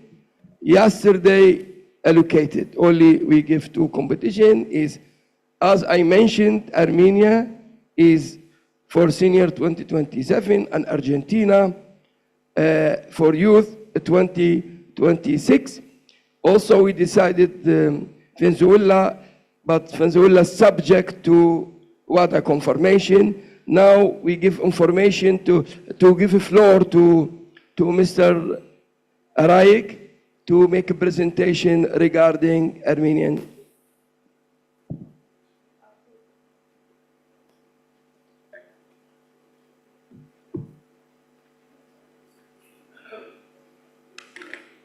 Dear Mr. President, dear Mr. General Secretary, dear EB members, participants of IWF Congress, once again, thank you for the opportunity to make this presentation. I am Chief of Staff to the Prime Minister of Armenia, and on behalf of my government and the Federation of Weightlifting of Armenia, I will introduce the slideshow of our presentation. Thank you again for choosing Armenia as a host country of 2027 IWF World Championship. First, I would like to invite you to share the remarkable memories we managed to generate 2 years ago during the European Championship.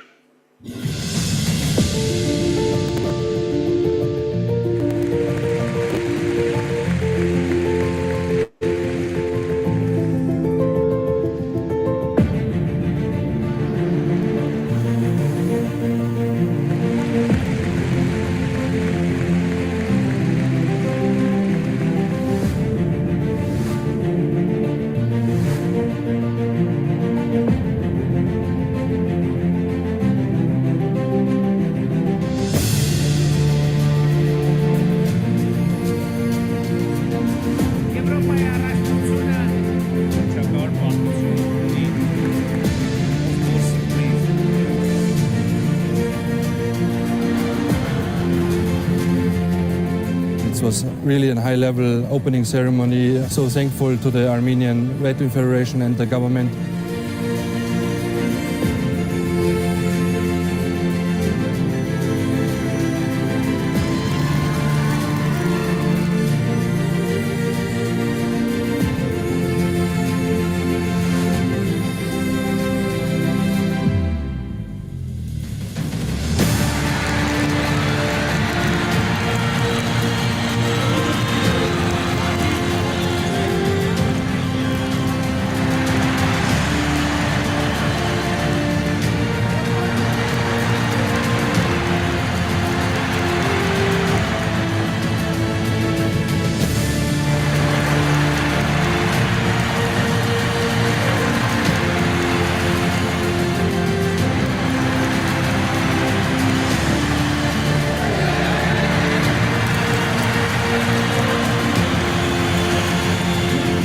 competition itself looks fantastic, the facilities are amazing, and in all, you've looked after us really well. So thank you.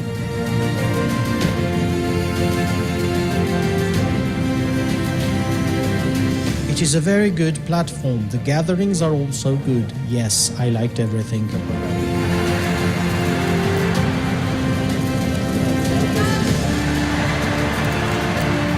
The competition has been very well organized, and we've had volunteers helping us all the time, so that's been very nice, and we've been well taken care of. one of the main reasons we came here was to see how it was organized. For us, everything is well considered here. We have no problems. Even too much was done, which made us feel comfortable.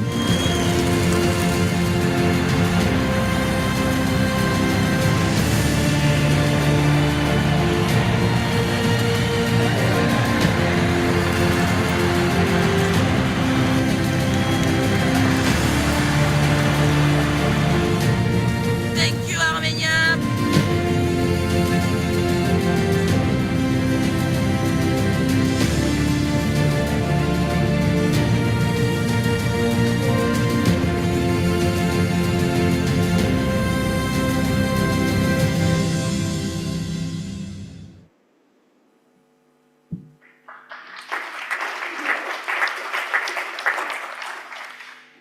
Dear colleagues, I want to convey greetings from the Prime Minister, Mr. Nikol Pashinyan, and present the recently signed letter by the Prime Minister that reassures the full government support for the 2027 World Weightlifting Championship to be held in Armenia.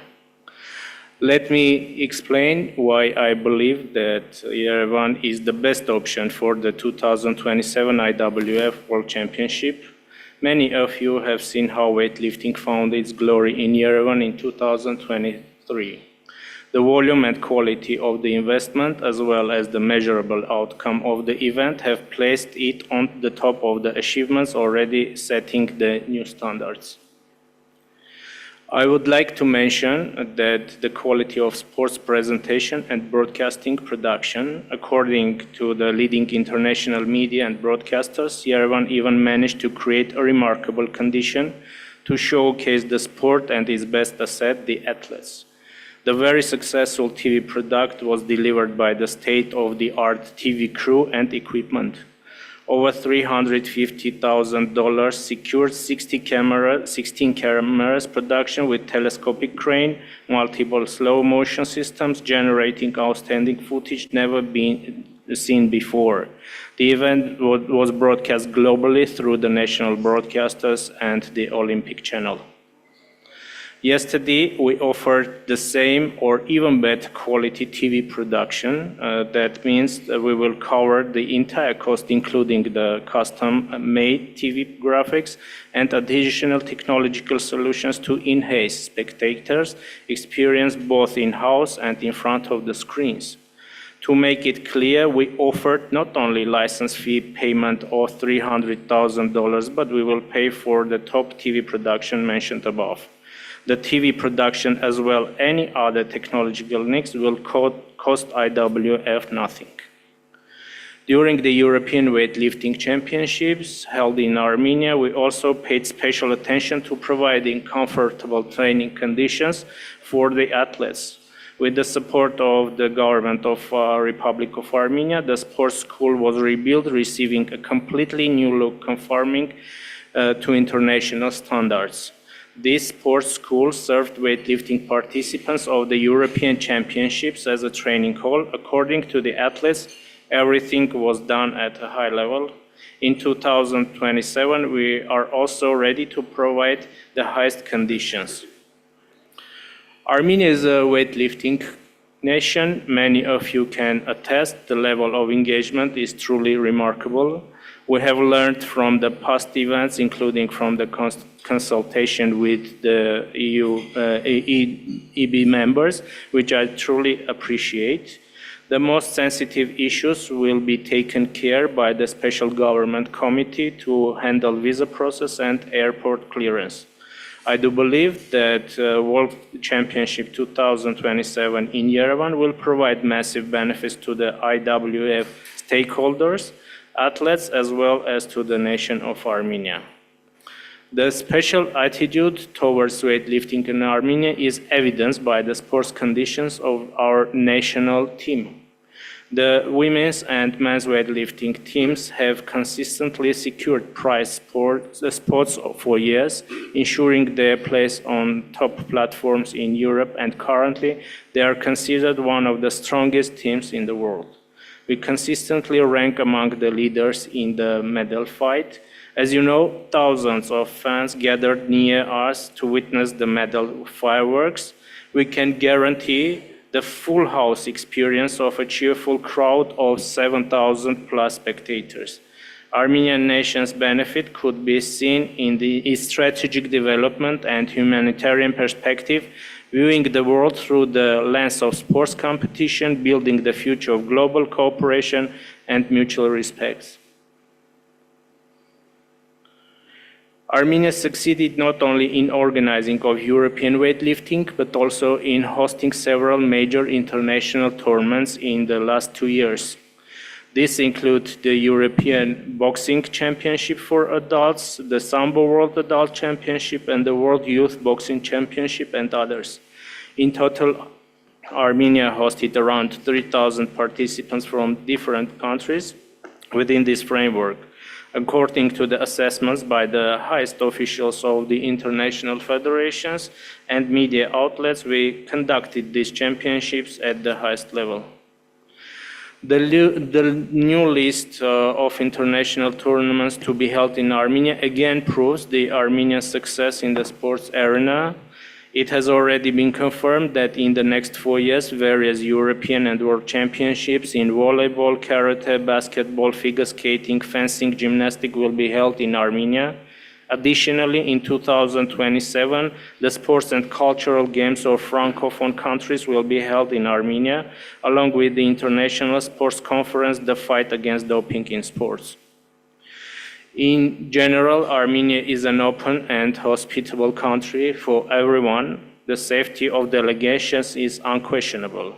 Yerevan has ranked within the top 20 safety destinations in the world, according to Numbers Safety Index for 2024. The result is based on the survey responses addressing topics including violent crime, property crime, and perceived safety. Armenia in the whole, and not only the capital city of Yerevan, is a safe and enjoyable place for all types of activities. You can easily travel to the countryside and experience the same warmth of hospitality as in the capital, enjoying safe and welcoming environment. Not surprisingly, Armenia enjoys increasing tourist numbers years by year. In general, the number of tourists in 2023 compared to 2022 increased by more than 35%.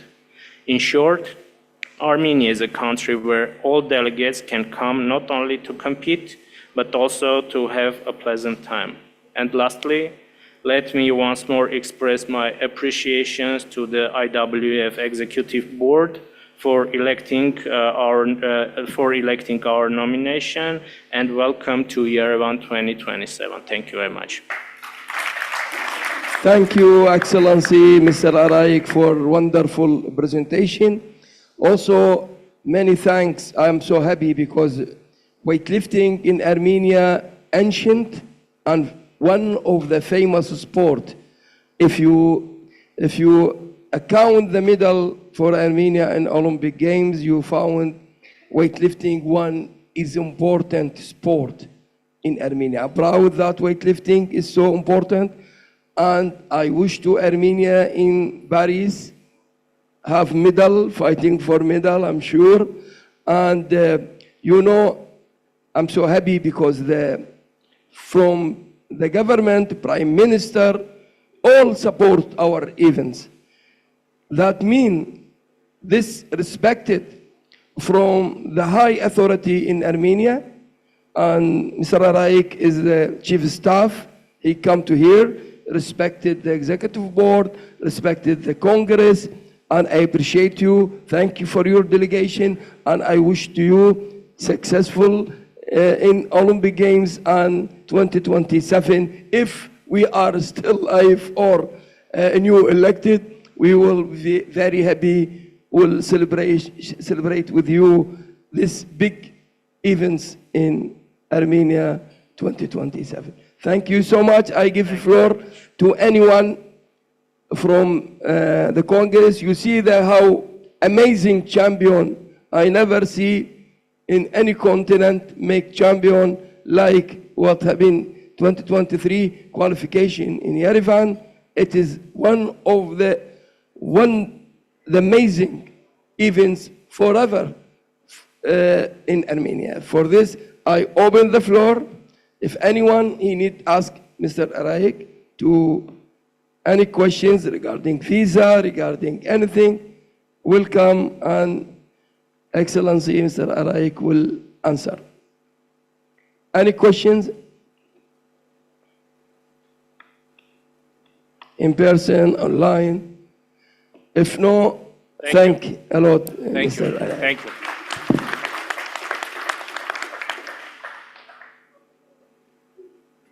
And for the last event presentation of the day, I would like to invite the representative of the Argentine Weightlifting Federation to speak for the 2026 World Youth Championship.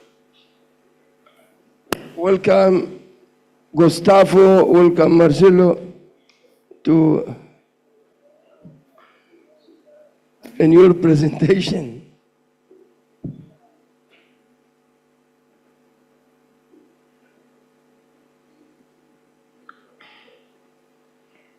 Good afternoon, ladies and gentlemen, Mr. President, Mrs. Vice President, Mr. General Secretary, of course. Previously, that we'll see the presentation to 2026 World Championship in Argentina. Have a present to support, to recognize this efforts and all time, in all situations, support two persons especially. Please, Mr. President, Mr. Jaloub, please, come here. Mrs. Vice President, First Vice President, Ursula.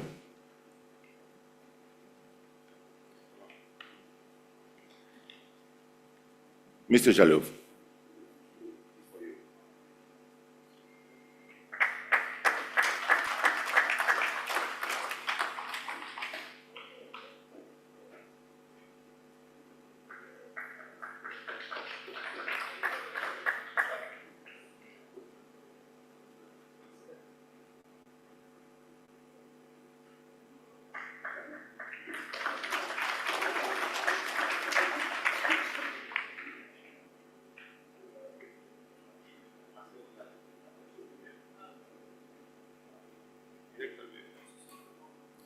And now, very simple, our presentation.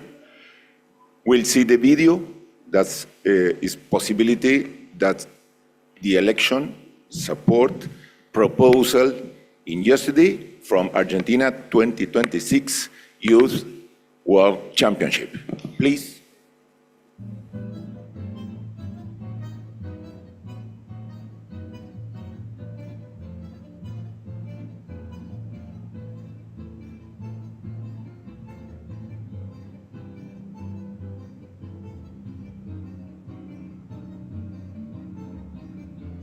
The creation and choice of the logo.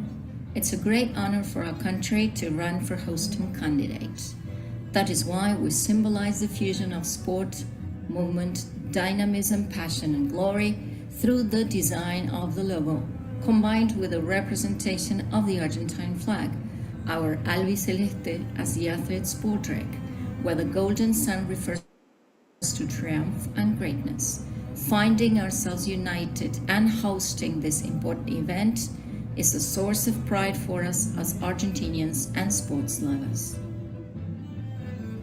Why Buenos Aires?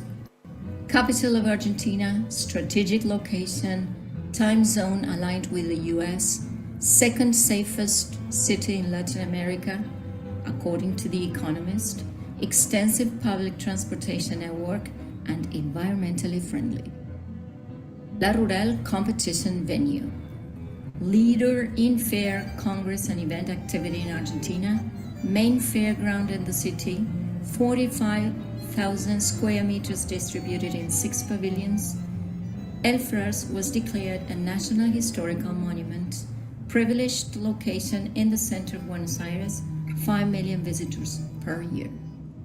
Hotels near the venue. Transfers to and from the airport. No more than 400 meters from the venue, swimming pool, first-class rooms, free Wi-Fi, meeting rooms, weighing, accreditation, and training. transportation. Logistics and transportation is our main strength in each competition, providing buses for delegations and/or cars for authorities. Tourism in Buenos Aires. Historical and cultural sites, Caminito Street Museum, Obelisco, San Telmo Historical Neighborhood, Puerto Madero, Boca Stadium, River Stadium. Live streaming. Streaming Deporte B channel, 6 cameras, 1 drone and 1 crane, commentator and interviews. Volunteers. We have a strong team of volunteers with a great attitude and commitment, previously trained by professionals and instructors of our sport. Innovation in the competition. Information and services for your organization and your teams shall be provided throughout the competition with the following online applications: starting list, G-maps of venue and hotels, hotels information, live streaming from YouTube, sustainability standards, event videos, link to Google Photos, training schedule, competition schedule, transportation, and daily report. International competitions. Youth Olympic Games Buenos Aires 2018, South American Weightlifting Championship 2019, National Championship 2020 during pandemic, San Luis 2021 National Championship, Rosario 2022 South American Youth Games, Bariloche 2023 Pan American Championship, and Buenos Aires 2023 National Championship.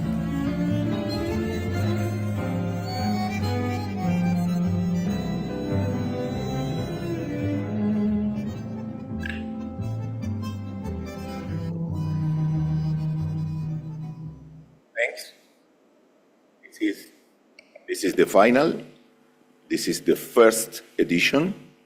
And only remember, an information for all, that in 2023, Argentinian Federation has 100 years.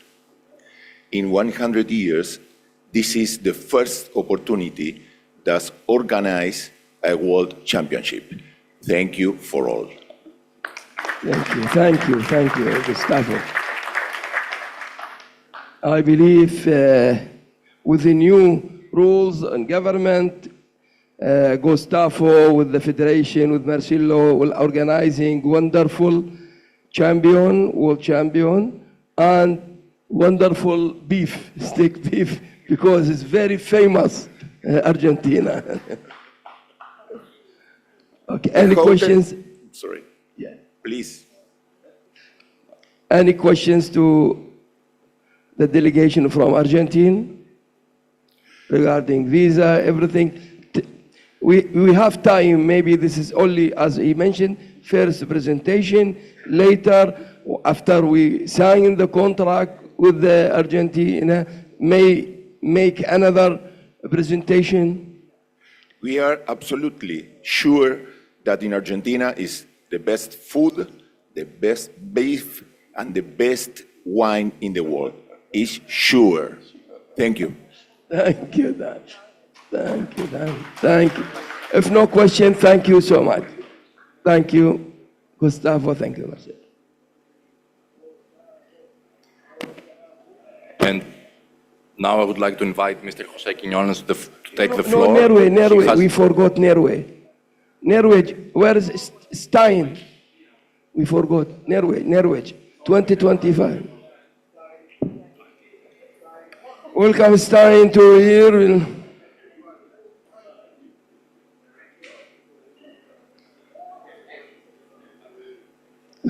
Norwegian provide the best oil and gas.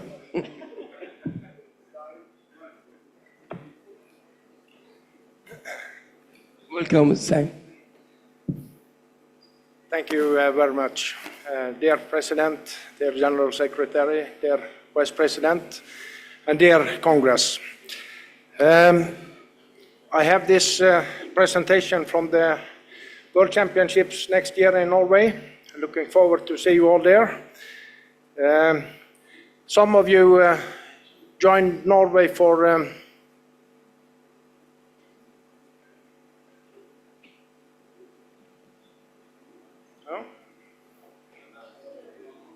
one more.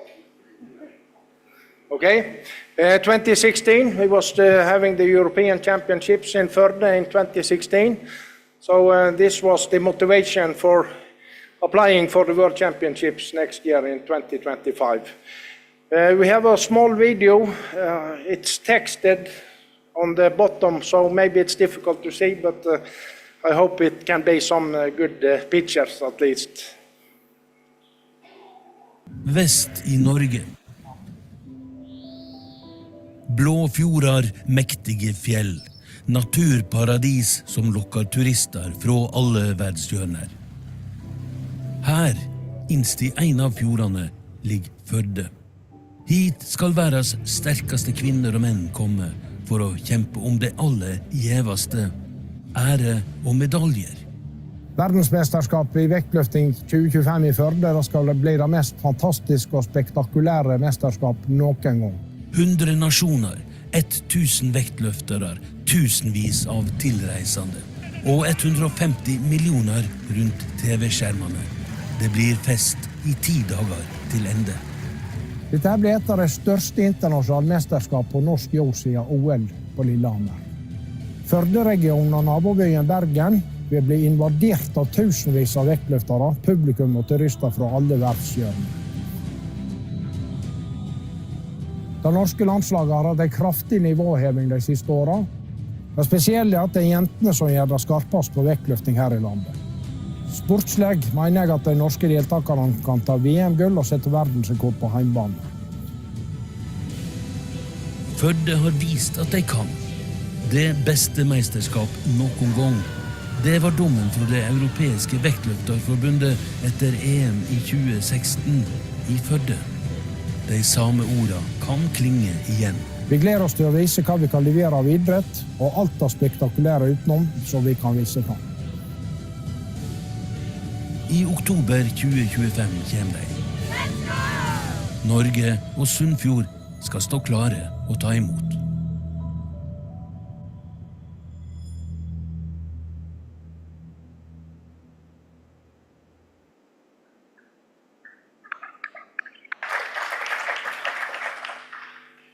Yeah, thank you. Sorry for the text. It should be on the top, but it was difficult to know the room. The championships in Førde in 2025, it will be very compact. Førde is a small place, and as you can see, this was the... Okay. I need to be patient with the, yeah. So,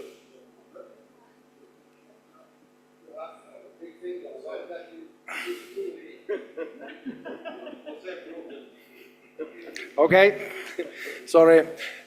We have two international airports close to Førde. It's Bergen and of course Oslo.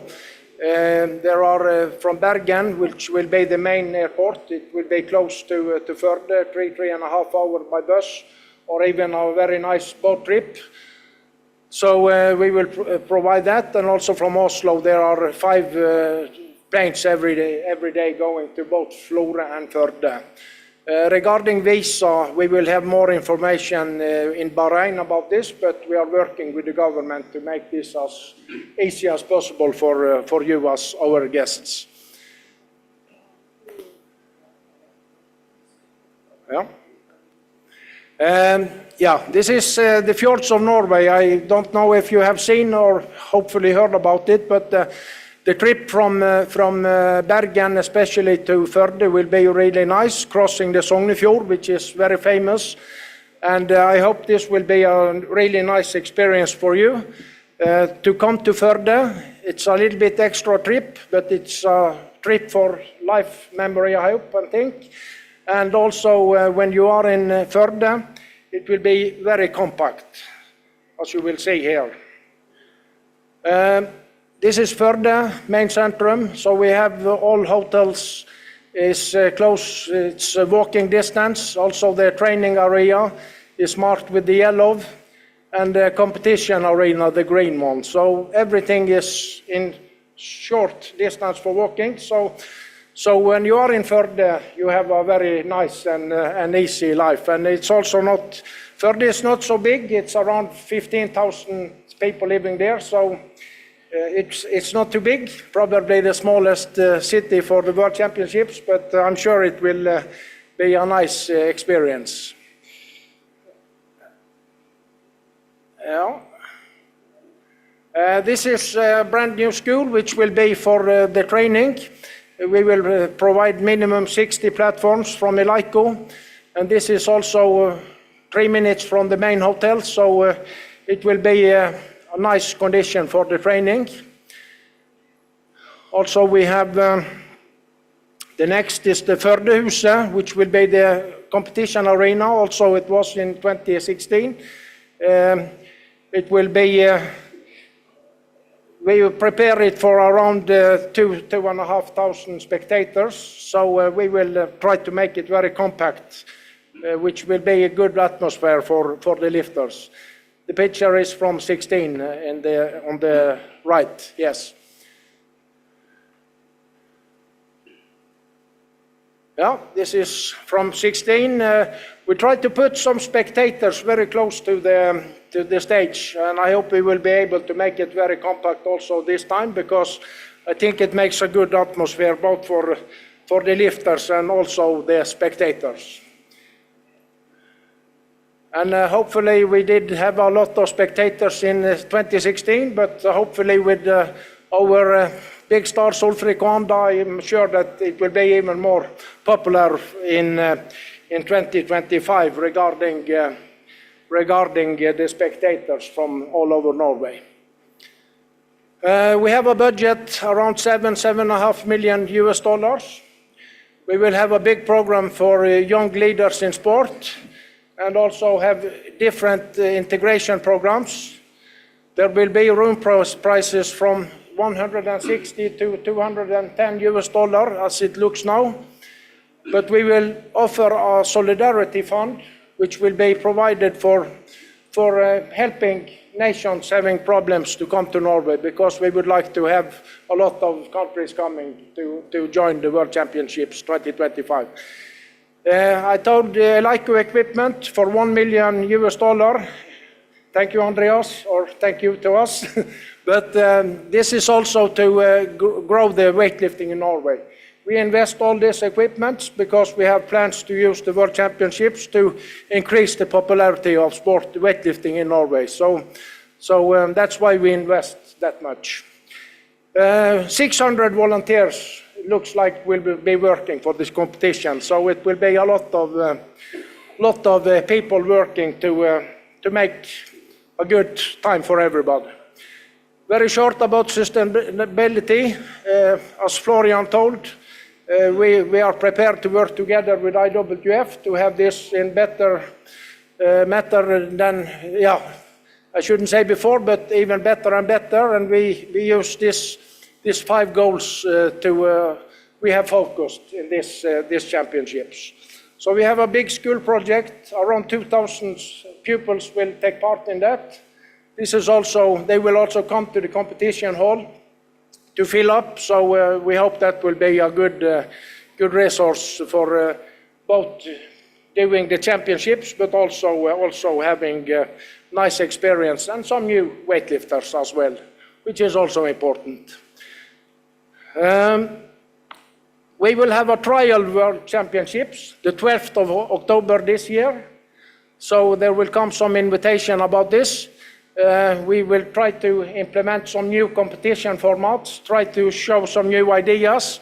Hopefully it can be a start for maybe some changes for 2028 in Los Angeles, I don't know, but I think it would be nice to try to do something else and different. So this is a motivation for us. There will also be a conference for competition and festivals in the city this time, so it will be a big program the whole day. We also have some idea, it's not clear, but hopefully we can agree with IWF to have some medal ceremony, or at least a ceremony also in the city center by night. This is also very close to the competition hall. You see the Førdehuset on the stadium, that's also where the competition hall, so it's walking distance to the municipality house, and it would be nice to have some nice activities, both cultural, singing and dancing and these things, but also to bring our stars to the city center to have some great moments in the center. Yeah, so we are working together with different kind of festivals and culture programs in Førde to make a complete program together, so we can share some experience, because we don't have all this experience, but we have a lot of good partners which can work together with us. So hopefully this can be something which is new and nice for our lifters, especially. Our logo, we have the Viking traditions in Norway, the strong Vikings. So this is a part of our logo. We would like also to implement it on the competition stage, and also in the city center when we have the ceremony. And we don't know for sure, but it could be something like this.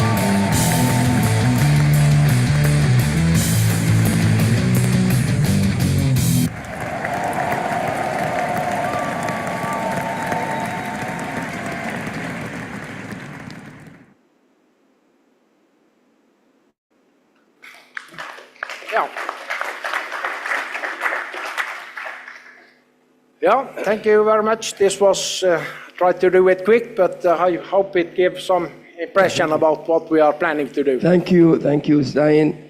Also, it is, for me, it is wonderful idea.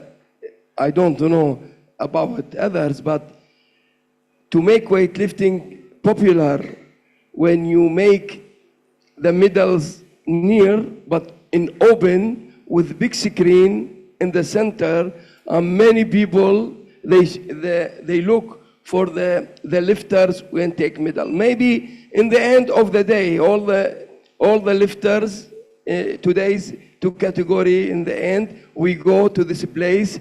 So that means every day we'll make festival.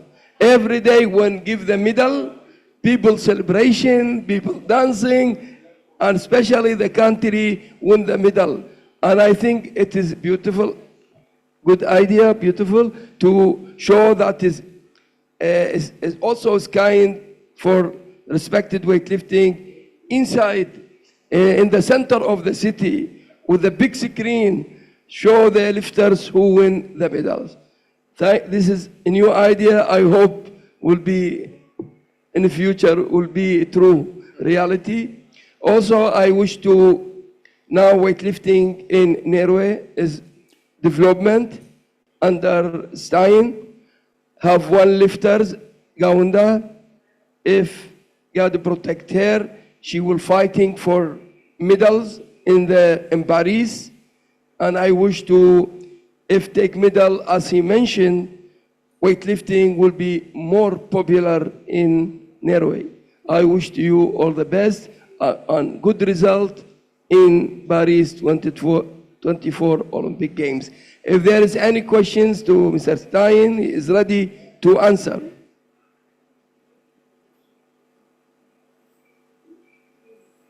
If no, many thanks, Mr. Stein.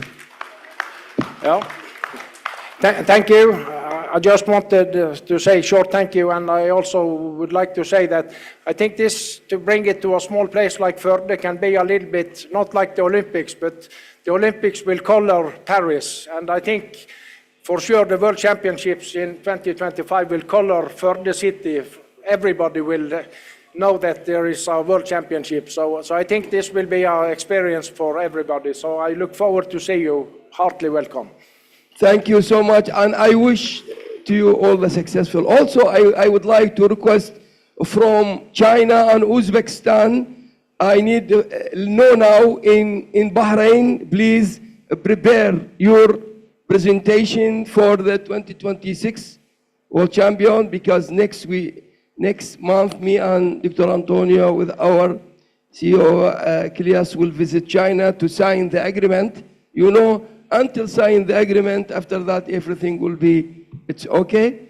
I think when we sign the agreement with China and Uzbekistan, and from now you prepare your presentation, because China and Uzbekistan have very good experience to make very good presentation during Bahrain, our Congress in Bahrain.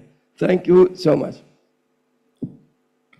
And now I can eventually invite Mr. Jose Quiñones to take the floor for a short presentation on an artificial intelligence chat box on anti-doping. Thank you, Mr. President. By the way, also Peru next year. Also. Ah. Pero prepare your presentation. Don't worry. Dear friends, we all know that we are in a constant fight against doping and to cut the cheaters. But sometimes we have cases not related to the wish of the athletes to use forbidden substance. But sometimes it's because they don't know how to find out what is necessary to avoid doping. And also, if you want to read the new WADA code more than 200 pages, sometimes it's complicated. So for that reason, we began to work in this, a dopey bot. It's not a bot, a robot to get doped. It's something that can be used if eventually the slide goes on. Okay, okay, what's the dopey bot? It's a permanent virtual assistant in anti-doping. Using artificial intelligence, this bot, a chat box, can be used in any language. In any language, you can ask whatever you want about anti-doping, how to ask permission for forbidden substance or methods, the type of substance that are forbidden, all the questions you can find out. And if it comes to a moment that the doping, the bot doesn't have an answer, you will give an email to you contact directly a WADA doctor, in this case in our continent. But we create this to the world. We have already proved it in Arabic, Moldavian, Russian, Japanese, Chinese, Spanish of course, English, French, Italian. It works. So, also, and this is important, this is the first day of use, these statistics shows right now how many use it, how many people enter more than one time, but now we will add another figures, the type of questions more common from the users. It's confidential, nobody knows the name of the person that is entering. But we will know the type of questions being made. So in that way, we can tailor-make our new seminars for anti-doping, knowing what are the topics that people are asking for. Where are the dots? Now, it's very simple. You can enter our webpage and you will see the robot face there, and you can enter and begin to chat. You will see the page with the space to text, and you text in your language, and immediately the system will answer you in your language, and then you can begin to ask the questions. This is in permanent evolve. Artificial intelligence have the advantage that begins to learn.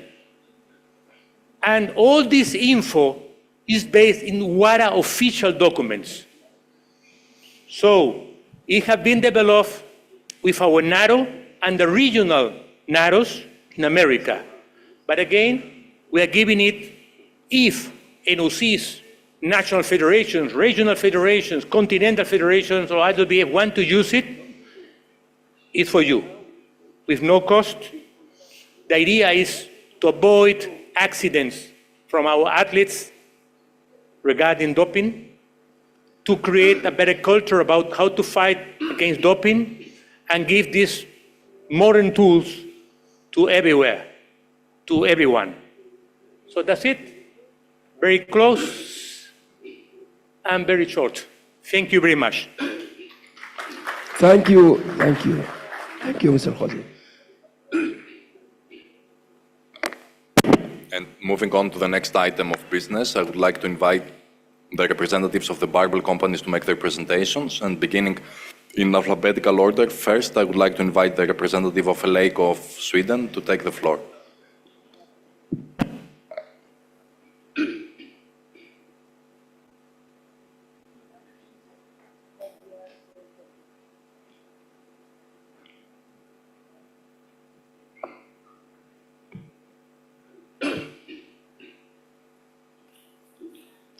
Dear Mr. President, General Secretary, Executive Board, Congress, Friends of Weightlifting, good to be here, good to be in Phuket in Thailand. And Thailand for me, I mean, that means top-class events when it comes to weightlifting, and always great hospitality. And I would like to say a very special way of kindness shown by the Federation when we are here. So that is really, really great to be here again in Thailand. But I think one thing that is worth to mention, been mentioned many times here during today, that is the excellent work, I must say, by the IWF under the leadership of our President, Shalud, General Secretary, Antonio Urso, and the full Executive Board. What's been seen now from the outside, I can say, is that there is good governance, there is a fair play going on, fight against doping, as mentioned here. You have gender equality, and also a couple of times here today, also mentioned the sustainability thing. All these things are so very important, I think, for the future of the weightlifting.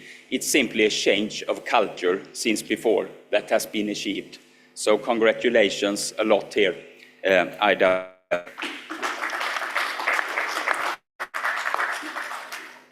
And I think also what we see is that it's a fantastic unified assembly here today together. Everybody's working in the same way, supporting the future of weightlifting. I would say even the barbell manufacturers, we are close together, supporting everything here. Very, very important. The unified fight we are doing and change of culture, it's becoming more and more successful, I think, here. Then, from Eleiko's point of side, we are very happy to supply all the equipment here in these qualification events here for Paris. And we are really, really proud for that. And we're thanking the Thailand Federation here, of course, to putting the trust in our high-quality equipment. And it will be seen here in Pattaya with a specific custom design as well, that I hope everybody will like when actions is going on here. And that will also serve as a long legacy for the country, because that is something that is important for us as Eleiko. When we sell equipment, we want it to stay for a long time in the country and last for a long time to serve the weightlifting sport. Last but not least, I can ensure you a little bit of a cliffhanger for tomorrow, for the opening ceremony. We have a very special gift for the Thailand Federation, for the representatives there, that we will hand over, so you will see that at that time. And ending this presentation, I will show you a short movie from Eleiko.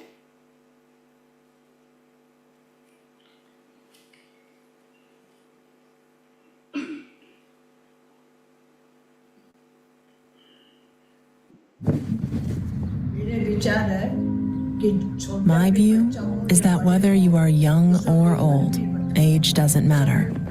Everyone can lift weights. It's not just the training, it's the feeling. Weightlifting makes me feel powerful and strong. The weight doesn't know who you are or what you do. The only thing you have to do is lift it.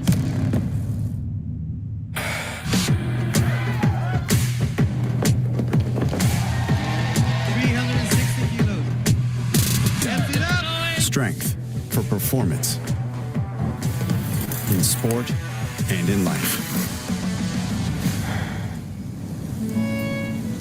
The journey of the #1 strength company started in Sweden in 1957 at a factory producing waffle irons.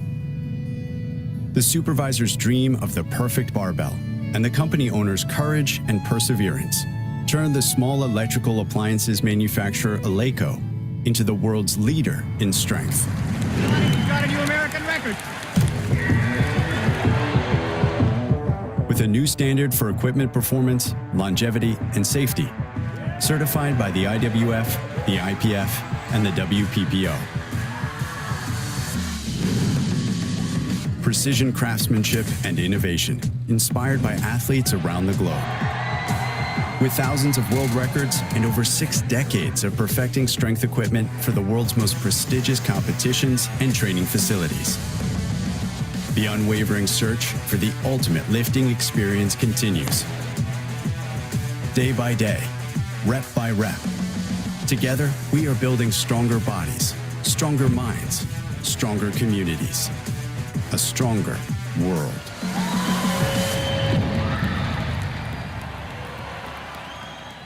Thank you very much. Thank you, sir.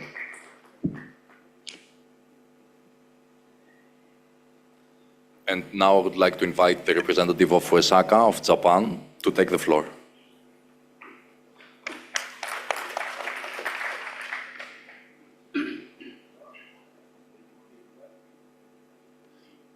Mr. President, General Secretary, Mrs. Vice President, ladies and gentlemen, thank you for this opportunity to introduce my company. This time that we don't have the new product for the weightlifting, but this is a kind of the new design for the barbells that we provide to the normal free weight exercise for the another sports. The trend of the weightlifting is very spread out very speedily in these days, and we propose for the another sports to do the weightlifting movement like this. And this time I would like to show you our the image of the Osaka samurai, and this is they express the passion and the power of the weightlifting. Thank you very much for your attention. Thank you so much. And now I would like to invite the representative of ZKC to take the floor.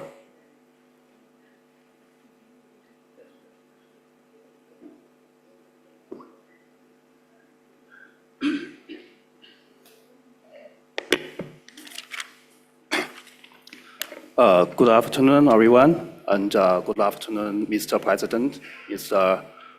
General Secretary, and First Vice President, and Vice Presidents, and all the community members. It's a very great pleasure to meet you here in Thailand. Thank you very much for giving this opportunity to speak. As a token of our appreciation for your time, we have compiled a comprehensive album of company information, which you will find on your seats. This album is designed to familiarize you with our company's profile, products, and service. Before we proceed, allow me to introduce ZKC to you. We are a company that specializes in design, production, and manufacturing equipment for weightlifting competitions and training. Additionally, we offer sports venue design and construction service. Our primary focus is to provide professional weightlifting equipment and event support to national weightlifting teams and clubs.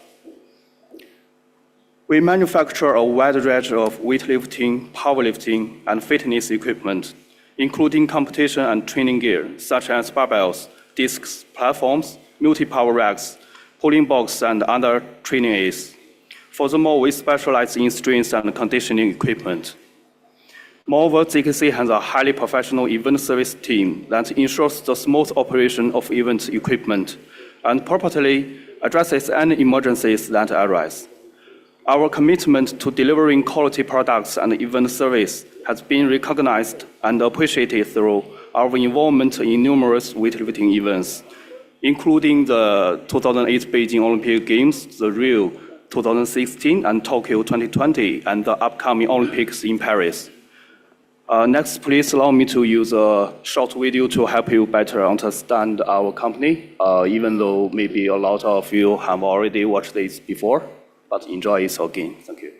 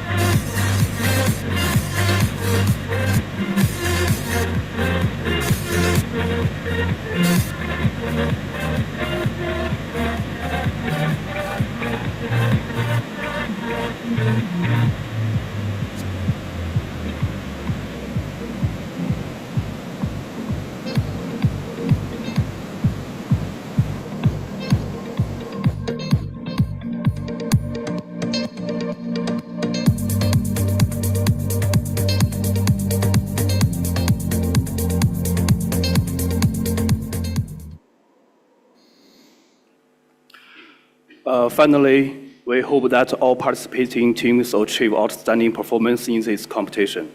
If you have any questions or requirements regarding our equipment, please do not hesitate to contact us. We look forward to the possibility of collaborating with you and to welcome you to Paris in August. Thank you for attending.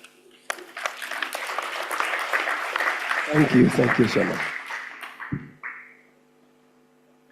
And now to present a new potential commercial partner of IWF, I would like to invite Mr. William Maislip, Commercial Director of SPD.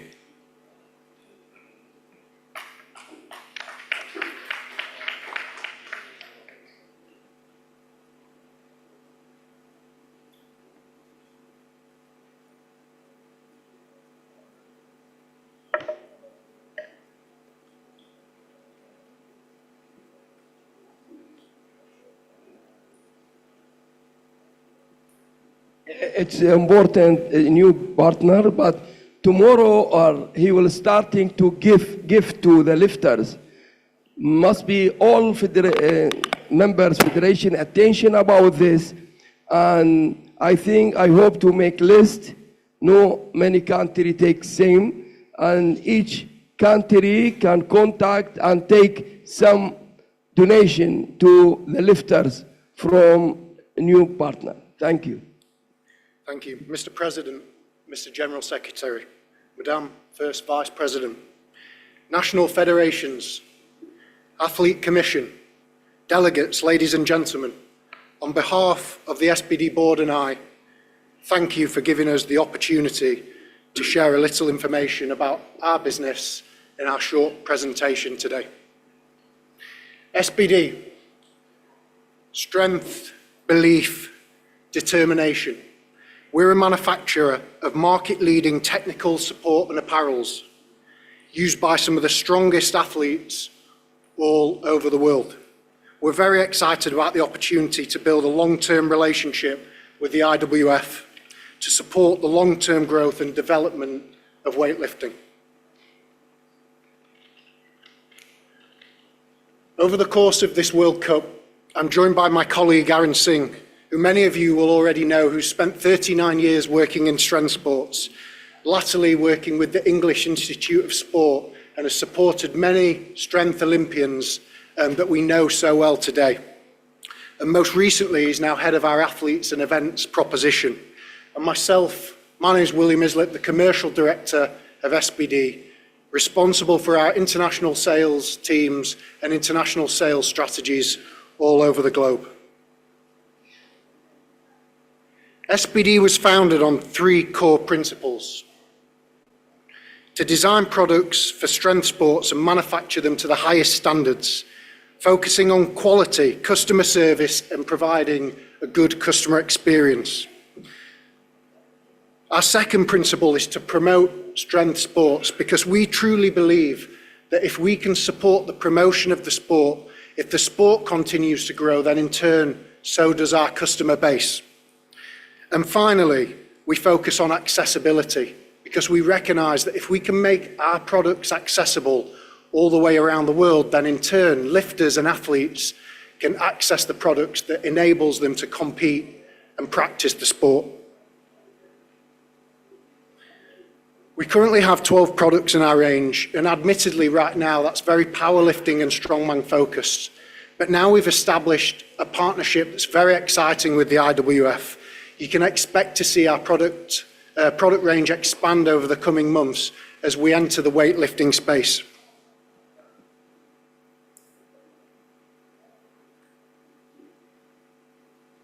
All our products are manufactured in the United Kingdom in our headquarters, where we have over 225 people manufacturing our products every single day. This enables all our intellectual property to be held within one building and enables us to control the manufacturing quality, so you, the federations and our athletes, can be guaranteed to get the very best products every single time. All our research and development is undertaken on site with support from the UK's leading universities. Our retailers focus on 4 key areas. That's the customer experience, supporting you, the federations and event organisers, also supporting our athletes on a domestic level, and also ensuring that the marketing budget that we provide to each retailer is invested in the right areas, in the long-term growth of our sport. We're currently trading right now in 50 countries around the world, and I recognise there's still a lot of work to do before we're in all 194 delegate countries that the IWF represents. But as our production capacity continues to expand, our commitment to you is we will continue to expand our distribution networks all over the world. And this year alone, we plan to have a presence in a further 10 countries on top of the 50 we already have.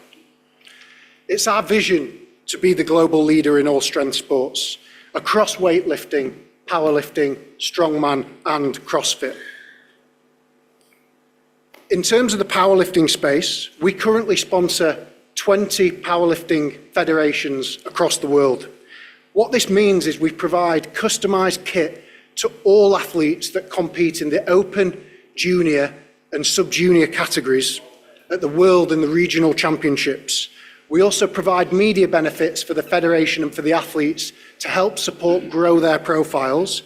And we also pay performance bonuses for athletes that reach the podium.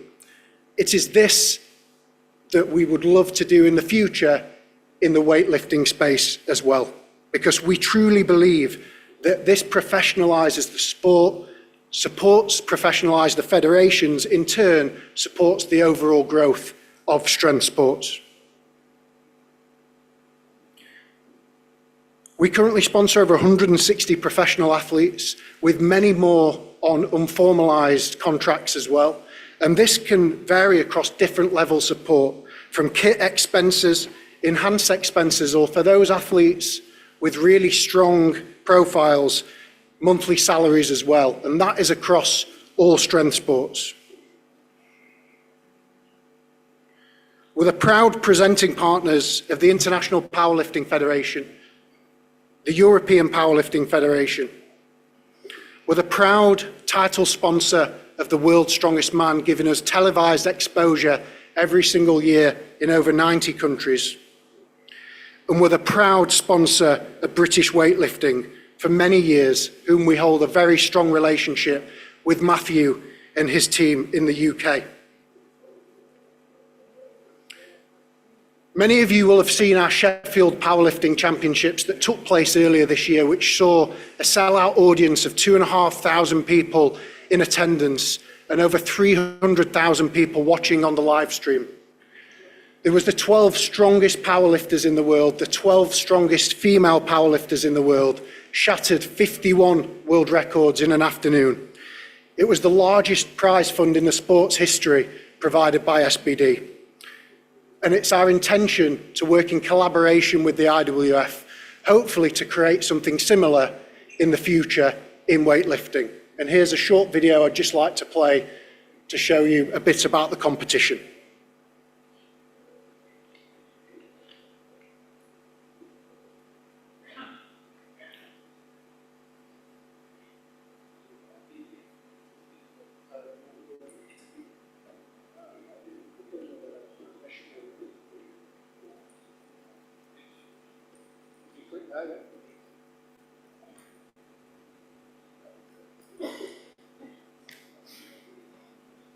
No? Okay. Okay, no problem. We've got some technical difficulties on the video, so I can't play that. Sorry about that. And then finally, what I wanted to mention today is myself and my colleagues are in the training room providing free knee sleeves and apparels for all competing athletes at this IWF World Cup. Please spread the word with all your athletes. We'd love to speak to them all and provide advice on our products and expert fitting advice and assist them with any needs that they have with their kit requirements. Thank you. Thank you so much.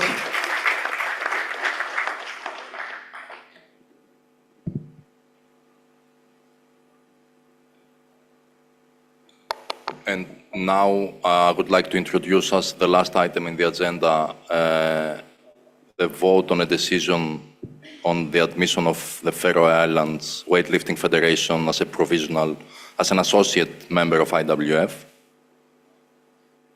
Thank you very much. This is the last point of the Congress, then we give the floor to the President to close the Congress. It's necessary that the Congress approve an upgrade of the Faroe Islands. Faroe Islands is in the north of Europe, close to Denmark. And they was in 2023 a provisional member. They started the activity of weightlifting. They paid a membership, and now the Congress must take in consideration that they become associated member. So, Maria, if you want to call, please. Yes. So, dear delegates, will you be so kind to approve Faroe Islands as an associate member of the IWF? Please raise your hand. Thank you. Anybody against?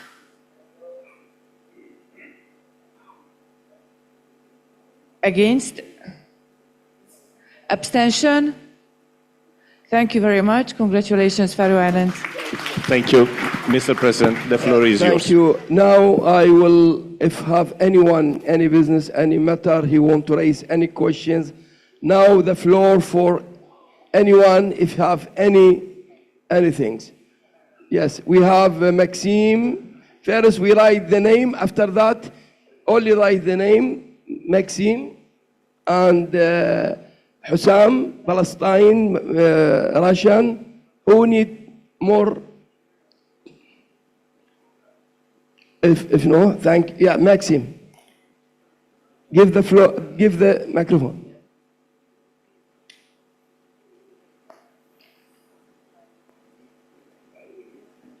Yeah, thank you very much. Спасибо большое. У нас есть перевод, да, на русский язык? Отлично. От лица Федерации тяжелой атлетики России я хотел высказать обеспокоенность, и прежде всего о гендерной политике.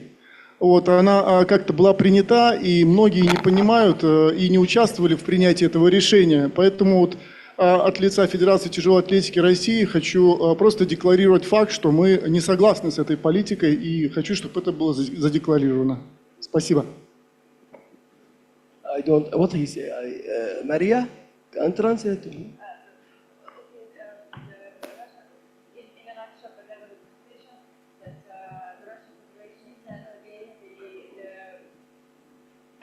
The Russian Weightlifting Federation is protesting against the gender policy of the IWF. It was a statement. It was a statement by the Russian Weightlifting Federation against the IWF gender policy.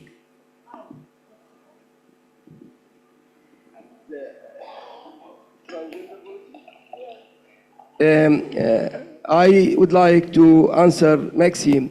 Before International Weightlifting Federation, they have no any policy regarding transgender policy. Any lifters man can compete with women. We need starting from 2023. We need starting how protect the female in our sport. We starting with the transgender policy, and before 2 days, we ask Mark to make modification or amendment in some point, and if you have any request, please send to International Weightlifting Federation, to the medical committee, because we need all. For me, number one, I need to protect the female. We cannot, I cannot say the lifter man, if compete with female and take the medal from the female, for me is no justice. Because each one is different ability when he born. Each one has different muscle, different testosterone, everything. My opinion must be, all time we say, equal gender, women, all, we need women, same man. But if we allow it to man to compete with women, where is the gender balance between? Please, Mr. Maxime, send your, because now they need review policy, transgender policy. Yeah, now we have policy. If you have anything, we publish our policy in the website. If you need any from this policy point, send to the medical committee, and they will check.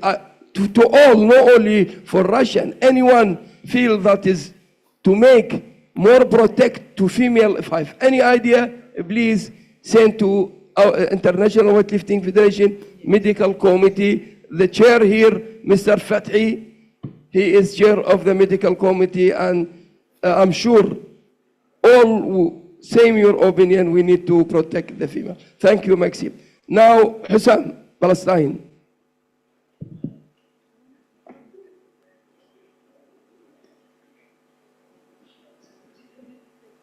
السلام عليكم، رمضان كريم وكل عام والعالم كله بخير.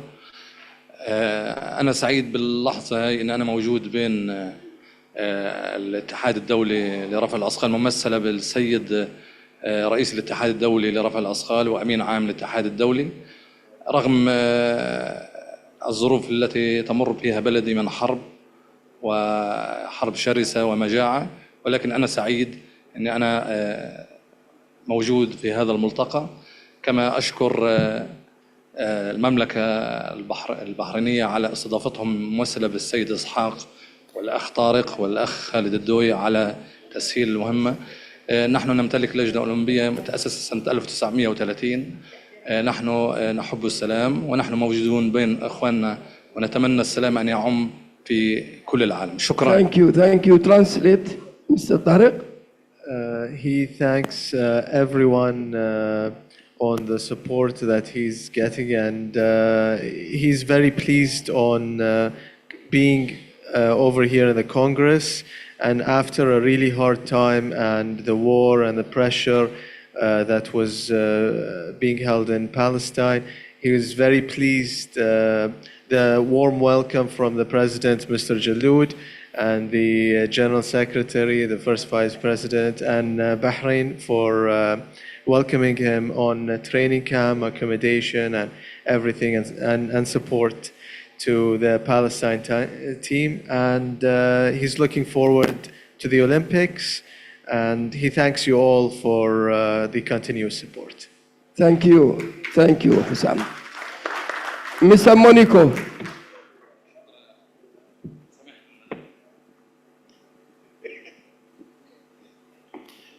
You were talking or singing? Good afternoon to everybody. But I need from you to close this later with a small thing, because must be closed every time hour with something is beautiful. For this, when you finish, please come to here, and I need to singing paragraph about the lovely sport or lovely weightlifting. Well, Mr. President, fellow members, good afternoon. First of all, I would like to thank the President, Jaloud, for listening to the plea of many athletes on the issue of transgender. For many years, I have fought for that issue here in this very forum, and I'm very glad that we are now tackling this issue. Our medical committee has also been working hard, I know, Madam, and I hope that we will have this settled in the next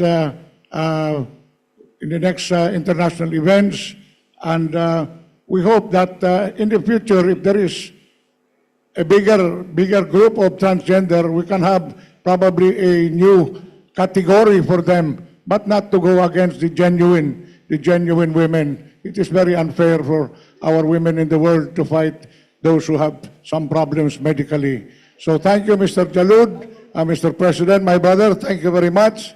And this year, we would like to inform the body that the Asian Junior Youth Championships will be held in Manila, Philippines, this coming November. If it is done very well and Mr. Jaloud, our president, is happy, maybe next year we can host the World Championship also in Manila, my good friend, because I'm not getting any younger. So I'd like to see it happen in my own country. Thank you very much. Thank you, but no thank you. Come here to small paragraph sing, come.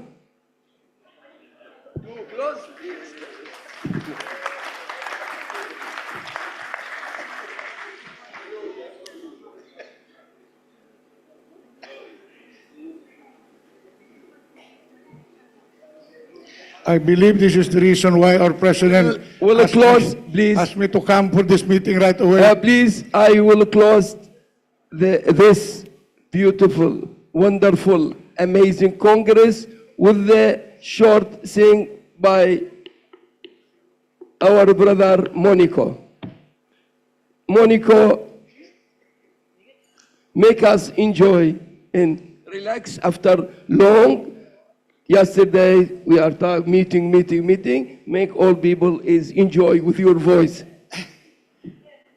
Every time we have a big meeting like this, our president usually asks me, I'm not feeling very well, but I had to come because I wanted to see all of you.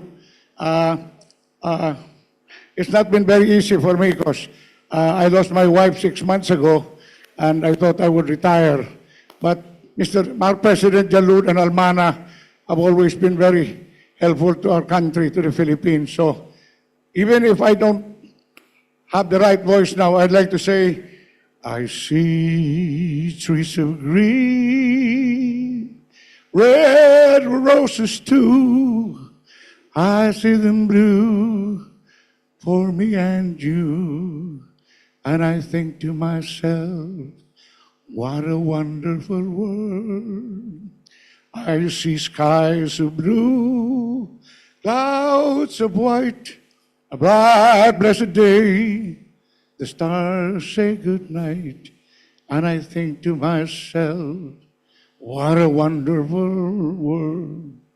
The colors of the rainbow, so pretty in the sky, and all the lovely faces of people passing by.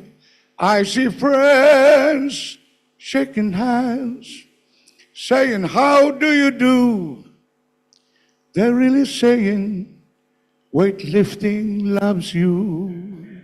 I see babies cry, I watch them grow. I kept them all for me and you. And I think to myself, what a wonderful world. And I think to myself, what a wonderful world.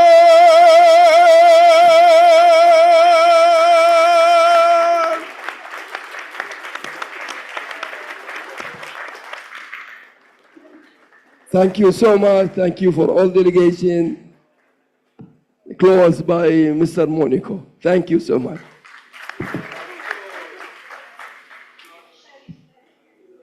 1 minute. Only we give aware to ZKC for Olympic game.